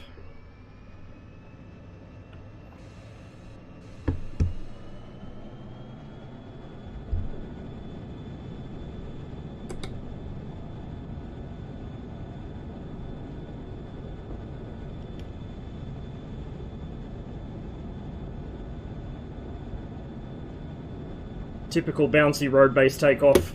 No English cockpit. I don't use English cockpits on planes that aren't... I use whatever language the plane's originally in. I understand a little bit of Russian, so I can work okay with this. I don't understand any Swedish, so the Viggen's a bit more confusing, but I just get used to where things are. I don't like having English in planes that shouldn't have it.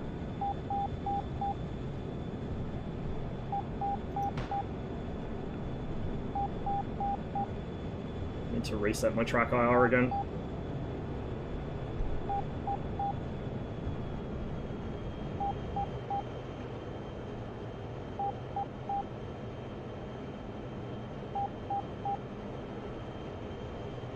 In fact, I feel like my track IR position has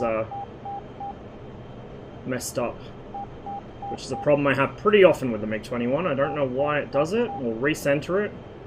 No, my track IR is fine. It's just... something looked wrong there. I don't know.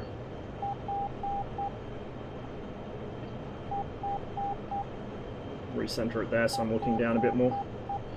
That's better.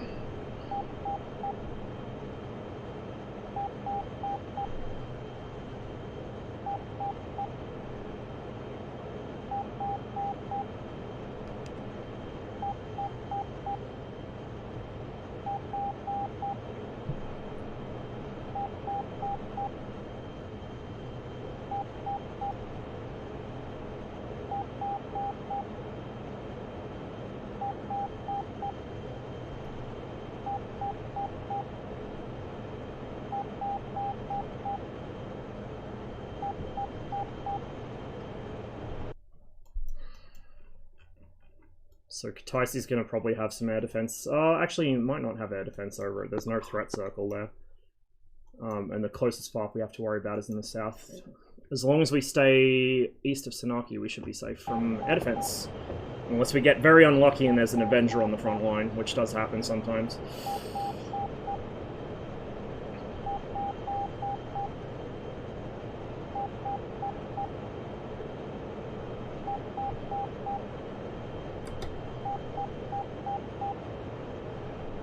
Why would I? Like, I just fly it with the Russian cockpit because that's what the original plane has. Why would I fly a stolen MiG-21 when I can fly a proper MiG-21? Bingo 1-1. Overlord. Copy. Warning 115 kilometers.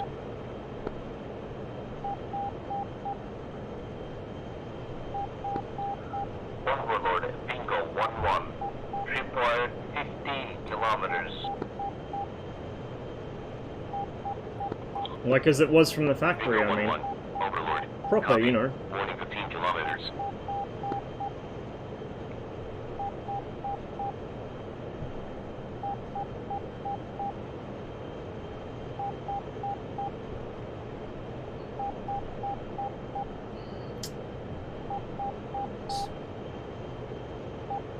Right about there.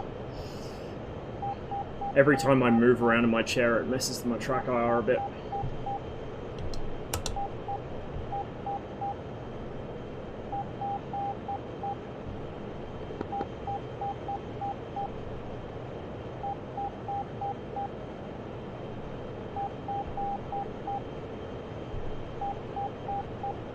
Belly tank's already empty, so we'll get rid of that. We'll throttle back a bit because I don't want to waste too much fuel. I want to be nice and light if I get into a fight, but I want to have enough to get home.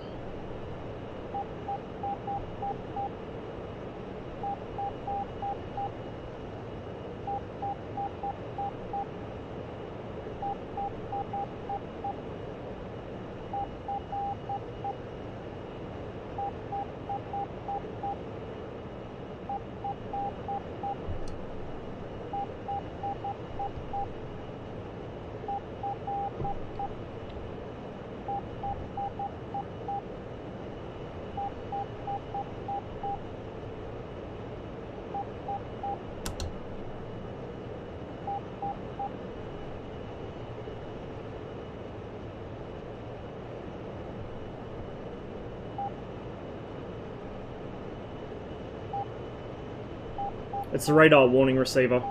It's telling me there's a radar over there somewhere, searching. It doesn't tell me what kind, it doesn't tell me if it's, you know, on the air or in the ground. There's another one behind me. So there's a radar over there, and there's a radar over there. That one is probably either another MiG or an early warning radar, and that one is probably a Mirage or something.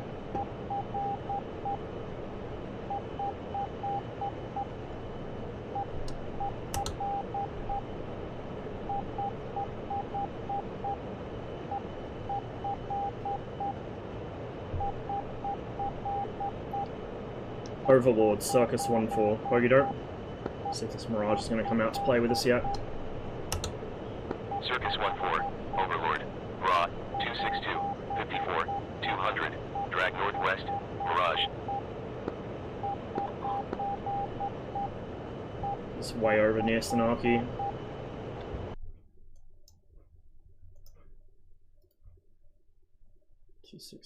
Was it 262 or something? Oh, he's near Kataisi.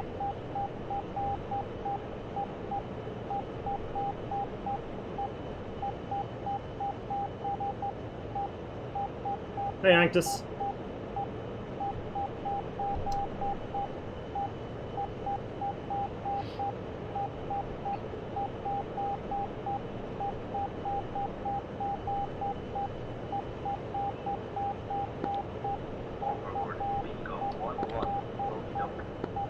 Guy's mic is so quiet. 270, Moon 88. 100. Threat. Raw. Altitude. 317. 15. He's dragging 100. west. Hot. Mirage. He's probably going to run back to his air defense. Moon 88. Threat. Raw. He might be doing ground 306. attack at the front line, but I don't know. 1,500. Flag east. 2-ship Tiger 2.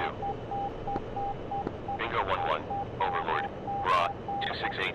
70. 100. Drag northwest. There we go. Mirage. 276 for 30. There they are. Or Moon 88. he's one of them. Merged. 307. 2,100. 2-ship Tiger 2. We got a friendly there with him. Threat. Raw. 300. 15. 900. Up some Flag speed. east. Tiger 2. He's caught between two F5s, so we'll take the left one. Moon 88. Merged. 339. 300. Mirage. Mirage is there too. Boy, this guy's gonna have a fun time. Circus 14. Threat. Raw. 265. 15. 2,300. Flag northeast. Tiger 2.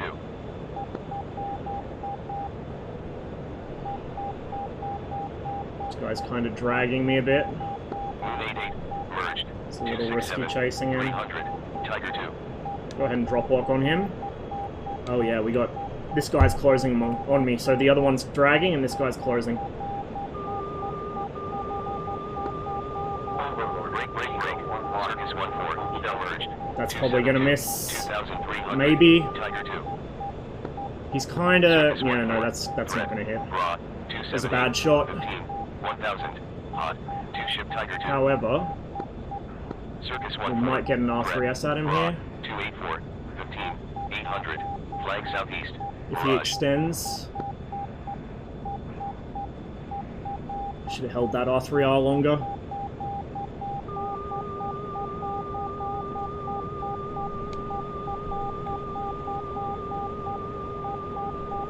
I feel like I am being dragged for a second. Overlord is Bingo 1-1. Bogeyed open. It's just kind of out of range. Bingo 1-1. Overlord. I could not find you on scope. Overlord at Bingo 1-1. Bogeyed open. Check behind. No missile trails, but somebody Bingo is 1-1. locking me. Overlord. Raw. 295. 18. 500. Drag northwest. Tiger 2. Here we go, here we go. He's slow.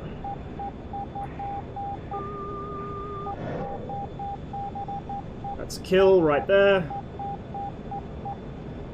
Bingo 1-1. Threat. Raw. 295. 15. 500.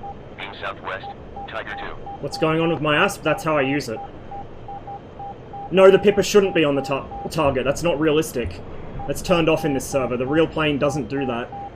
It's hand-holding for DCS players. It doesn't actually do that in the real MiG-21. Break. Bingo 1-1. Merged. It's a friendly in front of me. 500. Tiger 2. Break. 352. Circus 1-4. Merged. 353. 500. Tiger 2. It's pretty low. Overlord Circus 1-4. Bogey dope. It's probably behind me somewhere. I don't see him though. Bingo 1-1. Threat. Oh. Raw. 264. 15. 1,400. Hot. Tiger 2. Moon 88. Threat. Shit. Raw. 250. 15. 3,000. Hot. Tiger 2. Circus 1-4. Overlord. Time for Raw. guns. 335. 500. Drag northwest. Tiger 2. Moon 88. Merged. Is that him? 2,900. Tiger 2. Yeah, that's a F5. Bingo 1-1. Threat. Raw. 245. 15. 2,800. Hot. Fast. Tiger 2. Circus 1-4. Somebody's Threat. locking me though, so I'm a Raw. little worried that I'm gonna get a 15. M9 up the 2,800. backside. Hot. Fast. Tiger 2. Moon 88. Threat. Raw. 244. 15. 2,700. Hot. Tiger 2. 3 tanks, really? Oh my god, I missed. He's bombed up too. Man's on a mission.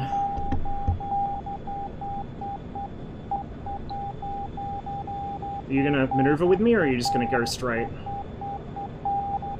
Oh. Round target's got him. He's still flying though. Overlord. Bingo 1-1. Bogeyed open. Jesus! Bingo 1-1. My aim is terrible today. 0604 900. Beam north. Tiger. I don't like approaching people from directly behind like that. I prefer high deflection shots like this because it makes it easier to stitch a line of shells across their jet when you get them from an angle. If you just come in from directly behind, something like the F5 especially, it's a very small, skinny jet, makes it hard to hit.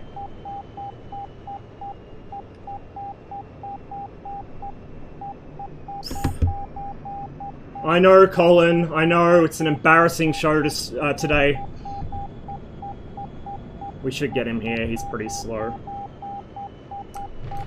No, oh my god, he's so slow! Why is he so slow? I literally can't hit him because he's moving so slowly. Come on, man. Jesus. There we go, that's what I wanted. Fucking hell. We're gonna go back and refuel and rearm. I don't want to hang around here.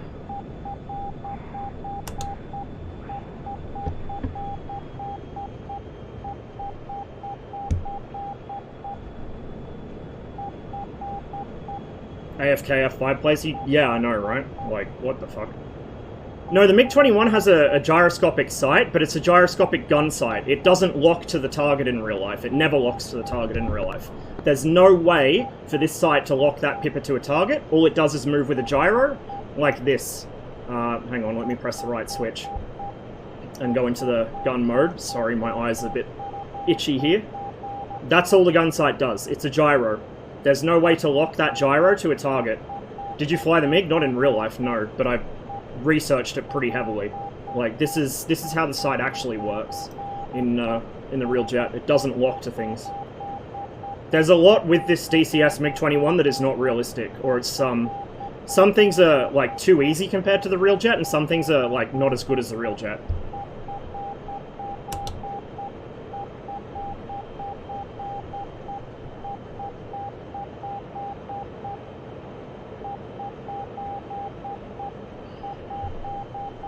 I've been streaming for so long, my eyes have stopped working.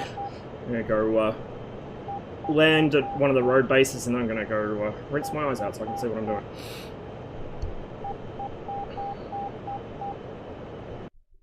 I have the flight manual for this aircraft and a bunch of technical documentation for it. I can tell you right now, the way that pipper snaps to a target in the default DCS settings is not real. It doesn't do that. This is a gun sight, it's not a HUD. It has no ability to move that reticle under its own power except the gyroscopic sight. Yeah, so read the manual. If you read the flight manual, it'll tell you that that pipper does not lock to the target. I mean, you can buy these things on eBay. They're expensive, but you can. And there's no mechanical way in there for that pipper to be locked onto something.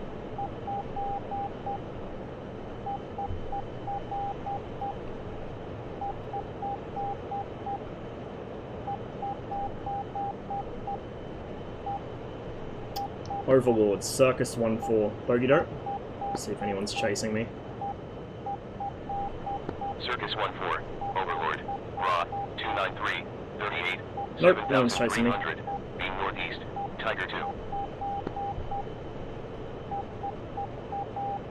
I did actually see one for sale recently. It was a PFM though. I wish I had the money. I doubt it would ever fly again because it's probably past its life hours, but... Did you just teach me something? I might have. I do that a lot on this stream.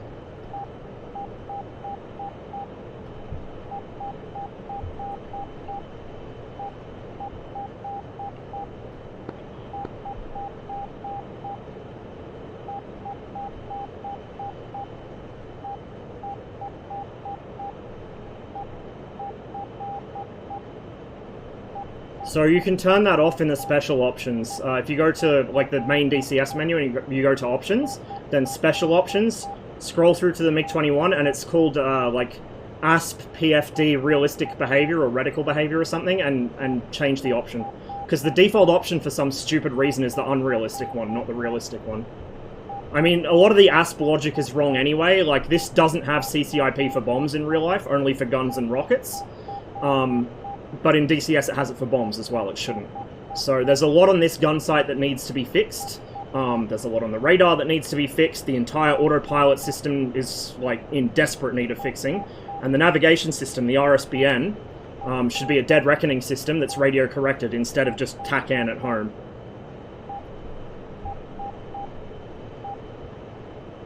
It tracks, it doesn't follow the target, it's a gyroscopic sight. So if I go into gun mode and switch to gyro, see how the Pippa's moving? It's based on the actual movement of your own aircraft. It's just a gyroscope. This is World War II technology. There's no way for that Pippa to jump onto a locked target, and it certainly can't jump onto what your IR missiles are looking at. There's no way it can do that. Like, that's just how the aircraft's designed and built. It's not a HUD, it's a gun sight. This is like World War II technology, but with range inputs from the radar to tell it how far away the target is and what the target wingspan is.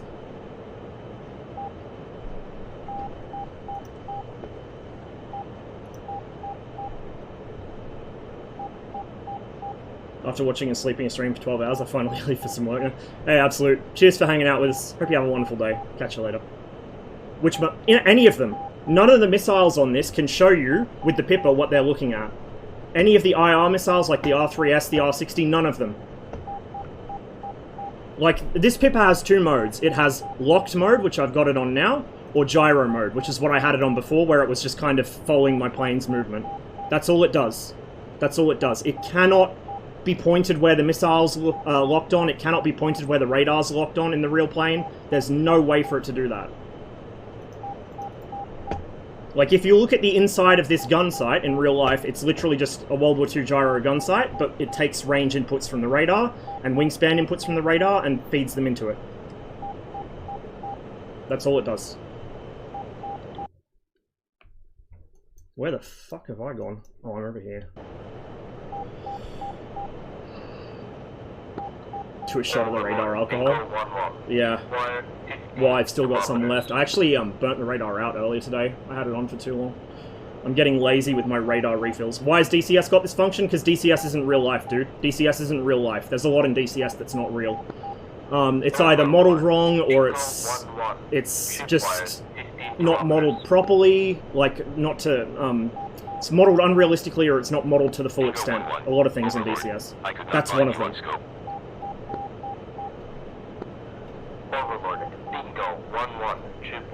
Another thing in the MiG-21 that's not modeled right, it doesn't matter, it's a simulator, it's not correct. It doesn't matter. Like, that's the thing, dude, it's not real. Like, another thing in the MiG-21 is it should drain the underwing tanks, the drop tanks on the wings first, and then the belly drop tank. In DCS, it drains them all at the same time. It should go wing drop tank first, then belly drop tank. Not all at once. But it's not... That's not how it works in DCS, it just drains them all. It doesn't matter if it's called a simulator, dude. Simulations are never perfect, and DCS certainly isn't. 115, 100, hot, Warthog. Overlord, bingo, 1-1. We're getting a bit low on fuel. We'll go to the Hashuri road base, I think, which is over that a ways. We'll land there. The radar alcohol needs to be repaired to refill.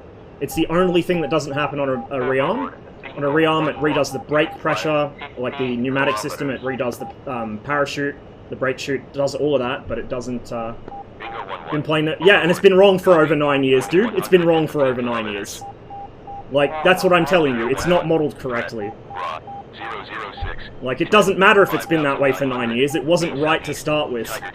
Like, that's the whole point. I used to think it was really realistic when I first started playing DCS as well, and then I started looking for documents about the real aircraft, and speaking to people that flew them, and I found out that there's a lot of stuff on this that isn't model right. And it's not just the MiG-21, there's other things like that too. Bingo 1-1, Rod, 270, 96, 100, hot, Warthog. Bingo 1-1, Overlord, copy, warning 15 kilometers. Yes, yes, I remember that. 900, hot, Tiger 2. I only have so many in my flat though, so just be glad I didn't have access to all of my books, so we would have been there for like 3 hours.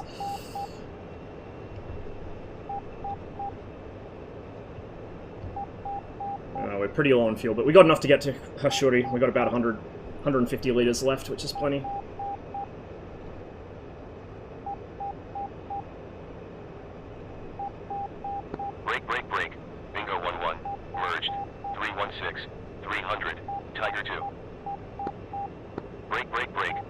I need to find the road though. 232. So that's Tiger 2. that town, and then Kashuri is that one, I think. I think I can see the road base from here. So yeah, we'll just slow it down a bit, pop the air brake, drop the flaps in gear once we're slow enough, and we'll land.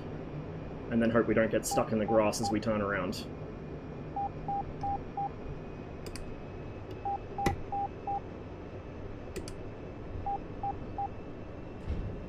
Bingo 1-1. Yep, that's a road base. Rod 318. 15. 400. Hot. Someone's Fast. locking me. Tiger 2. That's concerning.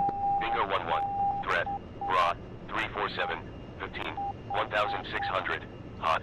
Fast. Tiger 2. Moon 88. Threat. Rod 333. 15. 1400. Flank south. Fast. Tiger 2. We got a little bit of a crosswind here, so we're going to have to crab it a little. Nice narrow road. Crosswind landing, what could possibly go wrong? I'm a bit fast. I'm a lot fast. Oh, this is not a good approach. There we go. Oh shit! Fuck.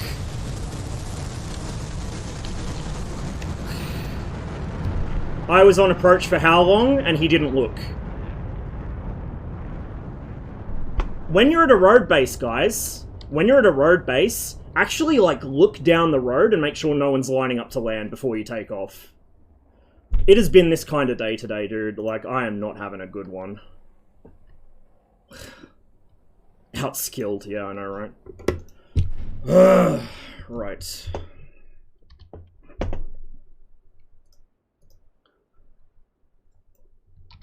Like, I know that there's a couple people on the Discord who are like, we should use traffic comms all the time. No, just see and avoid. The guys sitting on the road base ready to take off should probably look, and if there's a MiG-20 on approach, don't take off. You know, it doesn't cost you much to just wait 30 seconds for me to land. Did that kind of accident happen in real life? Not often. Because in real life they had proper air traffic control. We don't have it here. And even if I wanted to broadcast like, oh, I'm on final for landing, people don't listen anyway. I just treat multiplayer and DCS as see and avoid, because nobody listens. Even on servers where you have to use air traffic control, people just don't fucking listen to you, so I gave up. If I'm on final, I have right of way, compared to somebody that hasn't even started their takeoff roll yet, so that's all I care about. And he'd literally just started rolling too, so he should have seen me.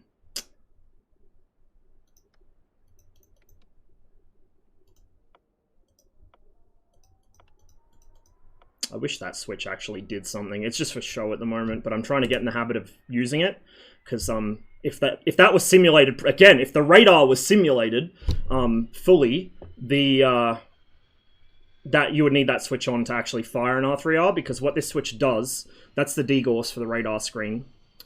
What this switch does is it's for the R3R guidance frequency. This is your training position. You are Uchebny regime, I think it is, and then BR is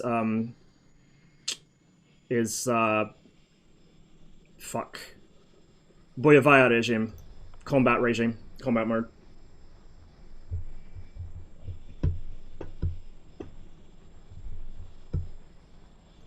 We got someone behind me, so I should probably stop dawdling around and get the aircraft started, or they'll run me over.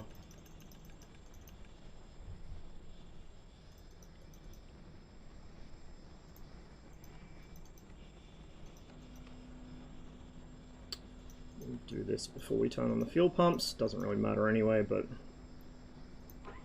get them on.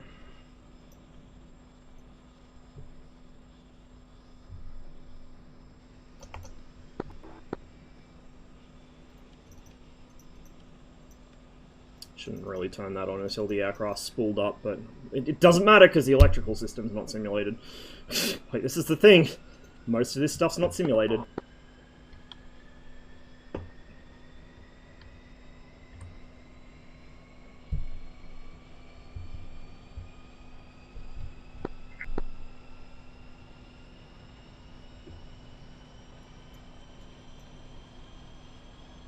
blue bomber squadrons coming. I'm going to actually change my loadout.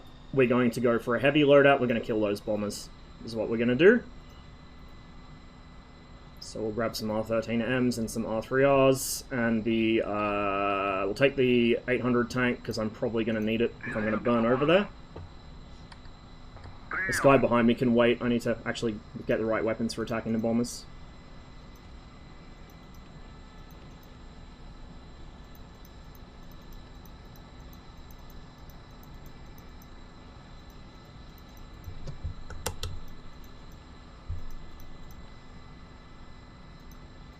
Moon 88, threat. Okay, that's done. 267, 15. Get the gun sight running. 1900, hot. 2-ship Tiger 2. Get that aligned. That's fine. SPS goes back on. We'll do the back trim, and then we're good to go. 300, Tiger 2. 1, 2, 3. Back trim set. Brakes set to all 3 wheels. And off we go.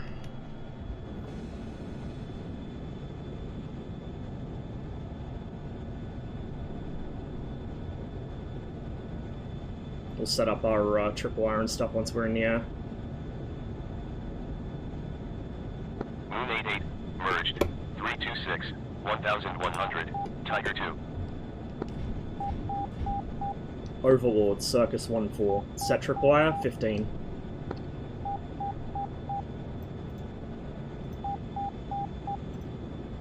If he was listening to me.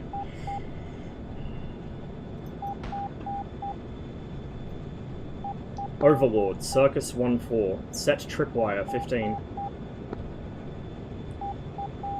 I feel like I forgot something. Circus 1-4, Overlord. I think I did. Copy. Warning 15 kilometers.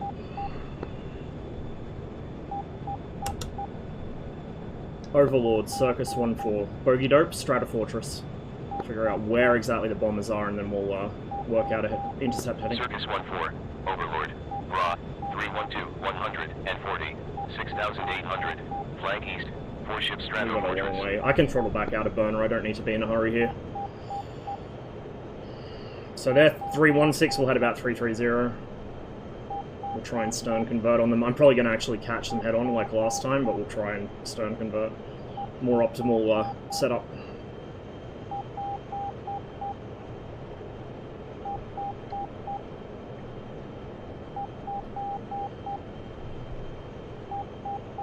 Moon 88. So yeah, Conti, that pretty much summarized the kind of day I've had in DCS so far. It's been a mess, man. Been a fucking mess.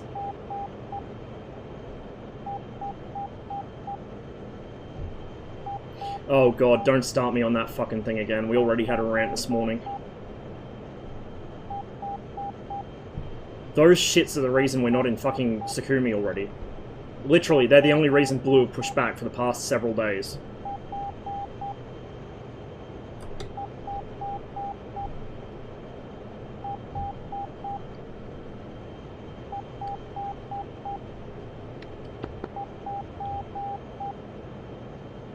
We might get intercepted, I think.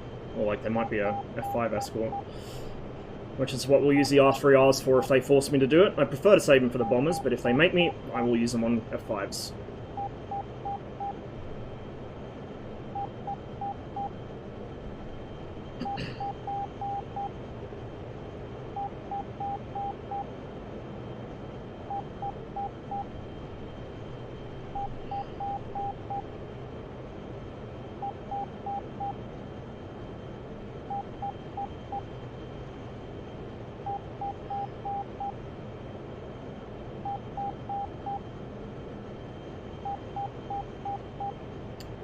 Overlord, Circus 1-4. Bogey Dope, Stratofortress. What'd you say is the most simulated jet in DCS? The Mirage 2000 radar and systems, but not the flight model yet. The flight model still needs fixing. Circus 1-4, Overlord. Raw, 302, 85, 6,800. Hot. Probably one of the helicopters, to be honest. Maybe the A-10, but probably like the Mi-8 or Mi-24. Particularly Russian stuff is easy for ED to get access to, so I'd say probably the Mi-24 or the Mi-8 would be the most closely simulated. Overlord. For the American I stuff, they cannot have to do a lot of find you on reverse engineering from manuals, and the manuals don't always scope. cover everything. Merged. 277, 600. So I'd kind of discount a lot of the American aircraft on that. 88, merged. 112, 1200. Tiger 2.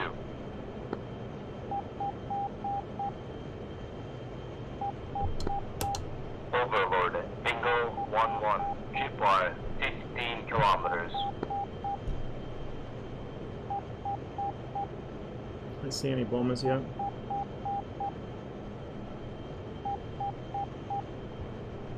Overlord, Circus 1-4. Bogey Dope, Stratofortress. Circus 1-4, Overlord. Ra, 313, 55, 6500. Flag east, 4-ship Stratofortress. They're over there. I don't see him, but they're over there. Overlord, Bingo 11, boogie dope. I just clean my Wanderer again. It's got fucking spots all over it. Dingo 1-1, Overlord. I could not find you on scope.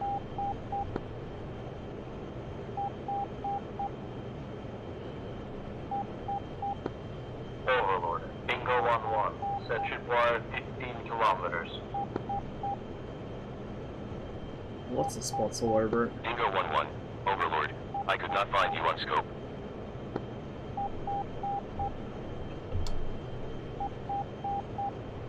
Just leave the radar on standby for a little longer. I don't want to waste the alcohol on it because I have to repair it to refill. Repair means 3 minutes downtime minimum, so, and having to restart the aircraft, which is a pain in the backside. Overlord, Bingo 11, ship wire 15 kilometers.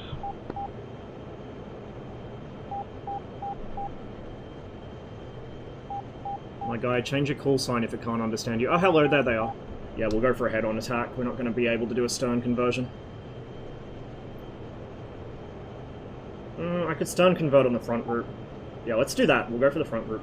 And we'll double back for the other two. There they are.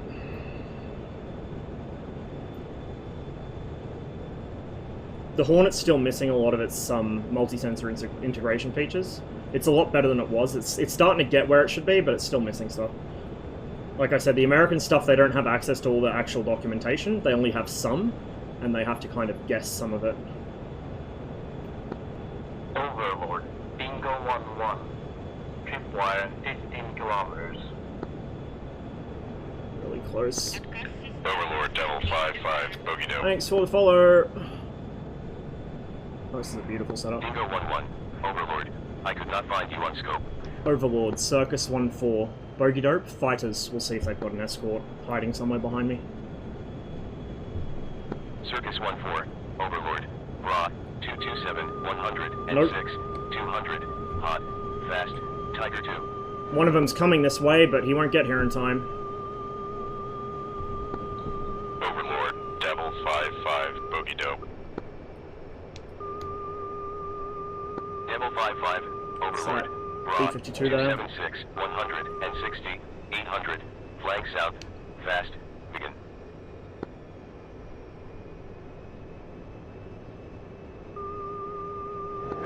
Overlord, Moon 88, set warnings 15 kilometers. Moon 88, Overlord. Copy. Warning 15 kilometers. We'll gun this one. Overlord, Devil 5-5, Bogey Dope, bombers. Devil 5-5, Overlord. Ra, 309. Did I just get hit by something? 6,200. Flag east. 4-ship Stratofortress. Might have been debris off his aircraft, I guess.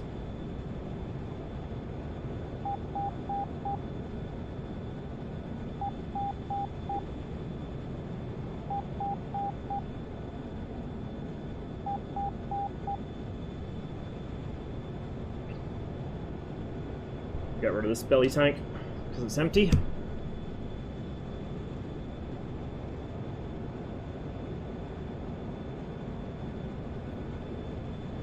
And we'll drop in behind these guys. I never had, I mean, I only got the MiG-21 in 2018, but I played it for about probably 3,000 hours, something like that.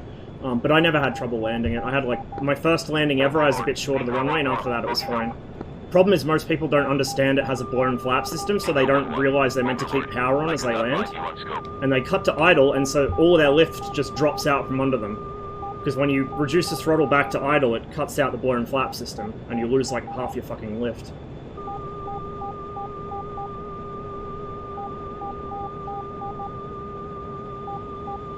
The suspension was a bit broken before, so it was a little rough on the suspension, but like the overall landing of it's not too difficult, I think. This guy's gonna flare off my missile if I fire too far out.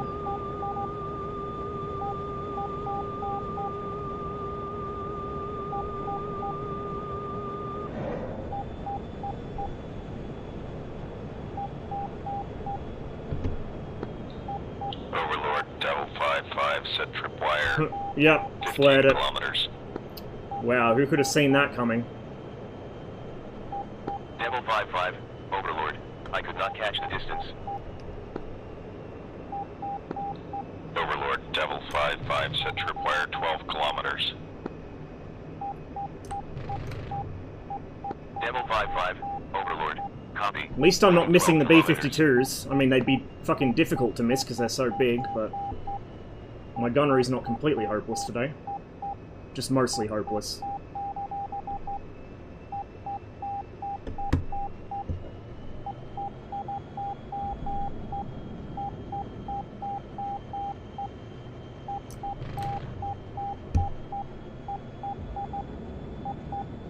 We'll go for the last group. There's another fighter here. It's probably another 21.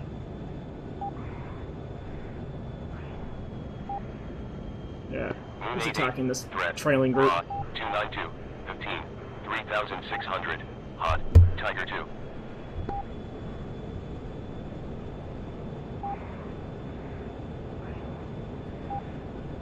Moon 88, threat. Raw, 282, 15. Yeah, I know, right? 100. Flank south, Tiger 2. I'd love an actual B-52D in DCS instead of the H models we have. Like, these are fucking 2000 and something era H models. I want a 52D. I lost a lot of speed in that climb. I probably should have not come up so steeply. Doesn't matter anyway, I'll catch him. I'm just wasting a bit of fuel.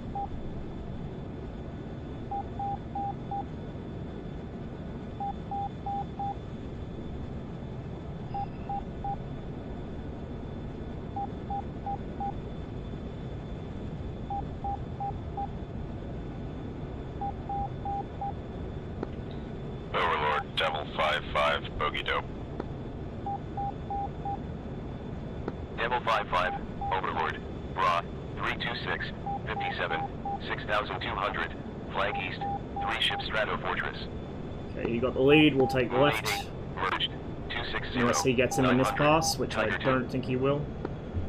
Moon 88, threat, Raw, 278, 15, 5,500, hot, Tiger 2. Yeah.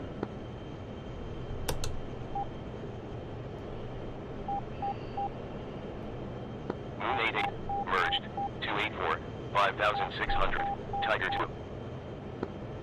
Moon 88, threat, Raw, 229, 14, 2,600, flank north, fast, begin. We'll go for a road base again to rearm. Hopefully this time no one takes off into my face. To be honest, that was a pretty long landing, so if I hadn't fucked up the landing, I might have been able to slam the brakes in time, but like I said, the guy should have looked. If you see someone lined up on final, it's not a signal to take off. It's a signal you need to wait for them to land first. Especially if they're low on fuel, like I was.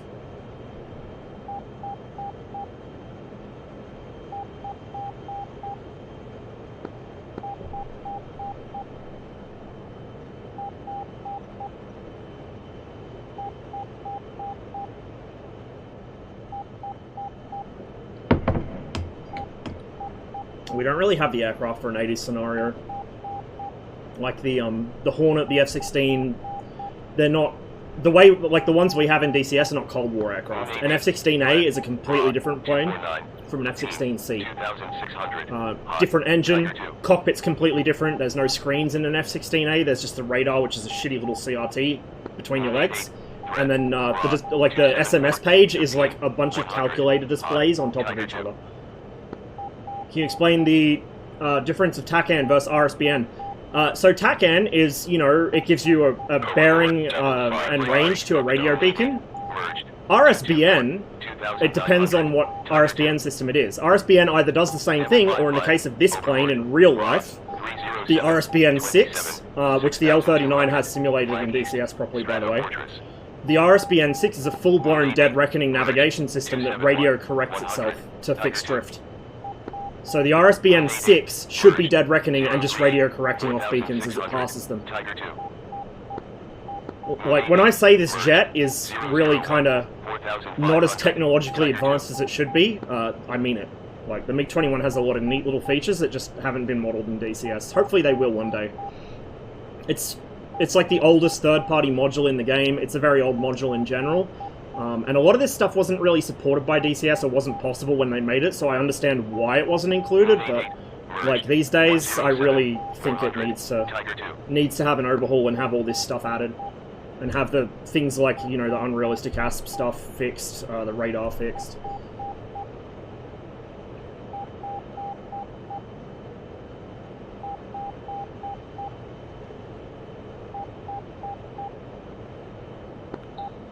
Overlord, Devil 5-5, Bogey 2.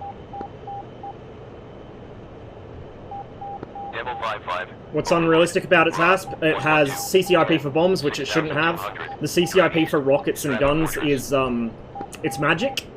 Like it... We're gonna go down the rabbit hole of how the MiG-21's modeled in DCS, I guess. It's not the radar that's doing ranging to ground targets. There's this MiG-21... This is, when you use GROMs, it's based on the Schkval from the Su-25T. That's how it's coded, I mean, not in the real plane, obviously.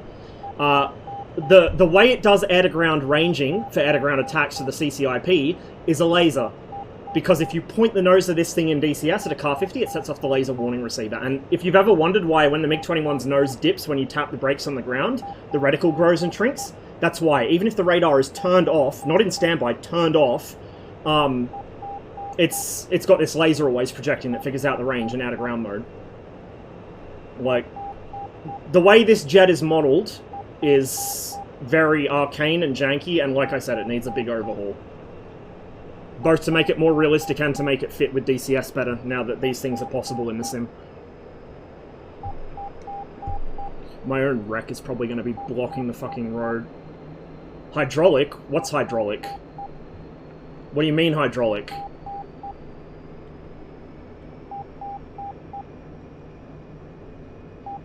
I'm telling you how it's modeled in the game. I know how it's modeled in the game. The brakes, no, they're pneumatic. The brakes are not hydraulic, they're pneumatic. They use the air system. It's nitrogen gas. Tiger 2. The hydraulic system is for the flight controls, the air brakes, the flaps, the nose cone movement. That's all hydraulic. Pneumatics are brakes. Brakes are like nitrogen air-powered. That's why you have to refill the bottles when you land. I'm way fast again? Is my... Yep, my wreckage is blocking the fucking road base. Oh, man. Okay, we're not going to land here. We're going to go for another one. We'll go for the one at Zestafoni, I think. That's pretty easy to find anyway.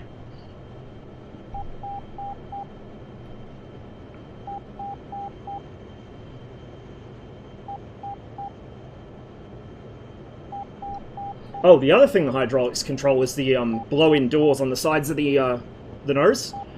Because if those fail, you get some pretty nasty banging in the engine. It tends to compressor stall. So if you turn your inverter number 2 off...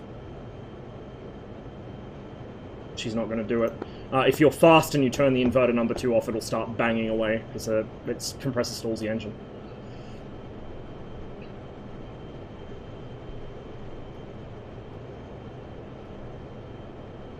It's quite an interesting plane, like the way it's designed, the way that the systems are actually supposed to work. I mean, in-game it's a mess, but the actual real aircraft's quite interesting.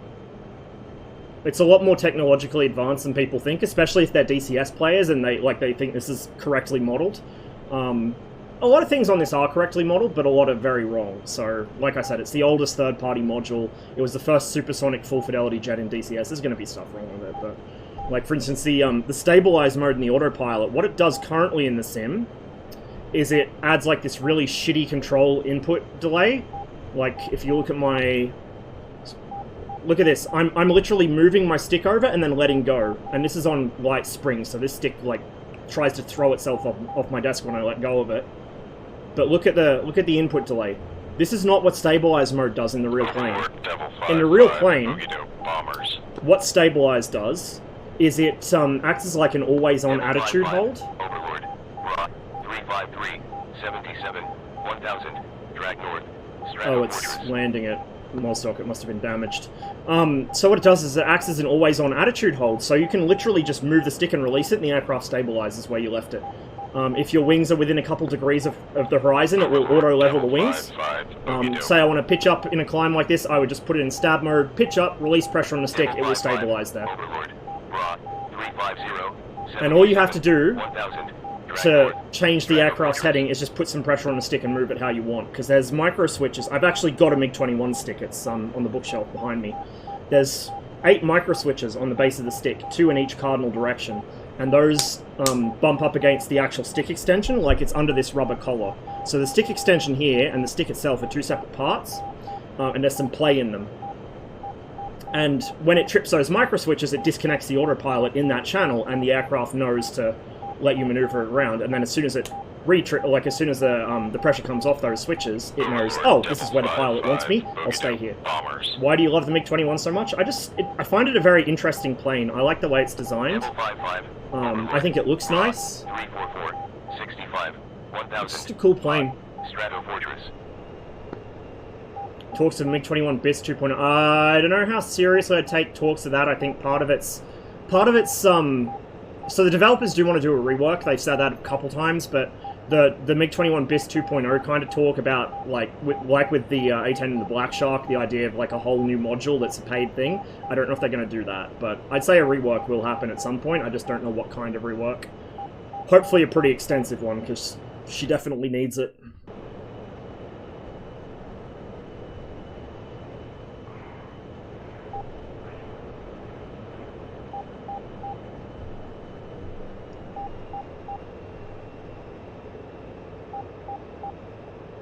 Oh, that's a good sign. There's smoke coming from where the road base is, I think.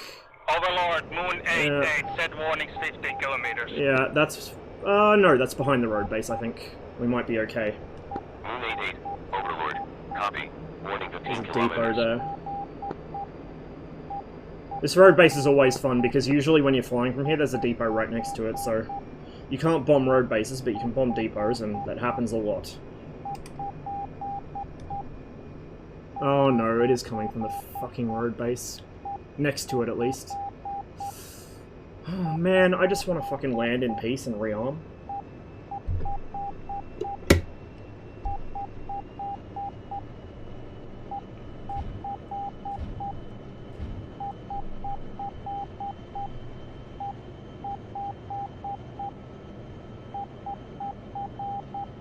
Yeah, it's Caucasus.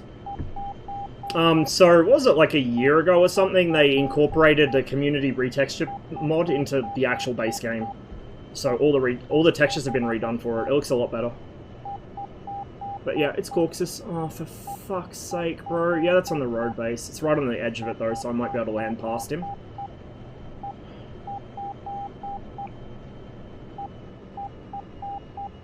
This is such a bad approach.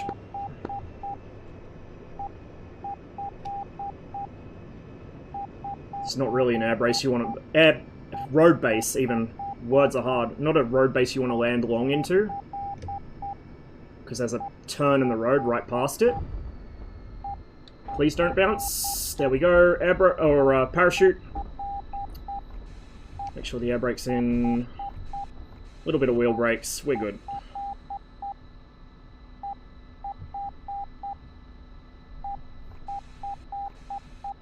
My landings are very messy today. They're usually a little better than that.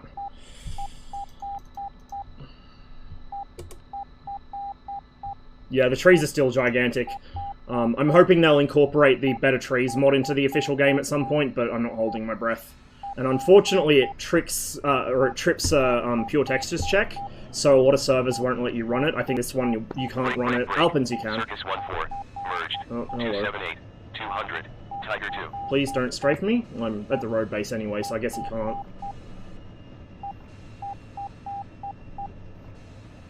Circus 1-4. Threat. Bra. 280. 15. 300. Hot. Tiger 2. Turning this thing on grass is very painful. She doesn't like turning on grass, and if you stop moving, you get stuck. Overlord, Devil 5-5. Bogey dope. Come on, come on, come on. Turn around, please. Turn Devil around, 5-5. please. Overlord. Bra. 246. 138. 400. Hot. Tiger 2. Moon 88. Threat. The red flag area is where people 324. spawn at the road base, so I can't park 500. there, or somebody might spawn on top of me. Tiger 2. So I'll have to just taxi through it and park in front.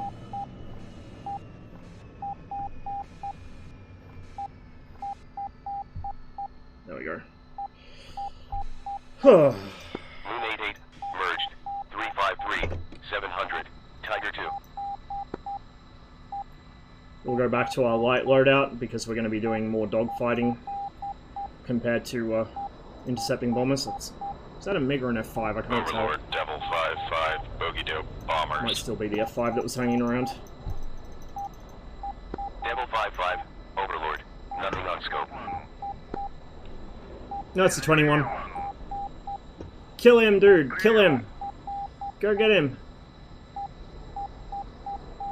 Oh, well, looks good, looks good. Nope, went for a flare.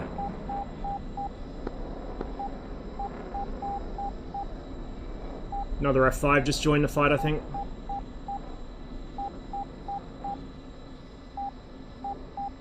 Oh, come on, dude, he's slow. Murder him. I should probably take off without the belly tank. To be honest, I'm going to jettison it as soon as my wheels are up anyway, so... Yeah, let's get rid of the belly tank. Normally I won't take off without one in the 21, but, like, there's enemies right over my head, so I'm not going to chance it. I'm just going to take off on internal fuel. You want the aircraft to be nice and light in a dogfight, so you don't want to be full internal fuel when you get into a fight. Begin. You never want it to be full internal when you're fighting somebody. I lost sight of him. He's somewhere in that cloud bank, I think.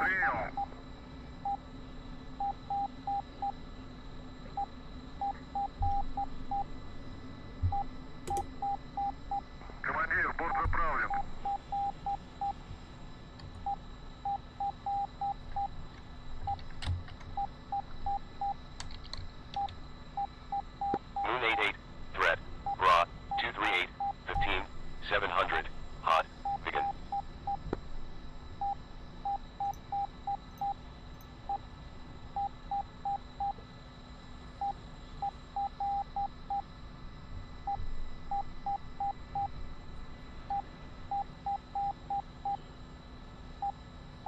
Командир, оружие подвешено.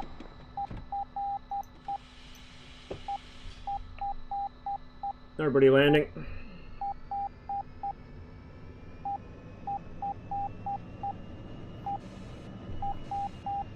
We're taking off with the tailwind here, which is not the best idea, but we should be able to get away with it. We've got plenty of, not runway, but plenty of road at least. Definitely nobody landing. Overlord. Devil 5-5. Bogey dope.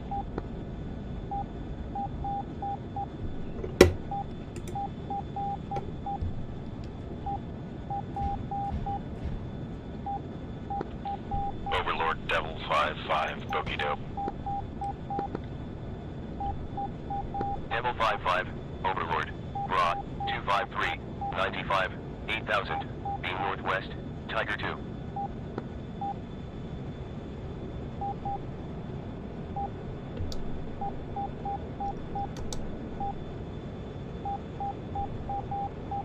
Jesus, Cube.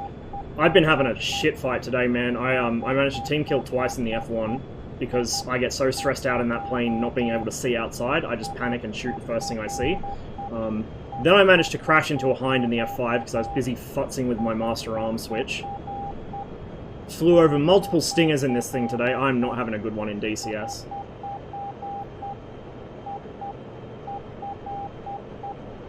Overlord, Circus 1-4, Bogey Dope. Well, we got an enemy coming in for the depot probably. That'll be a Vigan, most likely. Circus 1-4. Overlord. Bra. 298. 25. 14, 7,500. Drag west, Tiger 2. I don't know what it is. Somebody over here too. What am I on here? It came back hostile on IFF, so we're going to trust the IFF. Looks like an F5 Tiger. Circus 14, threat, raw, 284, 15, 1,500. Hot, fast, Tiger 2. Just fired at someone. Circus 14, merged, 259, 1,500. Tiger 2. That might be a bit optimistic. He is turning into it, I think. Kind of. Nah, that's not going to reach him, probably. We'll get him with an R3S. I shouldn't waste my missiles like that. That was a terrible shot. Somebody passing overhead. Check my own 6. That was my own missile detonating after it lost energy. Okay. Should be decent enough range. Merged, 279, 8,400. Tiger 2. Splash!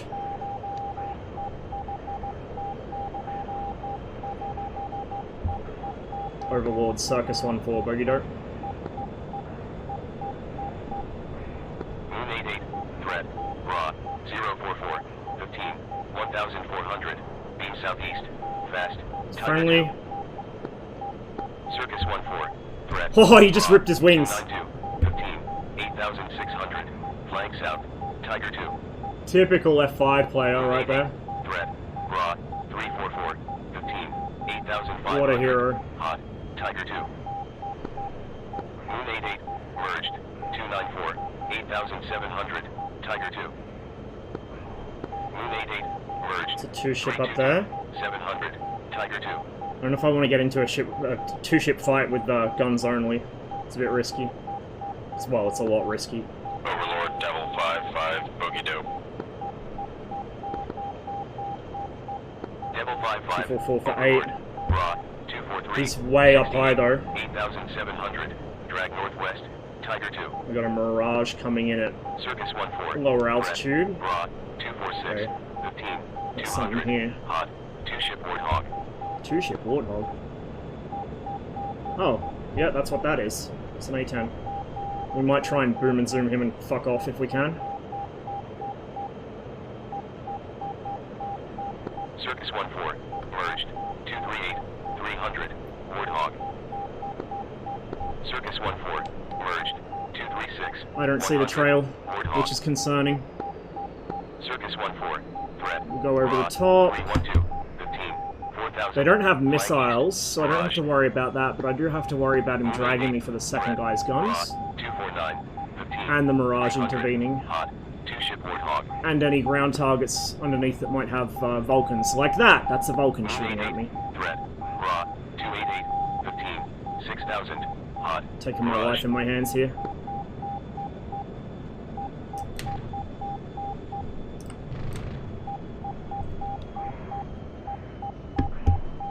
Oh, Moon 88. Merged. 245. whoops. 800. A little clumsy there. Force the nose over, come back down. Merged. 238. 500. Warthog. Never cross an A-10's nose. Oh, fuck, that was something big.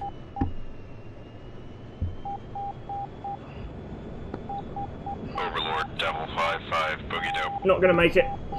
Something hit me. Was it AAA? No, it was an A-10, so I got shot by the trailing guy, who I never saw. That was a stupid mistake. I shouldn't have done that. We'll try one more flight, and I think I'm going to call it for the evening. I'm having a shit show here. I'm getting a bit too careless.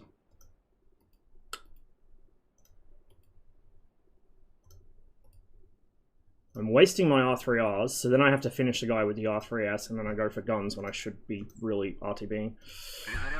I can kill a single F5 or a single A10 or something with guns, that's not difficult, but when there's two of them, the second guy just shoots me.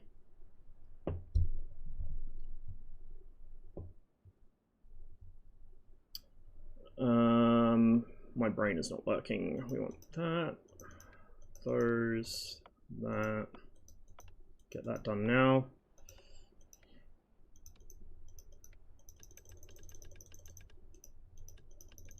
I've been like this all day. Like, I don't know what's wrong with me today. I just can't fly to save my life. Blue stacked right now? Yep.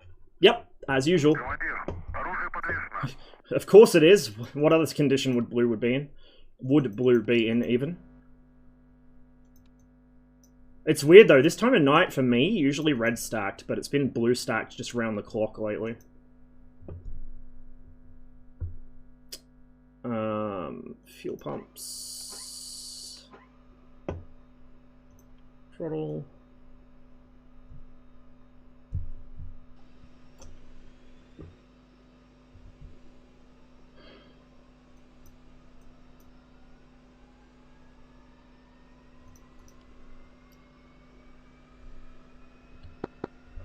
Overlord, Circus 1-4. Set tripwire, 15.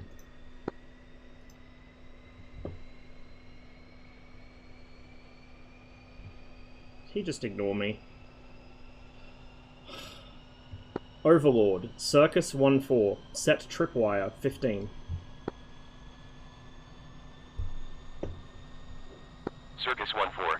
Overlord. Copy. Warning 15 kilometers. 21 on final to road, place 26. I think Bingo fuel. that's not the one I'm spawned at. I think. We'll just wait anyway, because I've still got to finish my startup, so... No rush.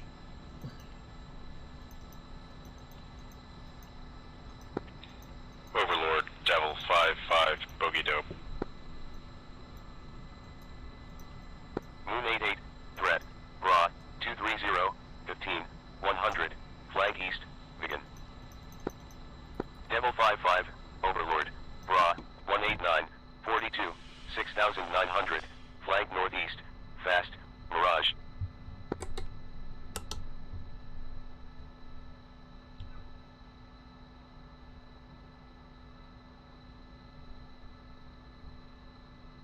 Yeah, I think that's the other road base that guy's landing at. We'll give it a minute and then take off.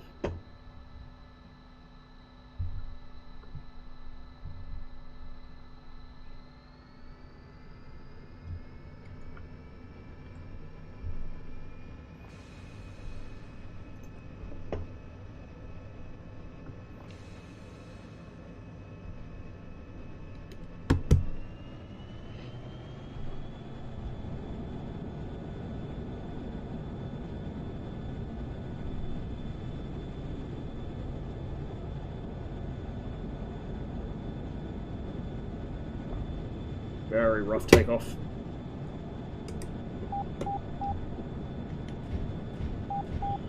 Yeah. I was gonna do some more F5 stuff, but blue just kept stacking, so fuck it. Not much point.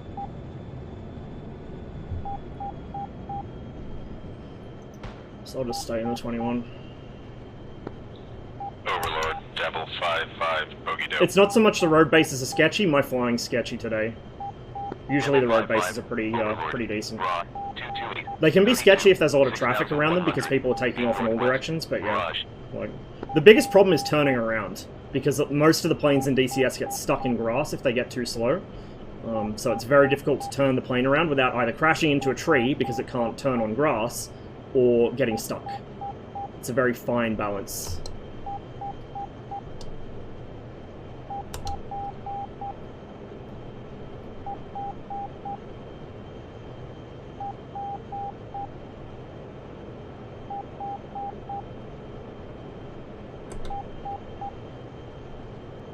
Moon 88.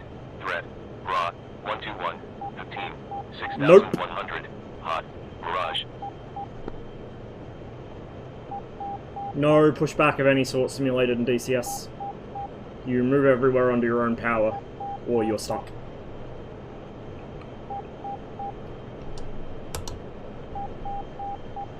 Yeah, it's kind of annoying. I wish there was some sort of pushback function, honestly. But, maybe in the year half past never, it might actually happen.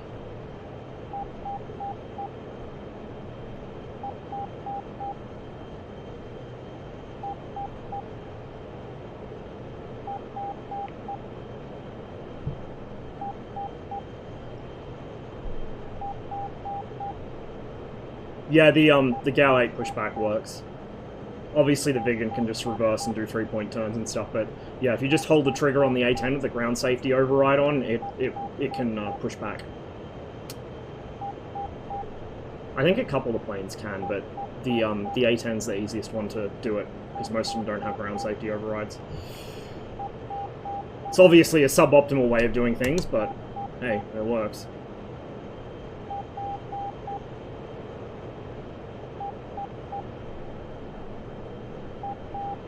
Playable tugboat, you need to have combined arms to have the ability. I don't give them ideas, dude. Honestly, I do have combined arms, so I wouldn't mind that. But yeah, like, I wouldn't be surprised if it get locked behind combined arms. Man, I want to get back into the Vigan so bad, but like, just the bugs kill me. Because I play PvP, right? I don't really do any single-player stuff in DCS, and the Vigan in PvP is like the single most exploitable thing in the game. It's so broken. So they've just been a constant headache for the past, like, several years. And it makes me less willing to fly it myself, because I know I'm going to have to be extra careful to make sure I'm not doing the same shit. Like, oh, let me just go into Zone 3. Oh shit, I'm already, like, way past the realms of fucking possibility. Physics? Nah, physics work different in Sweden. Dude, I would do filthy things for SamSim combined with DCS. You have no idea how badly I want that. Well, I mean, if you're a regular here, so you would know, but all of the regulars here would know how badly I want that. But yeah, like, I would do filthy things for SamSim integration or like a DCS kind of version of something like SamSim. Overlord Circus 1-4, bogey dope. Sockets 1-4, Overlord. Overlord Circus 1-4, bogey dope. Bot's racist against Australians, doesn't understand my accent half the time. I don't know why he used to. Overlord, Raw, 263, 47, 1,200, drag northwest, Mirage. I'd like to get into a fight with the Mirage. They're free meals in this thing. Spin tires crossover, that'd be interesting. The ground physics in DCS, yeah. I mean, if they tried to get spin tires level, ground mud physics into DCS, it would not go well for anyone's PC, but we can dream.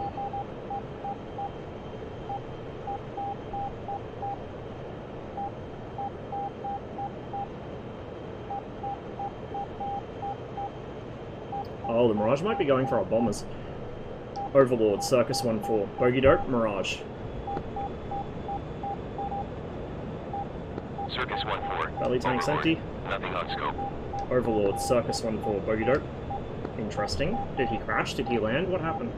Sucks 1-4. Sucks? Overlord. I could not find you on scope. Overlord, Circus 1-4. Bogey dope.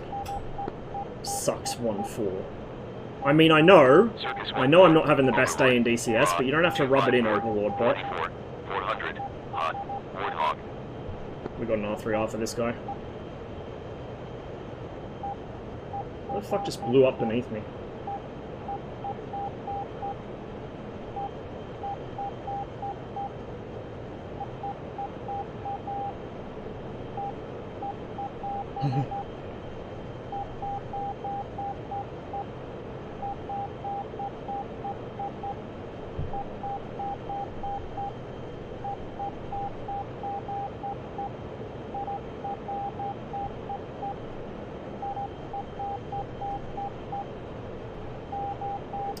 Overlord, Circus 1-4, bogey dope. Oh, there we go. Oh, fucking of course he's jamming. Circus 1-4, Overlord, Raw, 250, 29, 100, hot, Warthog. Technically, I don't think the R3R is supposed to home on jam. Well, because the radar acts as though it's in home on jam mode when you engage the countermeasure circuits, but... So the reason the TDC locks is in the real jet, the throttle twist axis, which is normally the TDC control, turns into a gain tuner for the radar with this mode on. But it's not modeled in DCS. Hopefully one day it will be, because it would make this radar a lot more fun to use.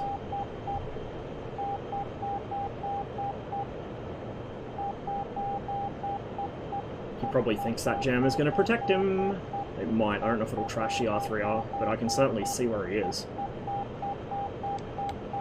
Like, this is the thing, a jammer in this server is just a dinner bell. Everyone knows where you are. They might not have range information for you, but they know where you Circus are. 1-4, threat, raw, 248, 15, 100, drag south, Warthog. He's probably dragging south. There's a Saber here as well. The Saber's going to be a bit of a problem, because he has AIM-9Bs. We'll try for the A10 and then get the fuck away from him.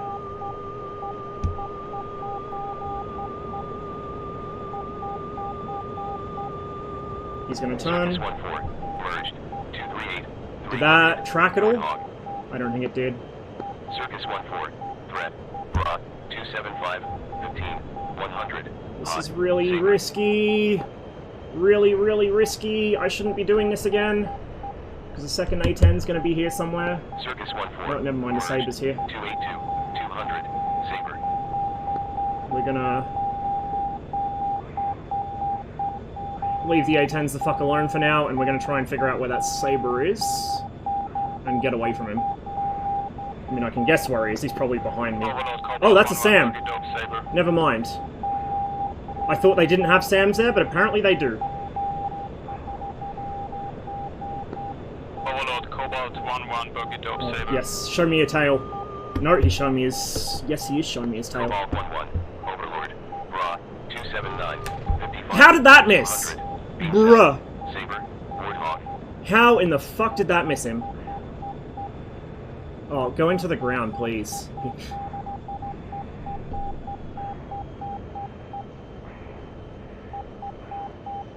There he is.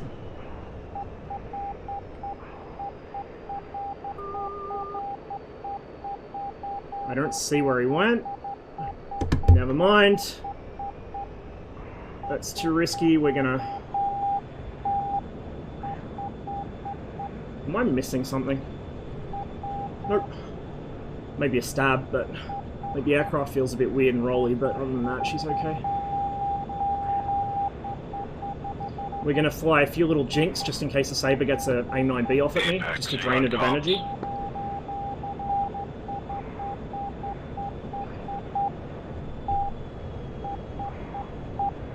Overlord, Circus 1-4, Bogey Dope. That's ground units engaging me. That's a Vulcan engaging me. Overlord, raw, 229, 7, 200, hot, Warthog. 7. The A10 is chasing me, really? Okay, well, interesting.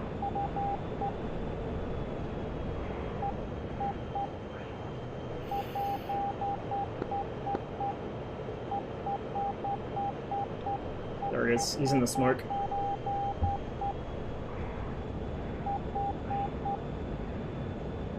Why do I do this? This is such a bad idea.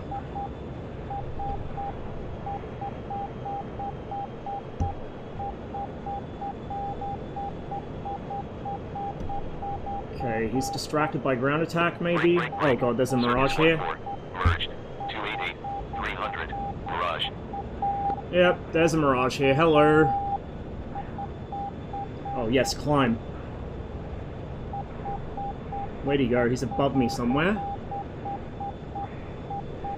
Fuck. There he is.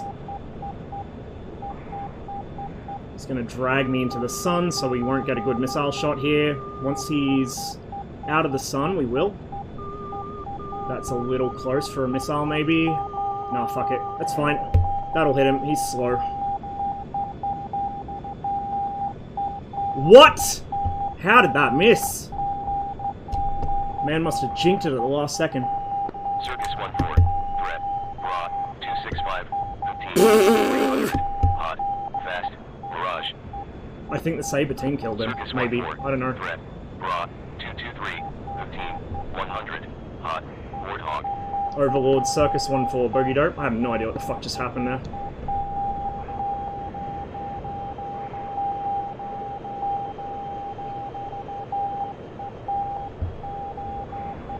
There's pretty much no chance you'll ever see DCS on a console.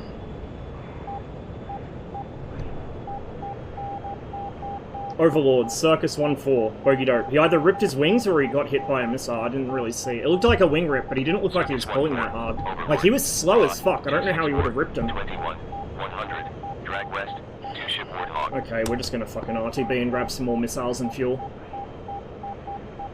Not worth risking it. Overlord, Devil 5-5, Bogey Dope. I have no idea what the fuck happened to him. Devil 5-5, Overlord, Ra, 275, 100, and 4, 200, drag northwest, 2 shipboard Hawk.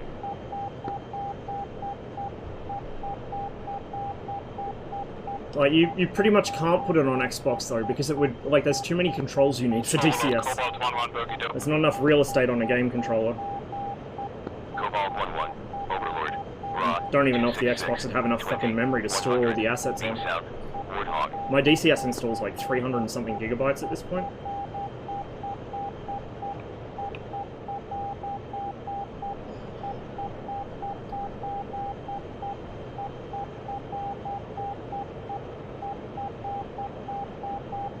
"9B team kill in server chat." Yep, I made Verta team kill him. How much did your head tracker cost? When I bought it, it was like $100, $150. I don't know how much they cost now. I bought this like 12 years ago. Overlord, Devil 5-5, Bogey Dope. Devil 5-5, Overlord, Ra, 266, 93, 200, beam south. They won't. Like, my dude, you can't put this on a console, it won't work. And they're not going to cross-platform. Like, how are you going to cross-platform this with a console and a PC? It's not War Thunder, man. It's a bit more complex than War Thunder is. Still streaming. We're going to fly until either the service... Well, no, we'll fly until we get shot down, I think. Probably one more sortie or something. I'm playing very fast and loose with my life here, so it's inevitable sooner or later I'm going to get popped. We are near the road base. They want to do modern air combat, which is like a low-fidelity version of this. It's kind of like Flaming Cliffs, but that's not DCS. It's not the same thing. That might end up on Xbox, but DCS, like proper DCS like this, is not going to be on Xbox, like I can tell you right now.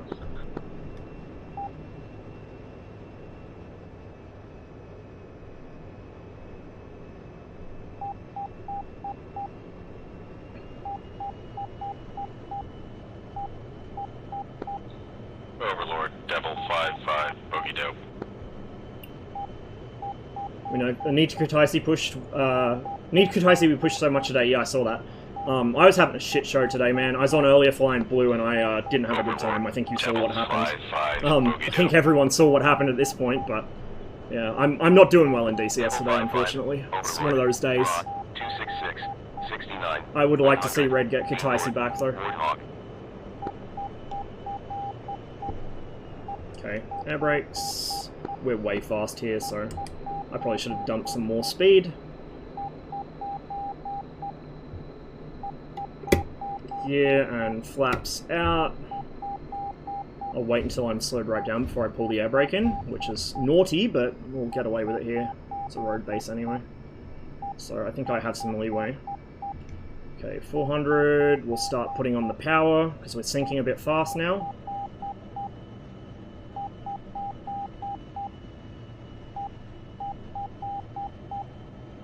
A little bit low on the approach.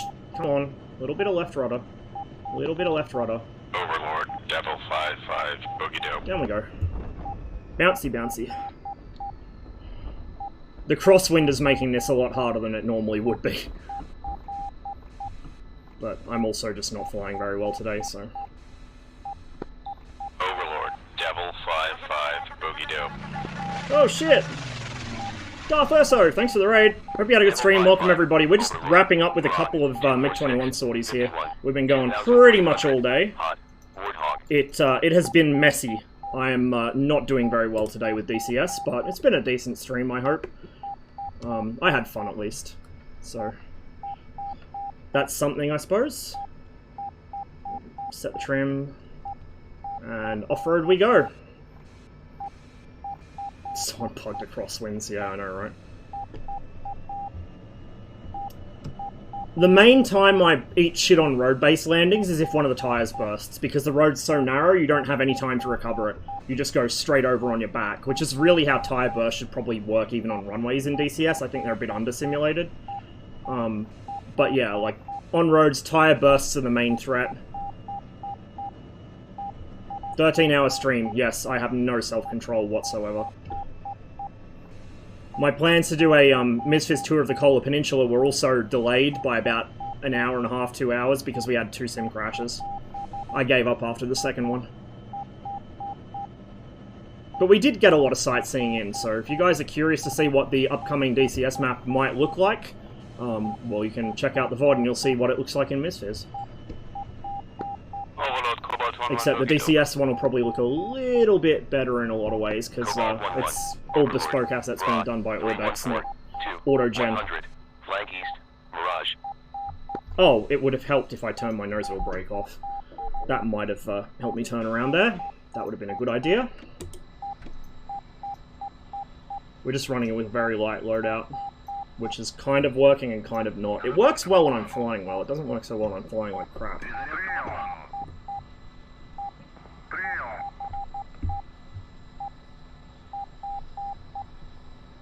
14 hours working on the Viper.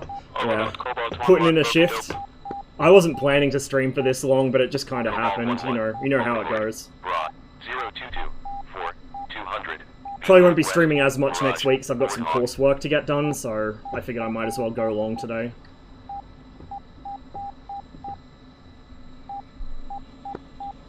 Overlord, Cubes out Devil bullying 5-5, mirages. Bogey Dope. Devil 5-5, Overlord. Bra, 319, 3, 100. Drag west, Warthog. Oh. Oh, I thought she was sinking a bit. I forgot to turn the fucking blown flap system back on. That would explain several things. I was like, I'm awful fast, but I'm still sinking a lot. Like, what's going on here? Fucking blown flaps weren't running. No wonder. It was a early MiG-21 landing. The initial couple of variants didn't even have that system, so you had to land a lot faster. What classes are you taking? Diploma of Community Services. I'd already done it, but I didn't finish it, because I had some real-life stuff happen. That was like 6-7 years ago. So I'm redoing the course, and hopefully this time I'll finish it, and I might end up going to uni and doing like a diploma, or not a diploma, a Bachelor of Social Work or something. I'm not sure yet. Not entirely sure what the plan is. We'll see.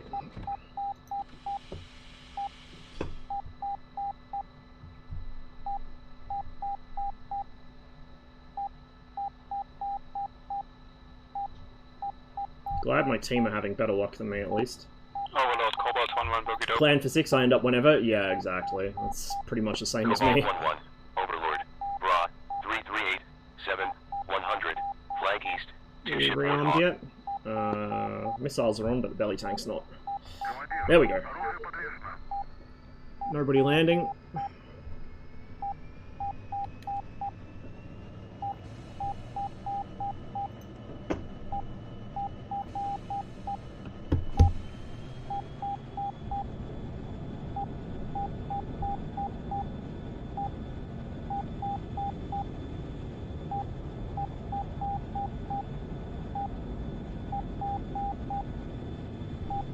Just a bit of a steep climb out. Could have ended poorly. Thankfully we have the emergency afterburner to lean on. Overlord, Circus 1-4, Bogey Dope. Circus 1-4, Overlord. So I Bra, can now confirm that 253, bug. 40, 200. Flag east, Warthog. Anytime somebody jams and the MiG-21's radar sees it, it like immunizes the MiG-21's radar scope from clutter. It's really odd. But yeah, that's what happened, because that A-10 was jamming me. Now my radar scope doesn't see clutter at all, which is kind of silly. Oh god, another raid! Another raid? Oh, that's you. Okay, it raided and unraided. That's interesting.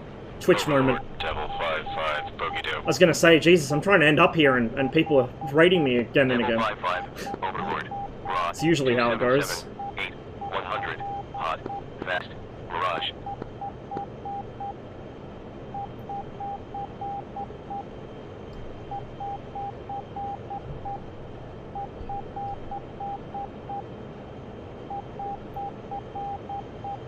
$249. Oh, right behind this guy. He's chasing him. Okay, I'll take that.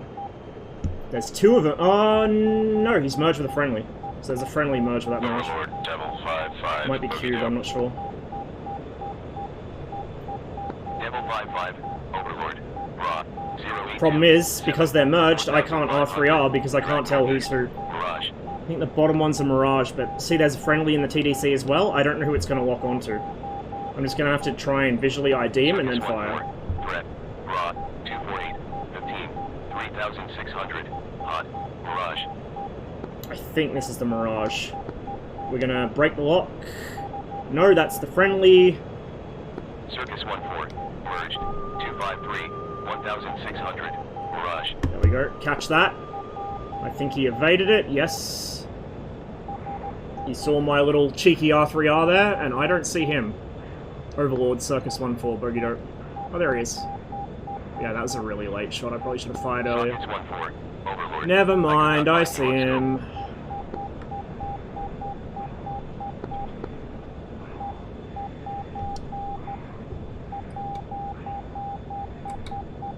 Circus 14. Merged. 240. Oh, shit. 700. Mirage. There's the second one. Where is he? There he is. It's a bit long. He's pretty fast. He might outrun it. He flared it off anyway. My issue is now the second Mirage, who is rolling in. Who I don't know where he is, but he's going to be pretty close. I'm confident I can gun a Mirage one-on-one, but when there's a second guy rolling in and they have aim 9Js, I'm not so sure. I'm worried the other guy's going to third-party me. Especially while I'm getting slow and tangling with this one. Cross my gun sight again, dude. Oh, maybe not at that angle. You want to force a rolling scissor? Okay. There you go. There's one hit. I saw traces go past me, but it may have been the second. Yes, it was. No, that's the MiG-19. That might be Cube. Okay. It was a little risky with that shot, but that's fine. We didn't get hit. We're going to roll back in on this one. He might already be going in. I can't tell. He doesn't look too healthy at any rate. I think his engine's gone. Yeah, I'd agree with that assessment. He's fucked. Trying to figure out what the second one is. Not behind me. My main concern. Overlord, Circus 14, bogey dope. Circus 14. Overlord. Raw. 247. 0. 100. Drag south. Mirage. That's probably that guy, unless there's a second one right there. That's a 21. Overlord. Devil 55. Bogey dope. That's Cube. Devil 55. And he's 19. Overlord. Raw. 270. 36. 100. Flank northeast. Tiger 2. Overlord, Circus 14, bogey dope. Circus 14. Overlord. Raw. 275. 32. 100. Flank northeast. Tiger 2. It's a little out there. It's kind of over the front line, I think. Oh yeah, that's way close to Kataisi. I don't want to fuck with that. We'll kind of hang around here and see if they'll come towards me. Just making me want to get out of bed and fly more MiG-21. It is a bit like that, isn't it? It's the risk you take when you watch DCS streams, is you want to fly yourself.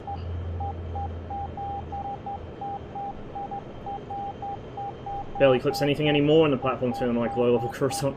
Yeah, I have to hit refresh a few times on clips to get them to even work sometimes. It's a pain in the ass. Overlord, Circus 14, bogey dope. Circus 14. Threat. Raw. 275. 15. 100. Hot. Tiger 2. Come into my web, said the spider to the fly. Although F5s are actually a difficult fight compared to Mirages. Tiger 2. We got a friendly out there, that might be Cube. He may have run ahead, I'm not sure. We're gonna... Hello? We're gonna grab that guy. I don't want to get too close to Kataisi because of the sands, but... 300. Flank north. Mirage. Interesting. Circus 14. Merged. 293. 100. Tiger 2. Yeah, we're a little close to Kataisi. There's the marker for the airfield, I think. Overlord. Devil 55. Bogey dope. Devil 5-5, Overlord, Bra, 288, 5, 200. I'm also over Drag frontline northwest, units, so this is a little Barrage. risky. Overlord, Circus 1-4, bogey dope. Circus 1-4, Overlord, Bra, 251, 3, 1,200. Hot, Tiger 2. Somebody fired a missile at me and missed. This is really sketchy. There's another missile. That ain't gonna hit, bro.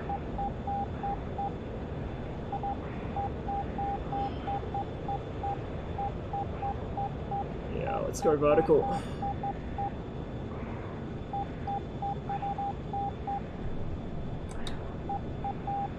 Problem is, he's probably gonna bait me for a second.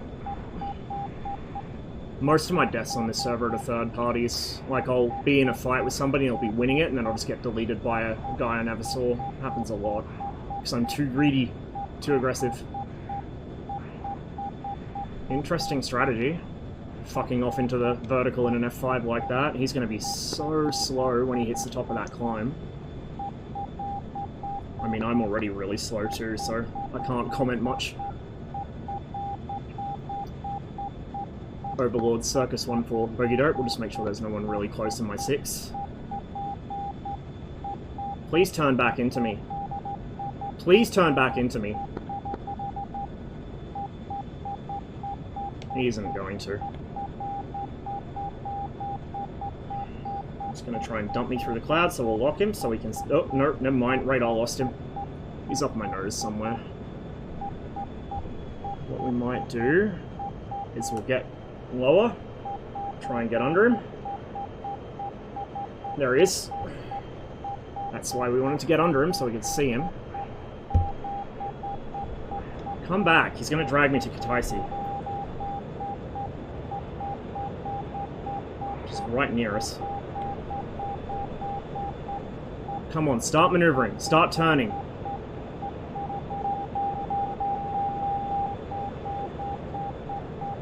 I'm gonna break off, that's too risky. That's way too risky.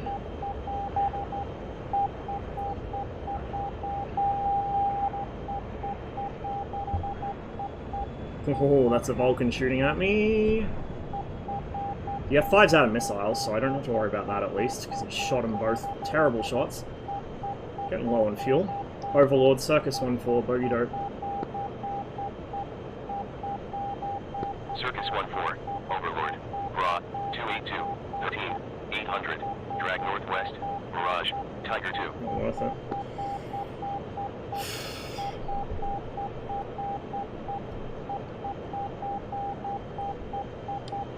Reset my stats yet? Oh, no, it hasn't. So, we had a shit show today, but overall we're doing pretty well since the last big server reset. I'll take that, I'm happy with it. Plus a few maneuver kills here and there.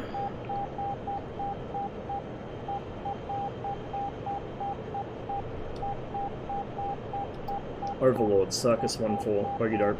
There should be a red road base over there. There is a red road base. Circus 1-4, Overlord, Bra, 271, 31, 700. Drag west, fast, 2-ship barrage. Maybe one more sortie. I'll be saying that for the next hour. One more sortie, just one more. Just one more flight.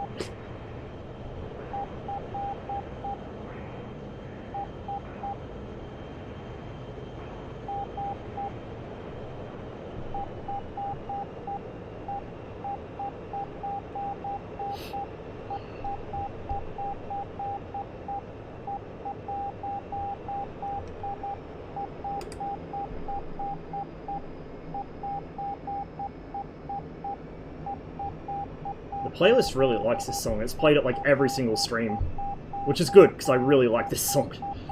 I went years without hearing it. Yes, 13 hours. I have lost control of my life. Overlord, Cobalt 1-1, bogey dope. We're nearly done though. I'm going to finish up pretty soon. We're still fast. Overlord, Cobalt 1-1, bogey dope. Cobalt 1. I don't know, I've been having fun, even though I've been flying like shit and we've had sim crashes and stuff to deal with, I've still been having fun. So I've just kept streaming. Come on, still fast.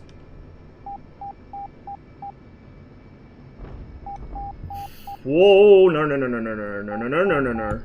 Oh, no, no. That was a nasty bounce.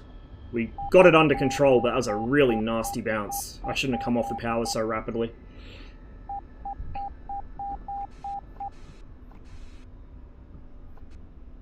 That was such a nasty bounce, I think it killed my engine.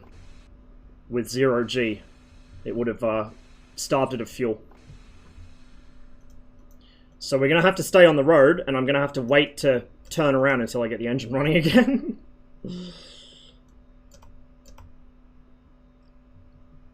Just get out of the spawn zone at least. And I don't want to be turning around with a fully loaded aircraft because it'll get stuck. So we're going to have to quickly zip around and then, yeah.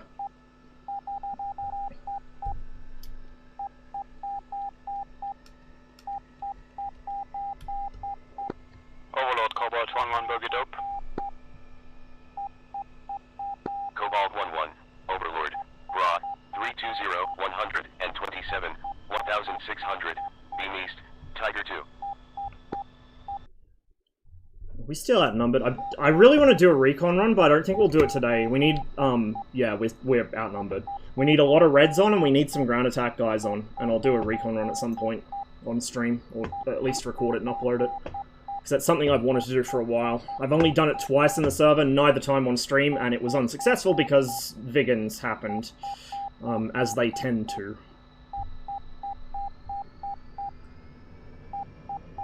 We'll go left and turn right, so we've got some turning space here.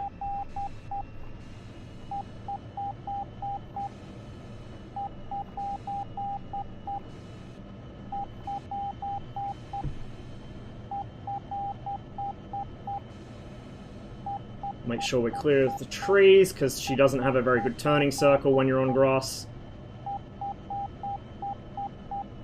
We're a little fast here, so we'll actually come left. Change of plan. Just a little bit of casual MiG-21 off-roading. Using a lot of brake pressure to do this, but there we go. Nice and easy.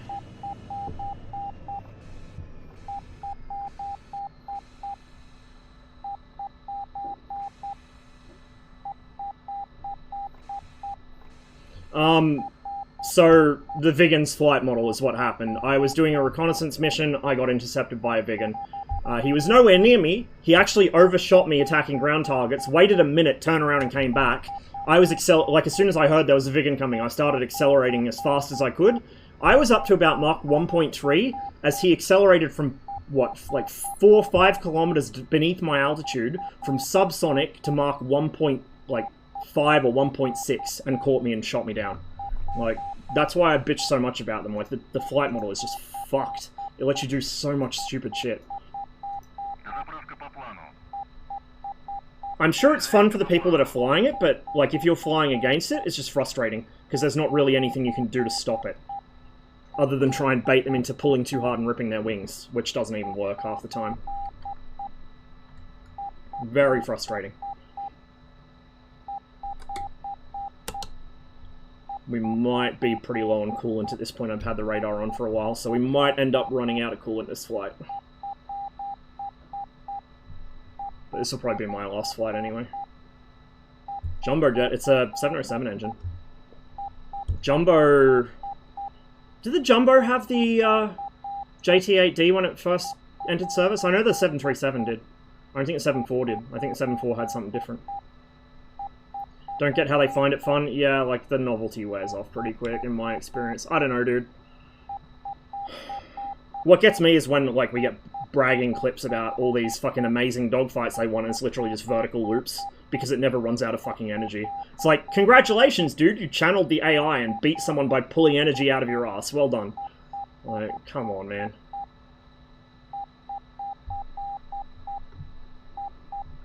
And yeah, like, the industrial strikes are a whole other level of what the fuck. Still refueling me.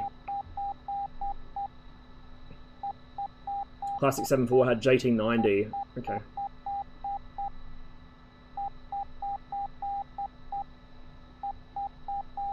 Actually, I don't know Civvy engines. Is that a typo or is that actually a thing? A 9D?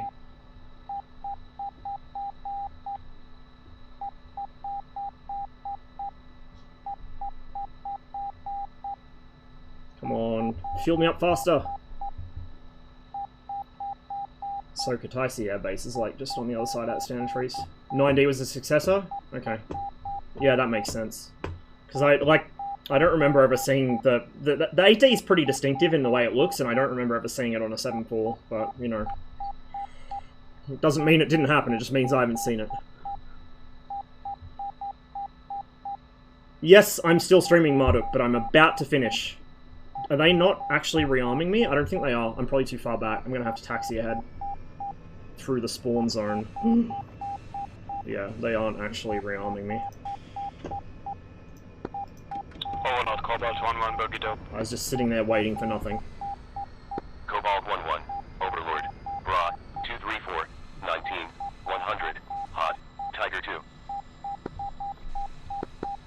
Frontline status, we haven't pushed Kataisi yet. I'll check what the health is at in a moment. Перезагрузка по плану. Перезарядка по плану. Not there yet. If we get bombers through again, we might. We need some guys in frogs, but I need to go soon, so... Otherwise I'd jump in the frog myself. Plus we're outnumbered, so, you know, frogging at the moment might be a bit... Oh! Never mind, Lagnad's on doing frog stuff. Good shit. And El Kabongo. So we got 2 Su-25s.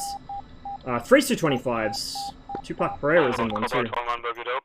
Shit, now I almost kind of do want to do a reconnaissance run. Cobalt 1-1. But I can't be armed and do a reconnaissance run. 257, 14, 200, hot, Tiger 2. And I'm so close to their airbase, I'll probably get intercepted right away. We'll save it for next stream, I think. We won't do one just yet. They'll have to find targets themselves. It's pretty easy to do in a Su-25, to be honest. It's mainly the helicopters that need reconnaissance, in my opinion. Oh! Our bombers just hit their industrial. Oh, no, okay, never mind. So it already calculated off the bomber damage. Give me a Saturday and I'll be your wingman. I'm not going to be streaming Saturday, probably. That's Sunday for me. But yeah, next week I probably will. So, next week, come fly along with me.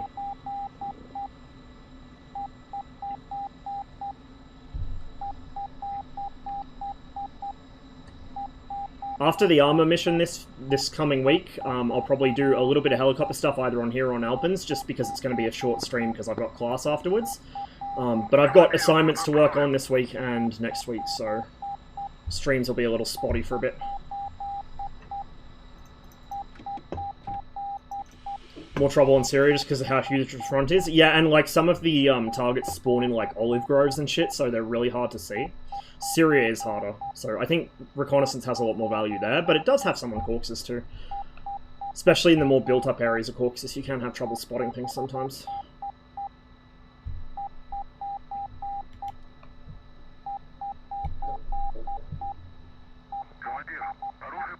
The good thing about 13-hour streams is we get through most of the playlist, so we get all the bangers lined up. Everybody landing? Nope!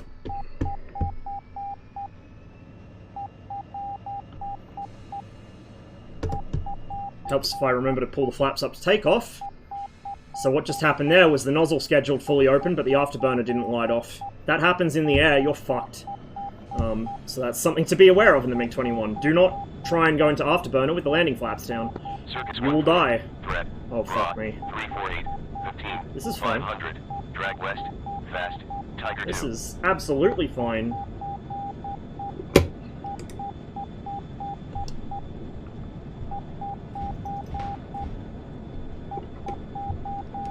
Overlord Circus 1-4, bogey dope. I don't want to go too far that way. That way lies death on front line. Broad. 330. 22. 500. Drag west. Fast. Tiger 2. It's RTB. We'll circle round to the east to get some speed up. Don't want to be caught at low speed in a MiG-21.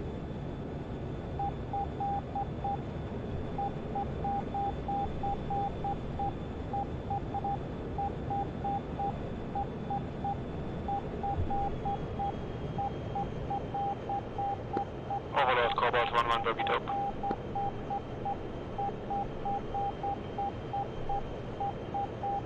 7-0 for 30. Hello, little friends. Let's see if this one's silly enough to fly into an R3R. They've been pretty good with it tonight. They're not falling for it. 351 900. We must have filtered out the usual blue players and we got the ones with actual working brains tonight, mostly. They're baiting for each other, they're not getting R3R'd. On the other hand, we did see some wing rips, including from an F1. So, oh no, the F1 was a team kill, wasn't it? We did see some wing rips from the F5s, which is, you know, not a sign of high intelligence. Is he... oh, he's turned cold, I think. Or his terrain master. Circus 14, threat, raw, 282, 15, 5,800, beam northeast. Oh, he's high up. That's why I can't see him. He's high up. Okay, well, if you want to do that, we'll do that, buddy. He's going to be outside the radar stabilization limits while I'm zoom climbing, but once we get a little higher up, we should be able to pick him up. Overlord, Circus 14, bogey dope. Break. Merge, Circus 323. 14, merged, 324, 5,700, Tiger 2. Sockets 14, Overlord. Me. I could not find you on scope. Overlord, Circus 14, bogey dope. Sockets 14. There he is. Hey, buddy. Can I interest you Overlord. in our Lord and Savior, 228, the R3R? 6,000, drag east. I can actually see Tiger him. 2. He's probably turning too hard for it to hit. Yes, he is.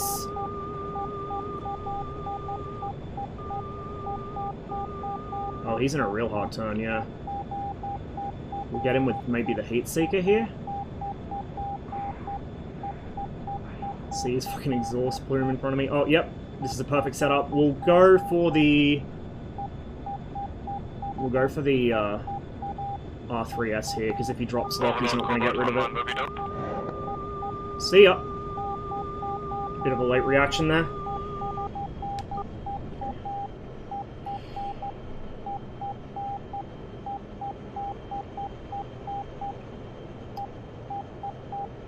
There's Kutaisi Airfield. That's a FARP. I don't want to overfly that. Although I think it might be an inactive one of ours. Oh, that's a fucking... That's bad. No, we don't want to overfly that. Overlord, Circus 14, bogey dope. That is very bad. No. Circus 14, Overlord. I don't know if it has a SAM though. 000, 24, 1,100, flag southwest, Tiger 2. What the fuck is he doing? He's over the mountains. Thanks for the follow. I can't see who followed because my alerts aren't playing nice to me today, but I appreciate it. Hope you guys have been enjoying the stream. It's been a very long one today. Very scuffed one, but I've had fun and I hope you have too. Overlord, Circus 14, bogey dope. Why only 2 missiles? Light. So I'm nice and agile. Overlord, I could not find you on scope. Overlord, Circus 14, bogey dope. Thank you. Yeah, like, with the Sidewinder-sized missiles, they're heavy, they're draggy, you handle like shit if you have 4 of them. So I typically take 2 if I'm expecting to dogfight. Beam northeast, Tiger 2. He's hiding in the mountains. Curious.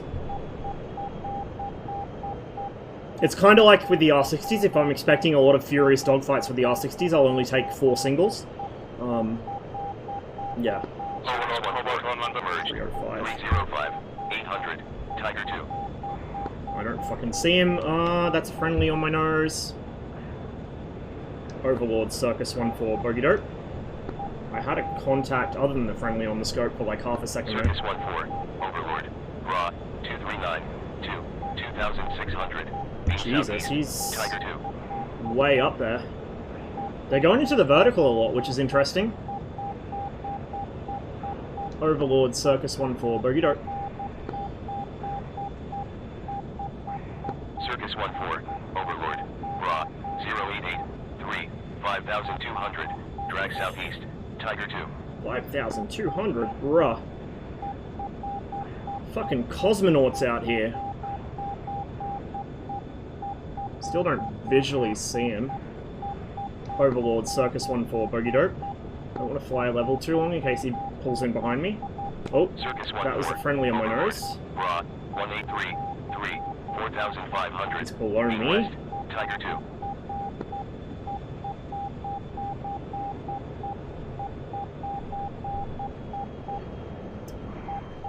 Hello. That's a MiG-15. Overlord, Circus 1-4, bogey dope. Does the MiG-15 see Circus him? 1-4. Doesn't look like it. Raw 0692 3700. Flag southwest. Tiger 2. Maybe he does.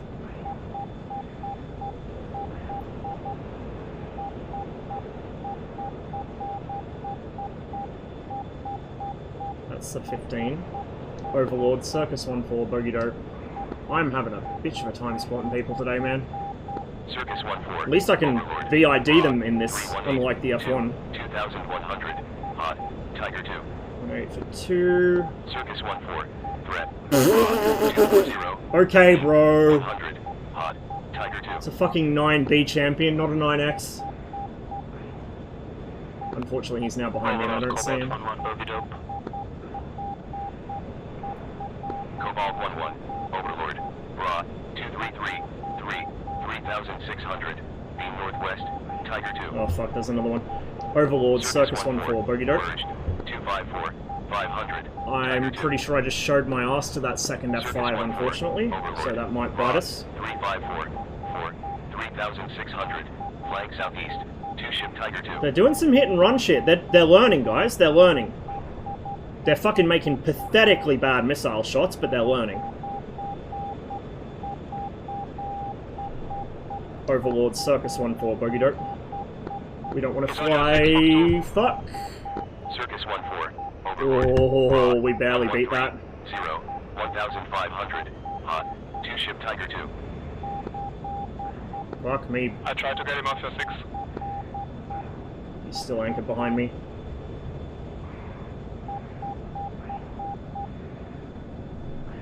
We're gonna reverse here and pull, get him past me if I can. I'm kind of reversing in front of his nose, which is really risky. Oh shit, that was not intentional. A little wobbly today. We're also asymmetrical because we got a single R3R on the wing. I'm gonna get rid of that fucking thing.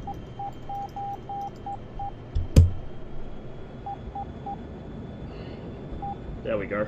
That's better. Oh, no, he hit me.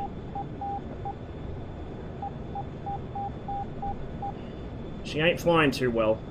I think he knocked off the pylon on the fucking right wing. Got him. At least the MiG-15 got him. We're just gonna fucking get out of here. This is not going well for me. Yeah. Overlord Cobalt 1-1 bogey dope. And over the front line target, of course. Overlord Cobalt 1-1 bogey dope. Catch you later, Anctus. Sleep well. Jesus. Yeah, we're just gonna RTB, and I think we're gonna call it there, because my luck is not getting any better tonight.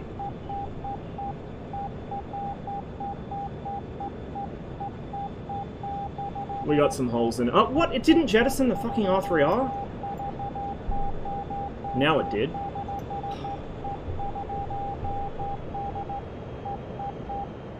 We'll just land at the same road. I don't have enough fuel to... Well, I kind of have enough fuel to get back to Tbilisi, but it's a long flight, so...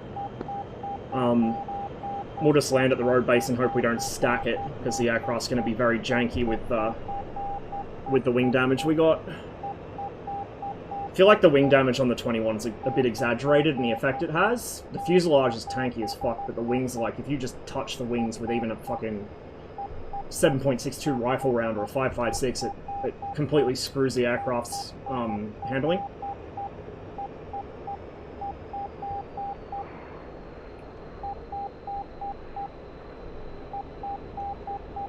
We're going to probably need full rudder to come in here, and we've got a crosswind, so this will be all kinds of fun.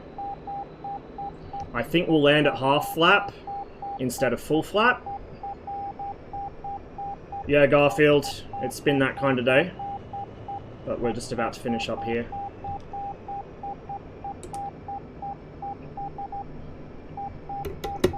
Hopefully all 3 wheels come down. Normally with this kind of damage I just belly land instead because I don't trust the wheels to all come down. But there we go, 3 greens. The aircraft's getting perilously slow, so we're going to pull the air brake in. Oh man, she does not want to. Oh, she does not want to.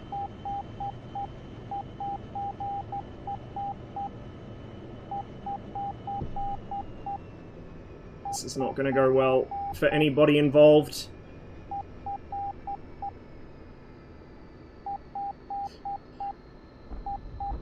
come on, come on. Oh, no, don't roll, don't roll, don't roll.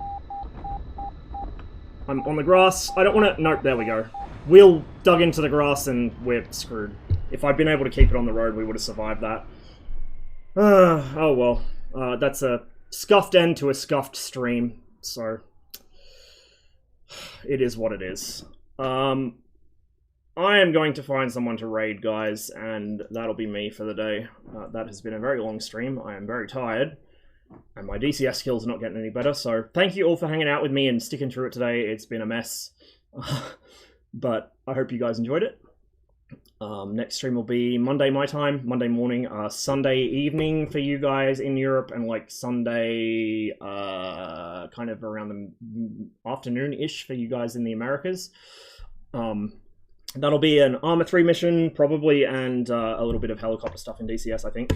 Remind me to do the helicopter stuff, I'll probably forget.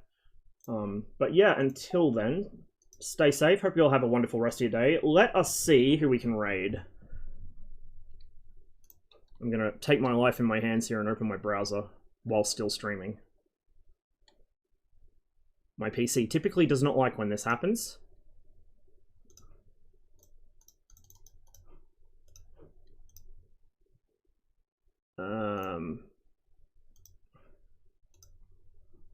Okay.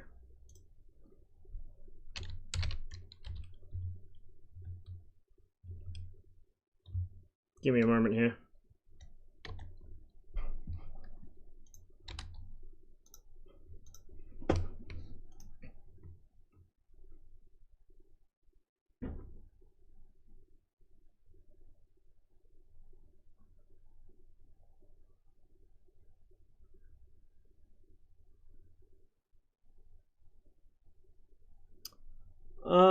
I think we'll raid teleport tonight. Not that many people on, but we'll raid teleport. Who is playing Truck Sim?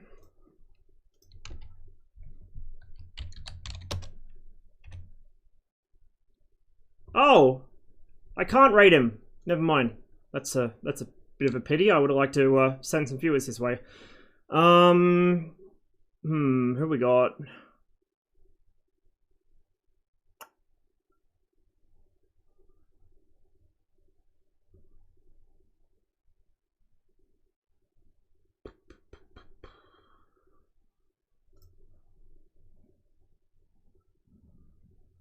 Aha, we got some helicopter stuff happening here.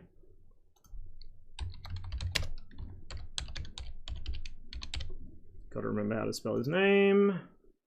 There you go. Right, raid set to go. This is the unfortunate victim of that one F5 look down radar shot with the 9P5, the Hind. This is the guy that was flying the Hind. I feel very guilty about that still to this day. Thank you all very much for watching, guys. Hope you have a wonderful rest of your day. Stay safe. I will catch you in a couple days for some armor, and then probably some Cold War helicopters.